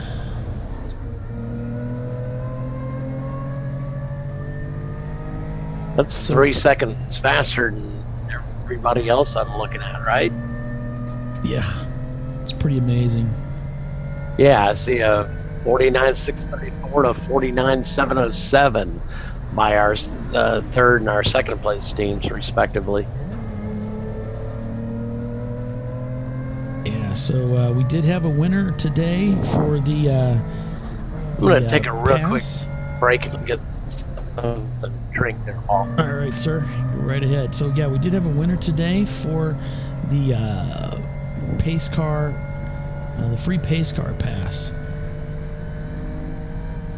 And that was Eric Rockwell of BBY Racing, who are going to be at VIR here in about a month as they're dropping an engine in their car.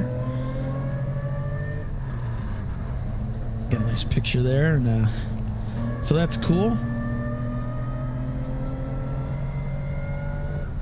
VIR, of course, the VIR 24-hour race is a premier race for ChumpCar. It's a big deal. We do it every year. Coming up August 11th through the 13th, it is the Lifeline 24-hour Classic at Virginia International Raceway in Elton, Virginia. An iconic racetrack similar to the upstanding status of Laguna Seca. VIR is just an amazing racetrack. Just steeply deep in history and a bucket list track for everybody. If you've never been to VIR, it's a place you want to put on your bucket list for sure. And we visit the track several times during the year.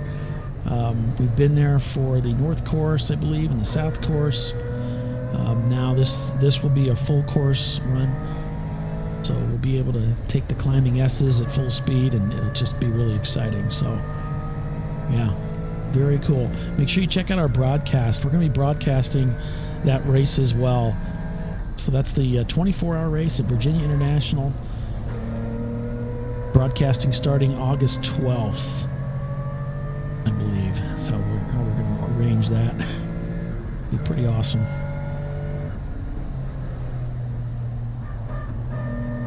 So 2 hours and 49 minutes. We're under the 3-hour mark here. On board with the Uncommon Friends Racing Team, currently in P2. In their vintage Datsun 240Z with John Morton as one of their drivers this weekend. I'm not sure if he's at the wheel right now. It's possible. And these guys were at Sonoma this year as well. Had some mechanical issues. They had some mechanical issues yesterday, but that was just practice. They got it resolved, replaced the engine, and they've been competitive all day long as they promised in the garage when they were replacing the engine. They said, we're going to be out there, we're going to be up front. And they've been out there, and they've been up front all day. So they have delivered. You can see the fuel cell sitting just to the right of the driver there. Yep, they certainly delivered on that promise. Yes, sir, they did.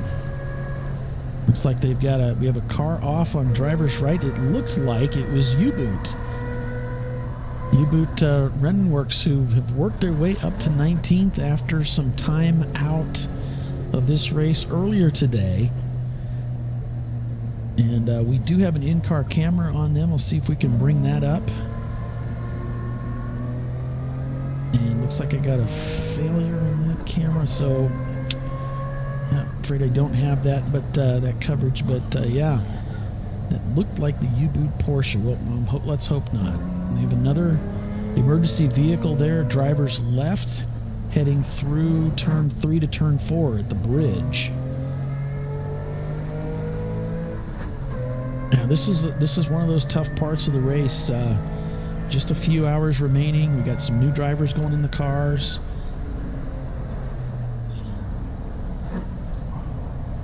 So downshifting going into 5. This is a very fast race car.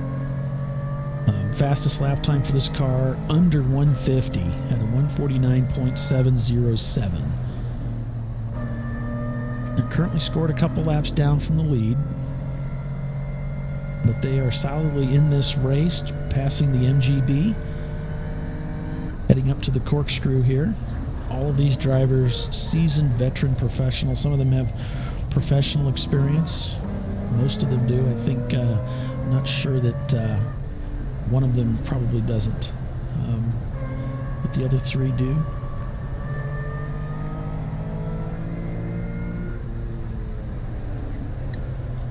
Heading down into turn 10 here. We've got several cameras throughout the race course. We've got one looking at the corkscrew. And here's that camera. Just a fantastic shot that Bill set up for us with one of our cameras sponsored by Wilwood Brake Systems. We appreciate their help with helping to finance some of the efforts that we have here. We've got a camera up in the tower, courtesy of Logitech, one of the what we call robo-cams, as they call it. It's a maneuverable camera through software. Looking at the start-finish line there. It's a pretty cool shot.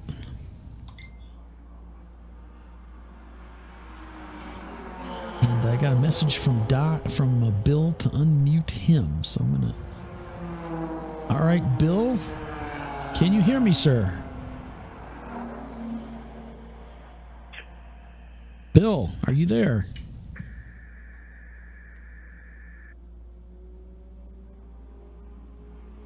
No, we can't hear Bill right now.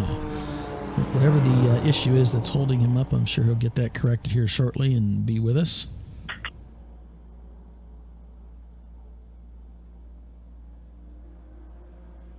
So we've got 2 hours and 45 minutes remaining in today's race. I'm on board here with the No Gray Matter Racing team, currently back in 32nd spot. Wes Gray at the wheel.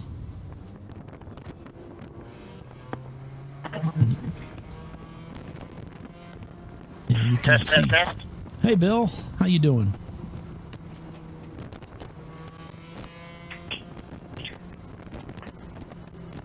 So I can hear you, Bill, if you can hear me. Not sure you can hear me right now.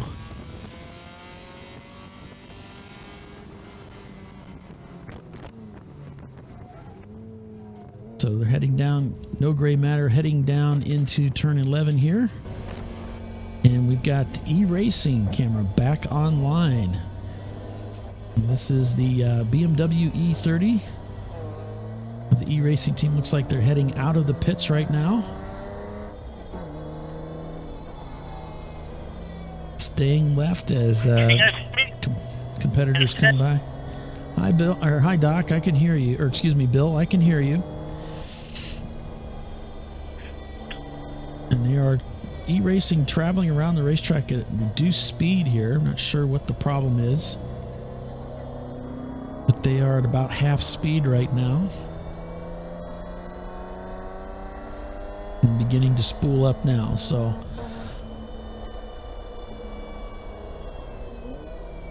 they had some mechanical issues earlier today, and right now they are back on track, but progressing around the track at about half speed. And they may have had some ignition. I guess we were told it was a fuel pump issue that they suffered from. And they got that resolved, and believe they've gotten it resolved and got back on track. A few times took off there, so they're over the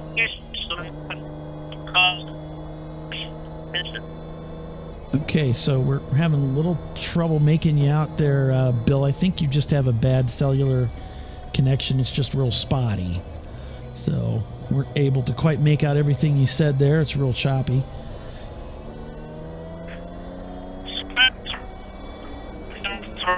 For the phone connection. I'm sorry.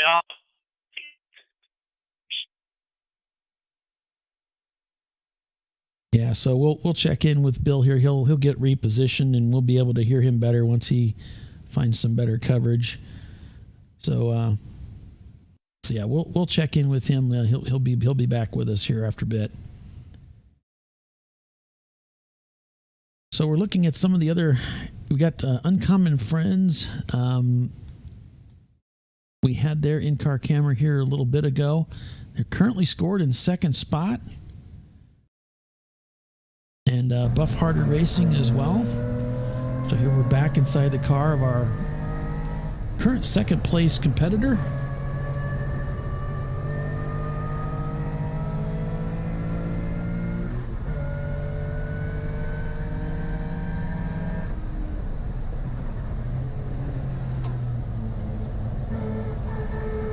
I just got to make a quick note here to Andrea, and I'll be right back with you folks. Stick with me here. You are watching the ChumpCar World Series broadcast, ChumpCast Live.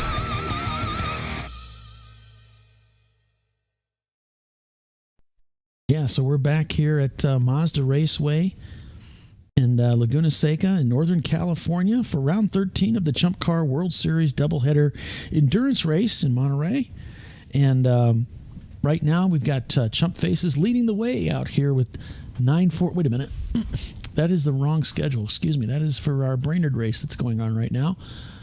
There we go. It's Slugworks leading the way with Uncommon Friends in second, Basil Weenie Racing in third, Miata Pie in fourth, Polish Hammer Racing in just got distracted there, in fifth, the Flying Hawaiians in sixth, Barebones Racing in seventh, Team Force Majeure in eighth, Zeppelin Racing in ninth, Bucket List Racing in 10th.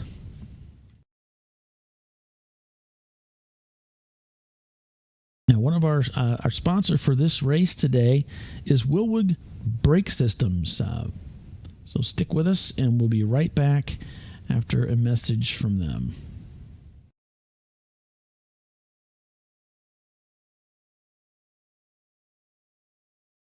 In 1977, Bill Wood set the standard for high-performance brakes. Today, every Wilwood product is born from racing technology and is proudly manufactured in the USA. Engineered, designed, rigorously tested to deliver unsurpassed control on and off the track. Whether it's for cruising or absolute performance, Wilwood has an application for the ultimate stopping experience. Race-proven, street-ready, drive Wilwood.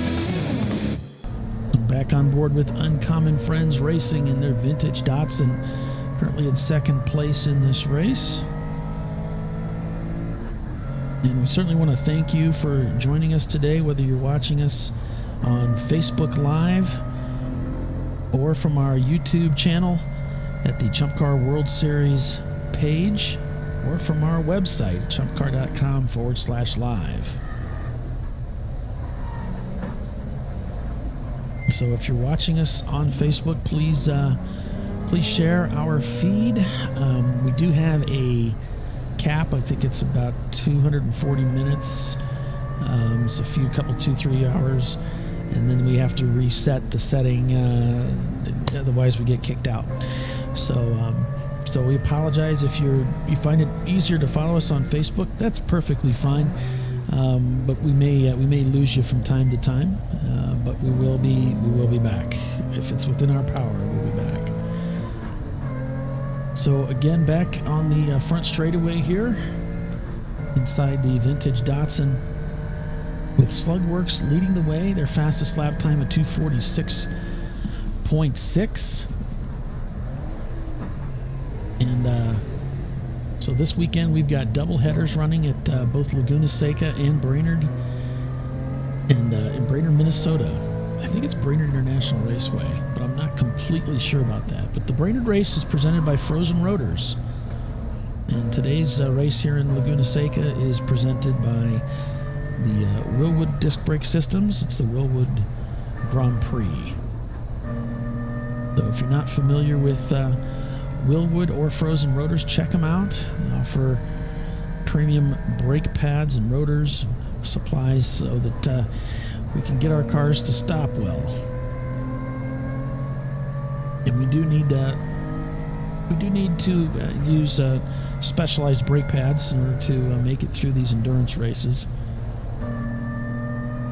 That's where part of the weight cutting comes into advantage is if you can cut the weight in the car, your brakes last longer. You don't have to brake as hard going into the corners. The car corners better, accelerates better, handles better, brakes better. Everything's better when you cut weight.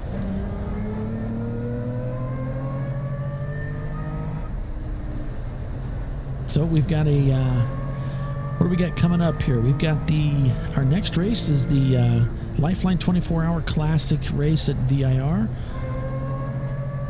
which there's going to be some really nice watches presented to the winners there at that race. So that's going to be a big deal.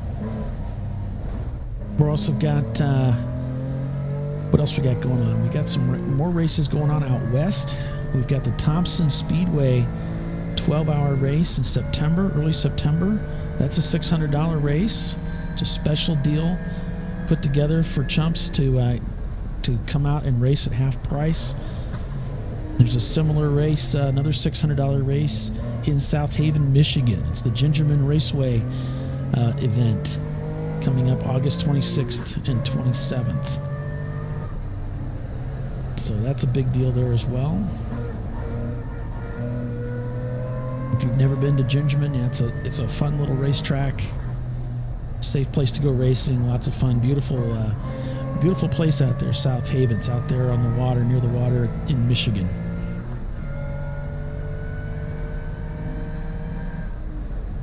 So 2 hours, 35 minutes remaining. Slugworks leads the way, moving up 6 spots from where they started this race. Basilwini in second. Now they've dropped 1 spot. They started the race in the lead. Uncommon Friends Racing now in P3, which is where they started the race today. They've dropped down a spot. With Miata Pi in 4th, Polish Hammer Racing in 5th. We can go through the running order by class.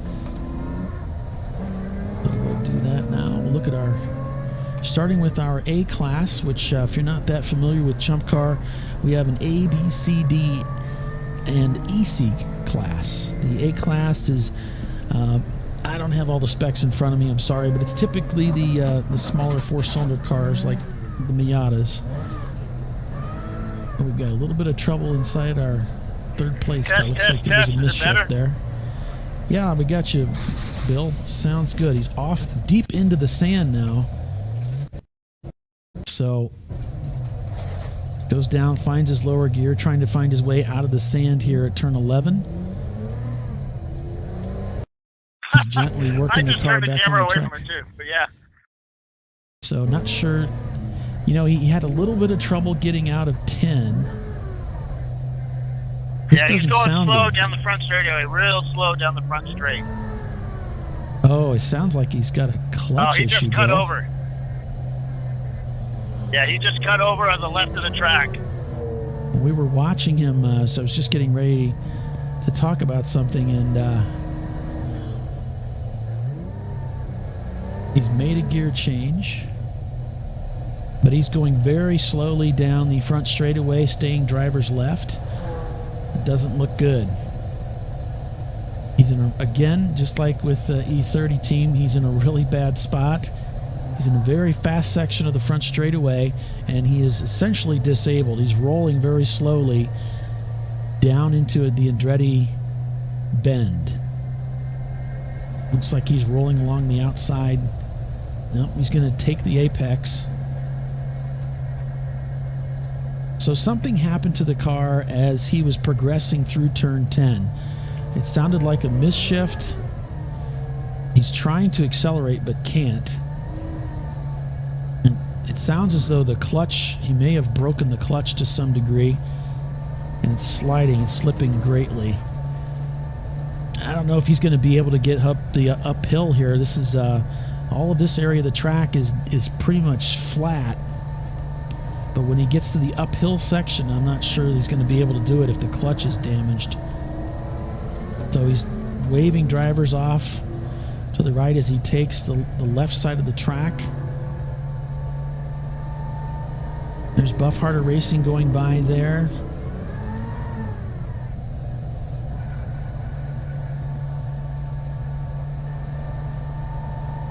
So things not looking good for a team that was doing really well today. They were up into second spot. I believe they even led this race earlier today.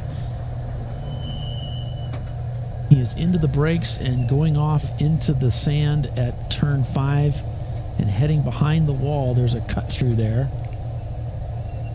Just like you had described earlier, Bill, the fence is open there, and so he took that exit, but he's bringing the car to a stop. I don't think he's going to be able to drive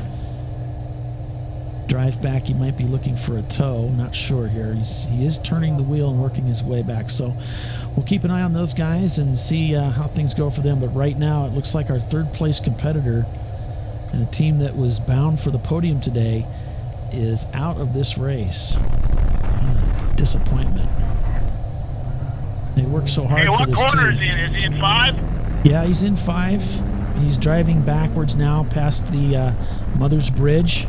There's an access road there.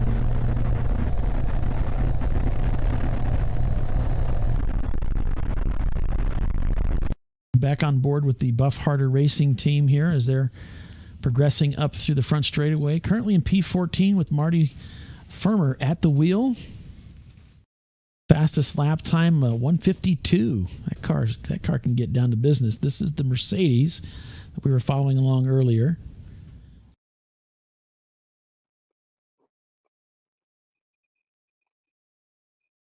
So the Uncommon Friends Racing Datsun was the team that's racing with John Morton and a variety of other very accomplished race car drivers. It looks like their day is done. They're going to have to get back to work on that car to be ready for tomorrow. Looks like they've got plenty of time this evening to do that. They were really in a great spot. They've been strong all day long, and we're set for a podium finish for sure. But that's one of the challenges of endurance racing. It plays no favorites. And unfortunately, it looks like the car has broken again. And maybe a transmission-related or clutch-related issue, not sure. I'm sure we'll get a chance to talk with them this afternoon and this evening and find out what's going on. But we'll keep you up to date on that if we get information on that. E-Racing team, good news, they are out and turning laps. Their fastest lap time so far today, a 1:54. Last lap through a 2:12. Looks like he's off the pace. There may be some yellows out on track right now. We are full course green and have been most of the day. We had a red flag condition very early on, about the same time that E-Racing was disabled. Shortly after that, we went full course red. They had some issues that they had to work on with the car, but they got that resolved eventually and got themselves back out on track.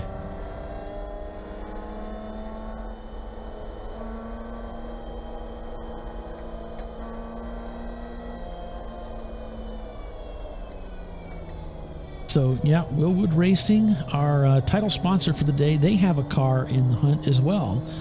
But the car hasn't been doing so well. They're down in 28th spot. They've dropped 11 positions today. We've got Race for Fun in 19th spot, S&K up to 17th. The Bluff Harder Racing team we've been following along today and with their in-car camera, which is really been great. Yes, sir. So just talking to Uncommon Friends, their mechanic, and he said their transmission was having a little bit of issue, and they put the old guys in, and you know how it goes, old guys and transmissions. But he said he radioed in saying the transmission was getting a bit crunchy, and the rear diff was making a little bit of noise. So they're going to bring it in, take a look at it. He's kind of worried about the clutch because they don't have another clutch for it. They put a stock AutoZone in at one time and it just blew up, so they don't want to mess with those. So that's the only kind of part stores that are around here is the AutoZone. So they'll get it working. Good bunch of guys that in that engine. They'll get it. Bruce will get them. They won't break for lunch again. They said every time they break for lunch, something breaks. Well, then they figured it out. They know what they need to not do. So, yeah, that's good. Thanks for the update, Bill. That's cool. Thanks for the info. Yeah, I mean, if there's a group of guys that can get the car. Yeah, what back would up be and the running, latest model car? What would be the latest model? The latest model car in a Monterey junkyard would probably be a 2016, I'm guessing. Well, I thought you were going to say what's the, like a modern, what's the most modern car we have out here? I'm thinking it's the Mercedes, man. That's an 03. Oh, it's certainly the Mercedes. Yeah. Yeah. They're slinging that bad boy around here. No, Which we're on that's board a with pretty right now. Tony territory up there in Monterey. Yeah. So e-racing, they've got, they're getting along. I'm not sure why the lap times are low. It doesn't sound like they're using all the car. They're down in 41st spot right now. They are turning laps though, so that's great.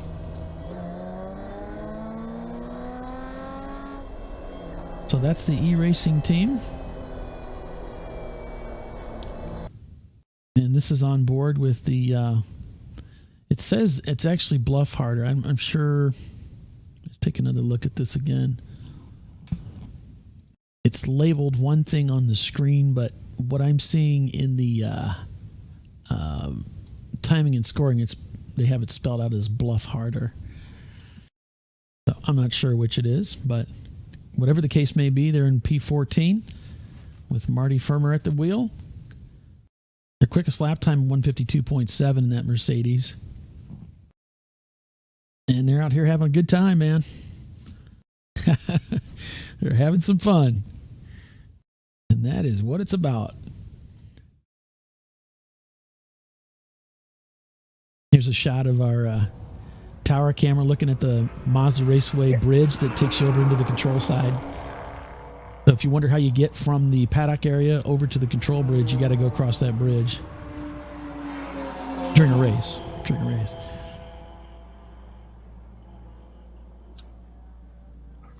Yeah, you're talking about e-racing out there just pedaling around. Boy, that is not Elon's style at all. So while he's out there, he's not going to be happy. No, that's no fun. At least you get to be out there, but yeah, that's not worth. That's not the way you want to be.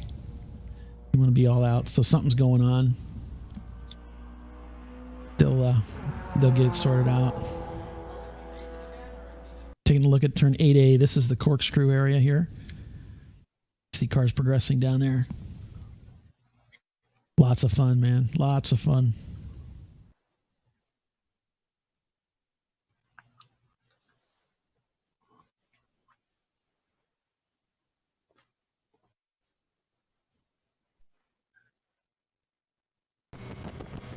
On board with no gray matter. Number 255. That's that Honda CRX. Currently in 31st spot with Wes Gray behind the wheel. So if you haven't seen this kind of racing before, you're not sure what you're watching. You're seeing him lift his hand and point. That didn't look and so like a forth. friendly wave. Yeah, he's just pointing people by. Just telling them, hey, you go this way, I'll stay over here. Okay, I just caught the end of it. I thought he was taking his fist. I didn't quite. I caught a glance of it. It looked like he was just pointing, but maybe not. Yeah. Okay. So he's progressing through turn 3 here. Hey, either way, I mean, Looks like he's trying to get acclimated to the track. He's making downshifts in odd spots and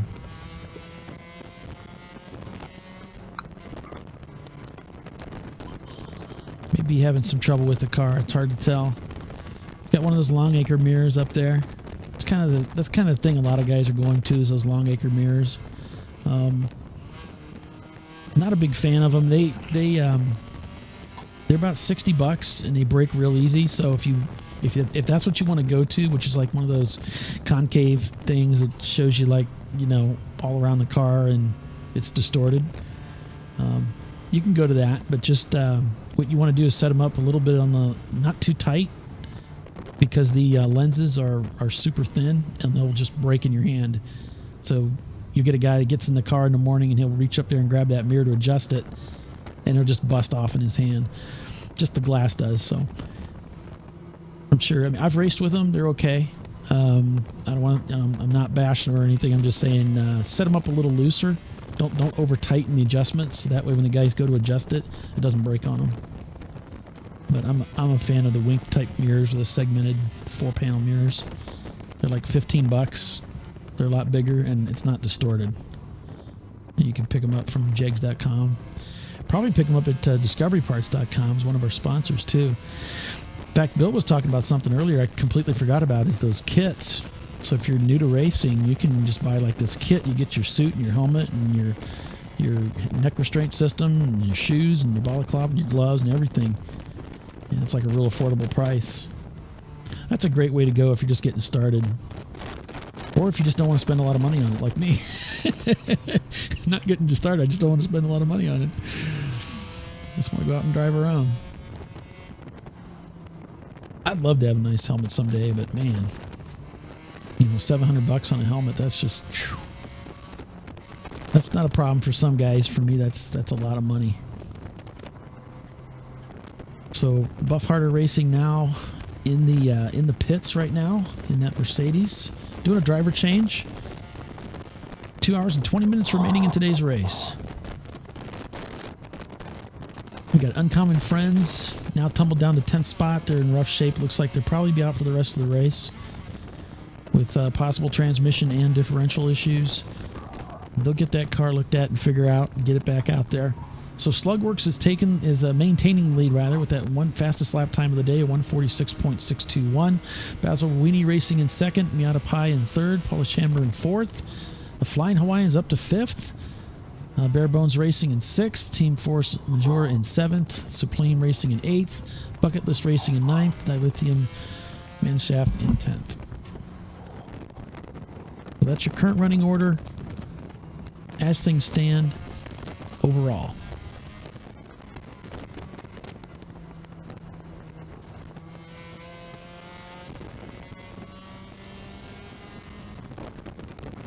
And we'll try to get hooked up here with U-Boot. Get back inside that Porsche and see how they're doing. I don't know what their stream. They're not going to come back up. They were doing all right, and then they ran into a mechanical issue. I believe it was them on the front straightaway. They started out today. They were kind of behind the eight ball. They started out all right, and then they came into the pits early, about a half hour in, and that kind of set them behind, and they just never really seemed to be able to recover from that. They were running into some mechanical issues again here in the afternoon hour, so hopefully they'll be able to get that sorted out and get that Porsche 924 back out there. Nevertheless, they were running an in-car camera, and we sure appreciate those guys for doing that. Gave us an opportunity to ride along with them today and watch a lot of the great racing that's going on out there. So this is kind of interesting. I'm watching the Buff Harder Racing team go back to the screen capture. You can see they're putting the Hans device on while the driver's in the car. Now, one of the things we talked about last week, I was talking to Mike Chiswick by email, and he was talking about he'd love to see a segment on the perfect pit stop. And that brought up a lot of thoughts to mind, not only the safety side of it, but also efficiency side of things. You can see they're setting a timer there. They've got like a baker's timer there they're using for keeping track of how long the driver's on track, so he can give an idea of when he's going to come in. But we talked about, one of the things we looked at was not only the safety side, but the efficiency side. So they're belting their driver in now. But being completely suited up and ready to go is a part of that. And so putting a Hans device on while you're in the seat is really not going to work out very well, as efficient as it would be if you had it on ahead of time. Even if you're sharing it, that might be part of the problem. They may be sharing one Hans device. But once you get into the car, and some of the nicer cars, the nicer seats that have the Halo design seats, You don't have room to be putting a Hans device on in the car. That's not going to happen. There's just too much restriction there. There they have a little bit of trouble. The car jumped. It must have been in gear when he hit the key. I'm not sure how that happened with the neutral safety switch, but it looked like it lurched forward as he's trying to get his driver set up to go out there and put his stint in. You can see they've got one of the wink mirrors set up in the car. So you can see how it's got those segmented mirrors. So it's just the four mirrors. They have a couple different sizes available. And I go with the smaller one. I think it's like 27 inches wide. There's like a 32 or something. Even though it's a big car, going in the you just end up in this. He's not even suited completely yet. He's still putting his gloves on as he's going down the pits. That's kind of dangerous. So here he's going to stop and drop off his clock. So they're going to pick up his clock, and if he's been in the pits 5 minutes or more, if he took fuel, they'll let him go. There he's making an adjustment to the mirror. But as I was saying, if you go with the longer mirror, you just end up with a lot of mirror right in front of your head. You can't see past your helmet. So it's kind of, you don't really need to do that. You can buy the shorter one and just push it all the way to the right as far as you can. But yeah, we're going to do a segment on the perfect pit stop. I'm trying to figure out how to do it and how it's not going to take an hour long. I got to figure out how to keep it short and sweet, to the point, but accurate at the same time. I might have to do like multiple parts. I don't know. Come up with something. By the way, we got some great videos out on our YouTube channel. I know Bill doesn't, and Bill's going to make a change to it, but he does have a pretty helpful video out there. If you're interested in running in-car camera live streaming, he's got a great video out there where he talks about all the different mounts and the different types of equipment you need to buy and what seems to be working best at that time when he did the video. So it's just a few months old. I don't know. I know he's going to make some changes to it. But, yeah, you can check out that video along with a lot of other videos, all the interviews that Bill does, some of that never makes it onto ChumpCast Live. You can just catch so much by going to our YouTube channel. Just go to YouTube and look for the ChumpCar World Series feed there, or the page, the channel, excuse me, I'll get it right. And subscribe to it. If you subscribe to it, you'll get noticed. You'll get our notifications whenever we put something up there. Yeah, panel change. You'll get our whole races, of course, like what we're doing today, but you'll also get the other videos that Bill puts up there. And one of them is how to live stream from inside your car.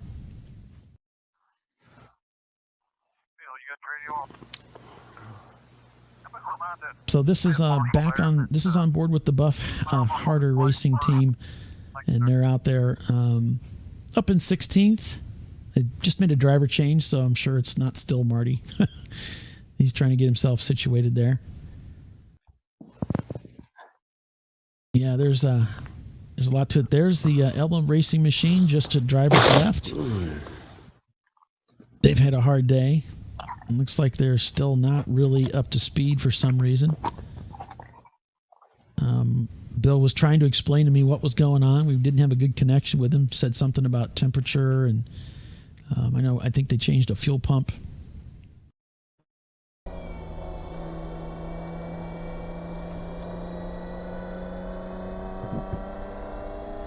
Here we're on board with them, even though we were looking at them side by side in that previous corner. This is a different feed. It's a little more current. So we've got this whole thing with delay that we deal with the live streaming. And the delay is, similar to those satellite delays like I'm sure I'm still delayed, right? Maybe. I'm not sure. But a lot of that latency, they call it, Who knows? has to do with it has to do with buffering, and it's just trying to make the feed clean. Cuts down on some of the frame loss, so that's why there's these big delays in there. It's just a few seconds, but yeah, so the Buff Harder Racing team working their way down through Rainy, down to turn 10. The day started out really nice in the 50s and has begun to warm up since then, of course. And there's no rain in the forecast. just going to be a beautiful day of racing out here.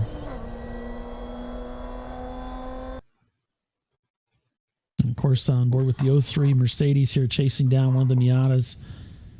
We had talked about before, other races, we've talked about what we thought were the best race cars, what's the best car to start with or best car to go racing with. And having some time to think about it now, I've decided that, in my opinion, the best car to go racing with is the Mazda Miata. Now, that's always going to be predicated, though, based upon what it is you want to accomplish. That's the key. So if you're just getting started and you just want to go racing and you're not concerned about podium finishes and, being way up at the front, then yeah, I think the Miata is very attractive, and here's my argument for it, is that for one thing, other than the fact that there's a ton of them out there, they're easy to get parts for, performance parts, or you can get tons of it. The car is easy to drive, relatively easy to drive. It is a kind of a short wheelbase, but some of the older models, there's enough points there that you can put some springs on it, you can put a bar on it, and you can put a wing on it, you can keep the roof on it.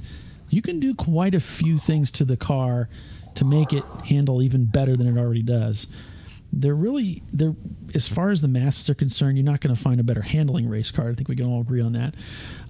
So its rolling speed through the corners is fantastic. Brakes are the same way. They're absolutely fantastic. Where it really starts to shine, it doesn't shine in the power department at all. It's a relatively slow car. Certainly, it's outmatched by a lot of the machinery, a lot of the BMWs that are out there, for instance. But where it comes out, where it really shines, I think, for a new team that's coming out, is it's a lightweight car, and with that light weight comes fuel savings on brakes and materials. So now you don't have to buy the very expensive brake pads like some of us do for our BMWs. You can buy Hawk pads, save a ton of money. The maintenance is relatively low on the Miata. You do have to pay attention to the front wheel bearings very carefully. We were actually servicing the front the front wheel bearings rather, between every race to make sure they'd be okay. The seals don't work real well, so they tend to bring in a lot of brake dust, and especially in the wet, it becomes an issue. They'll get water in them between races. So there is some maintenance there, but they are a fairly inexpensive car. And because of the weight issue, they're a fairly inexpensive car to race as well. So there's my pick for probably the most ideal car to go racing with, to get started with these days. It's sort of a modern days Datsun 510. So, 20 years ago, the Datsun 510, the independent rear suspension, a cheap car to buy, just seemed like it was a really good starter, really good platform for guys to get started racing with in sports car racing. And the Miata's kind of taken the place of that.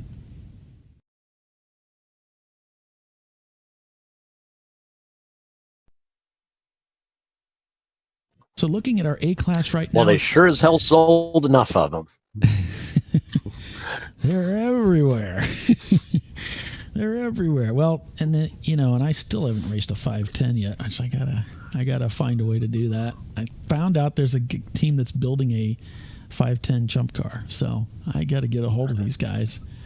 So I would love to rent the seat from those guys. Break it up a lot. Yeah, it's the G-Force Racing. They do the seatbelts, fire suits, all that. They're out of Atlanta, Georgia, and they're built a really sweet 510. That sounds great. I guess my mic is having trouble. I'm going to power off and power back on. Stick with us, guys. You are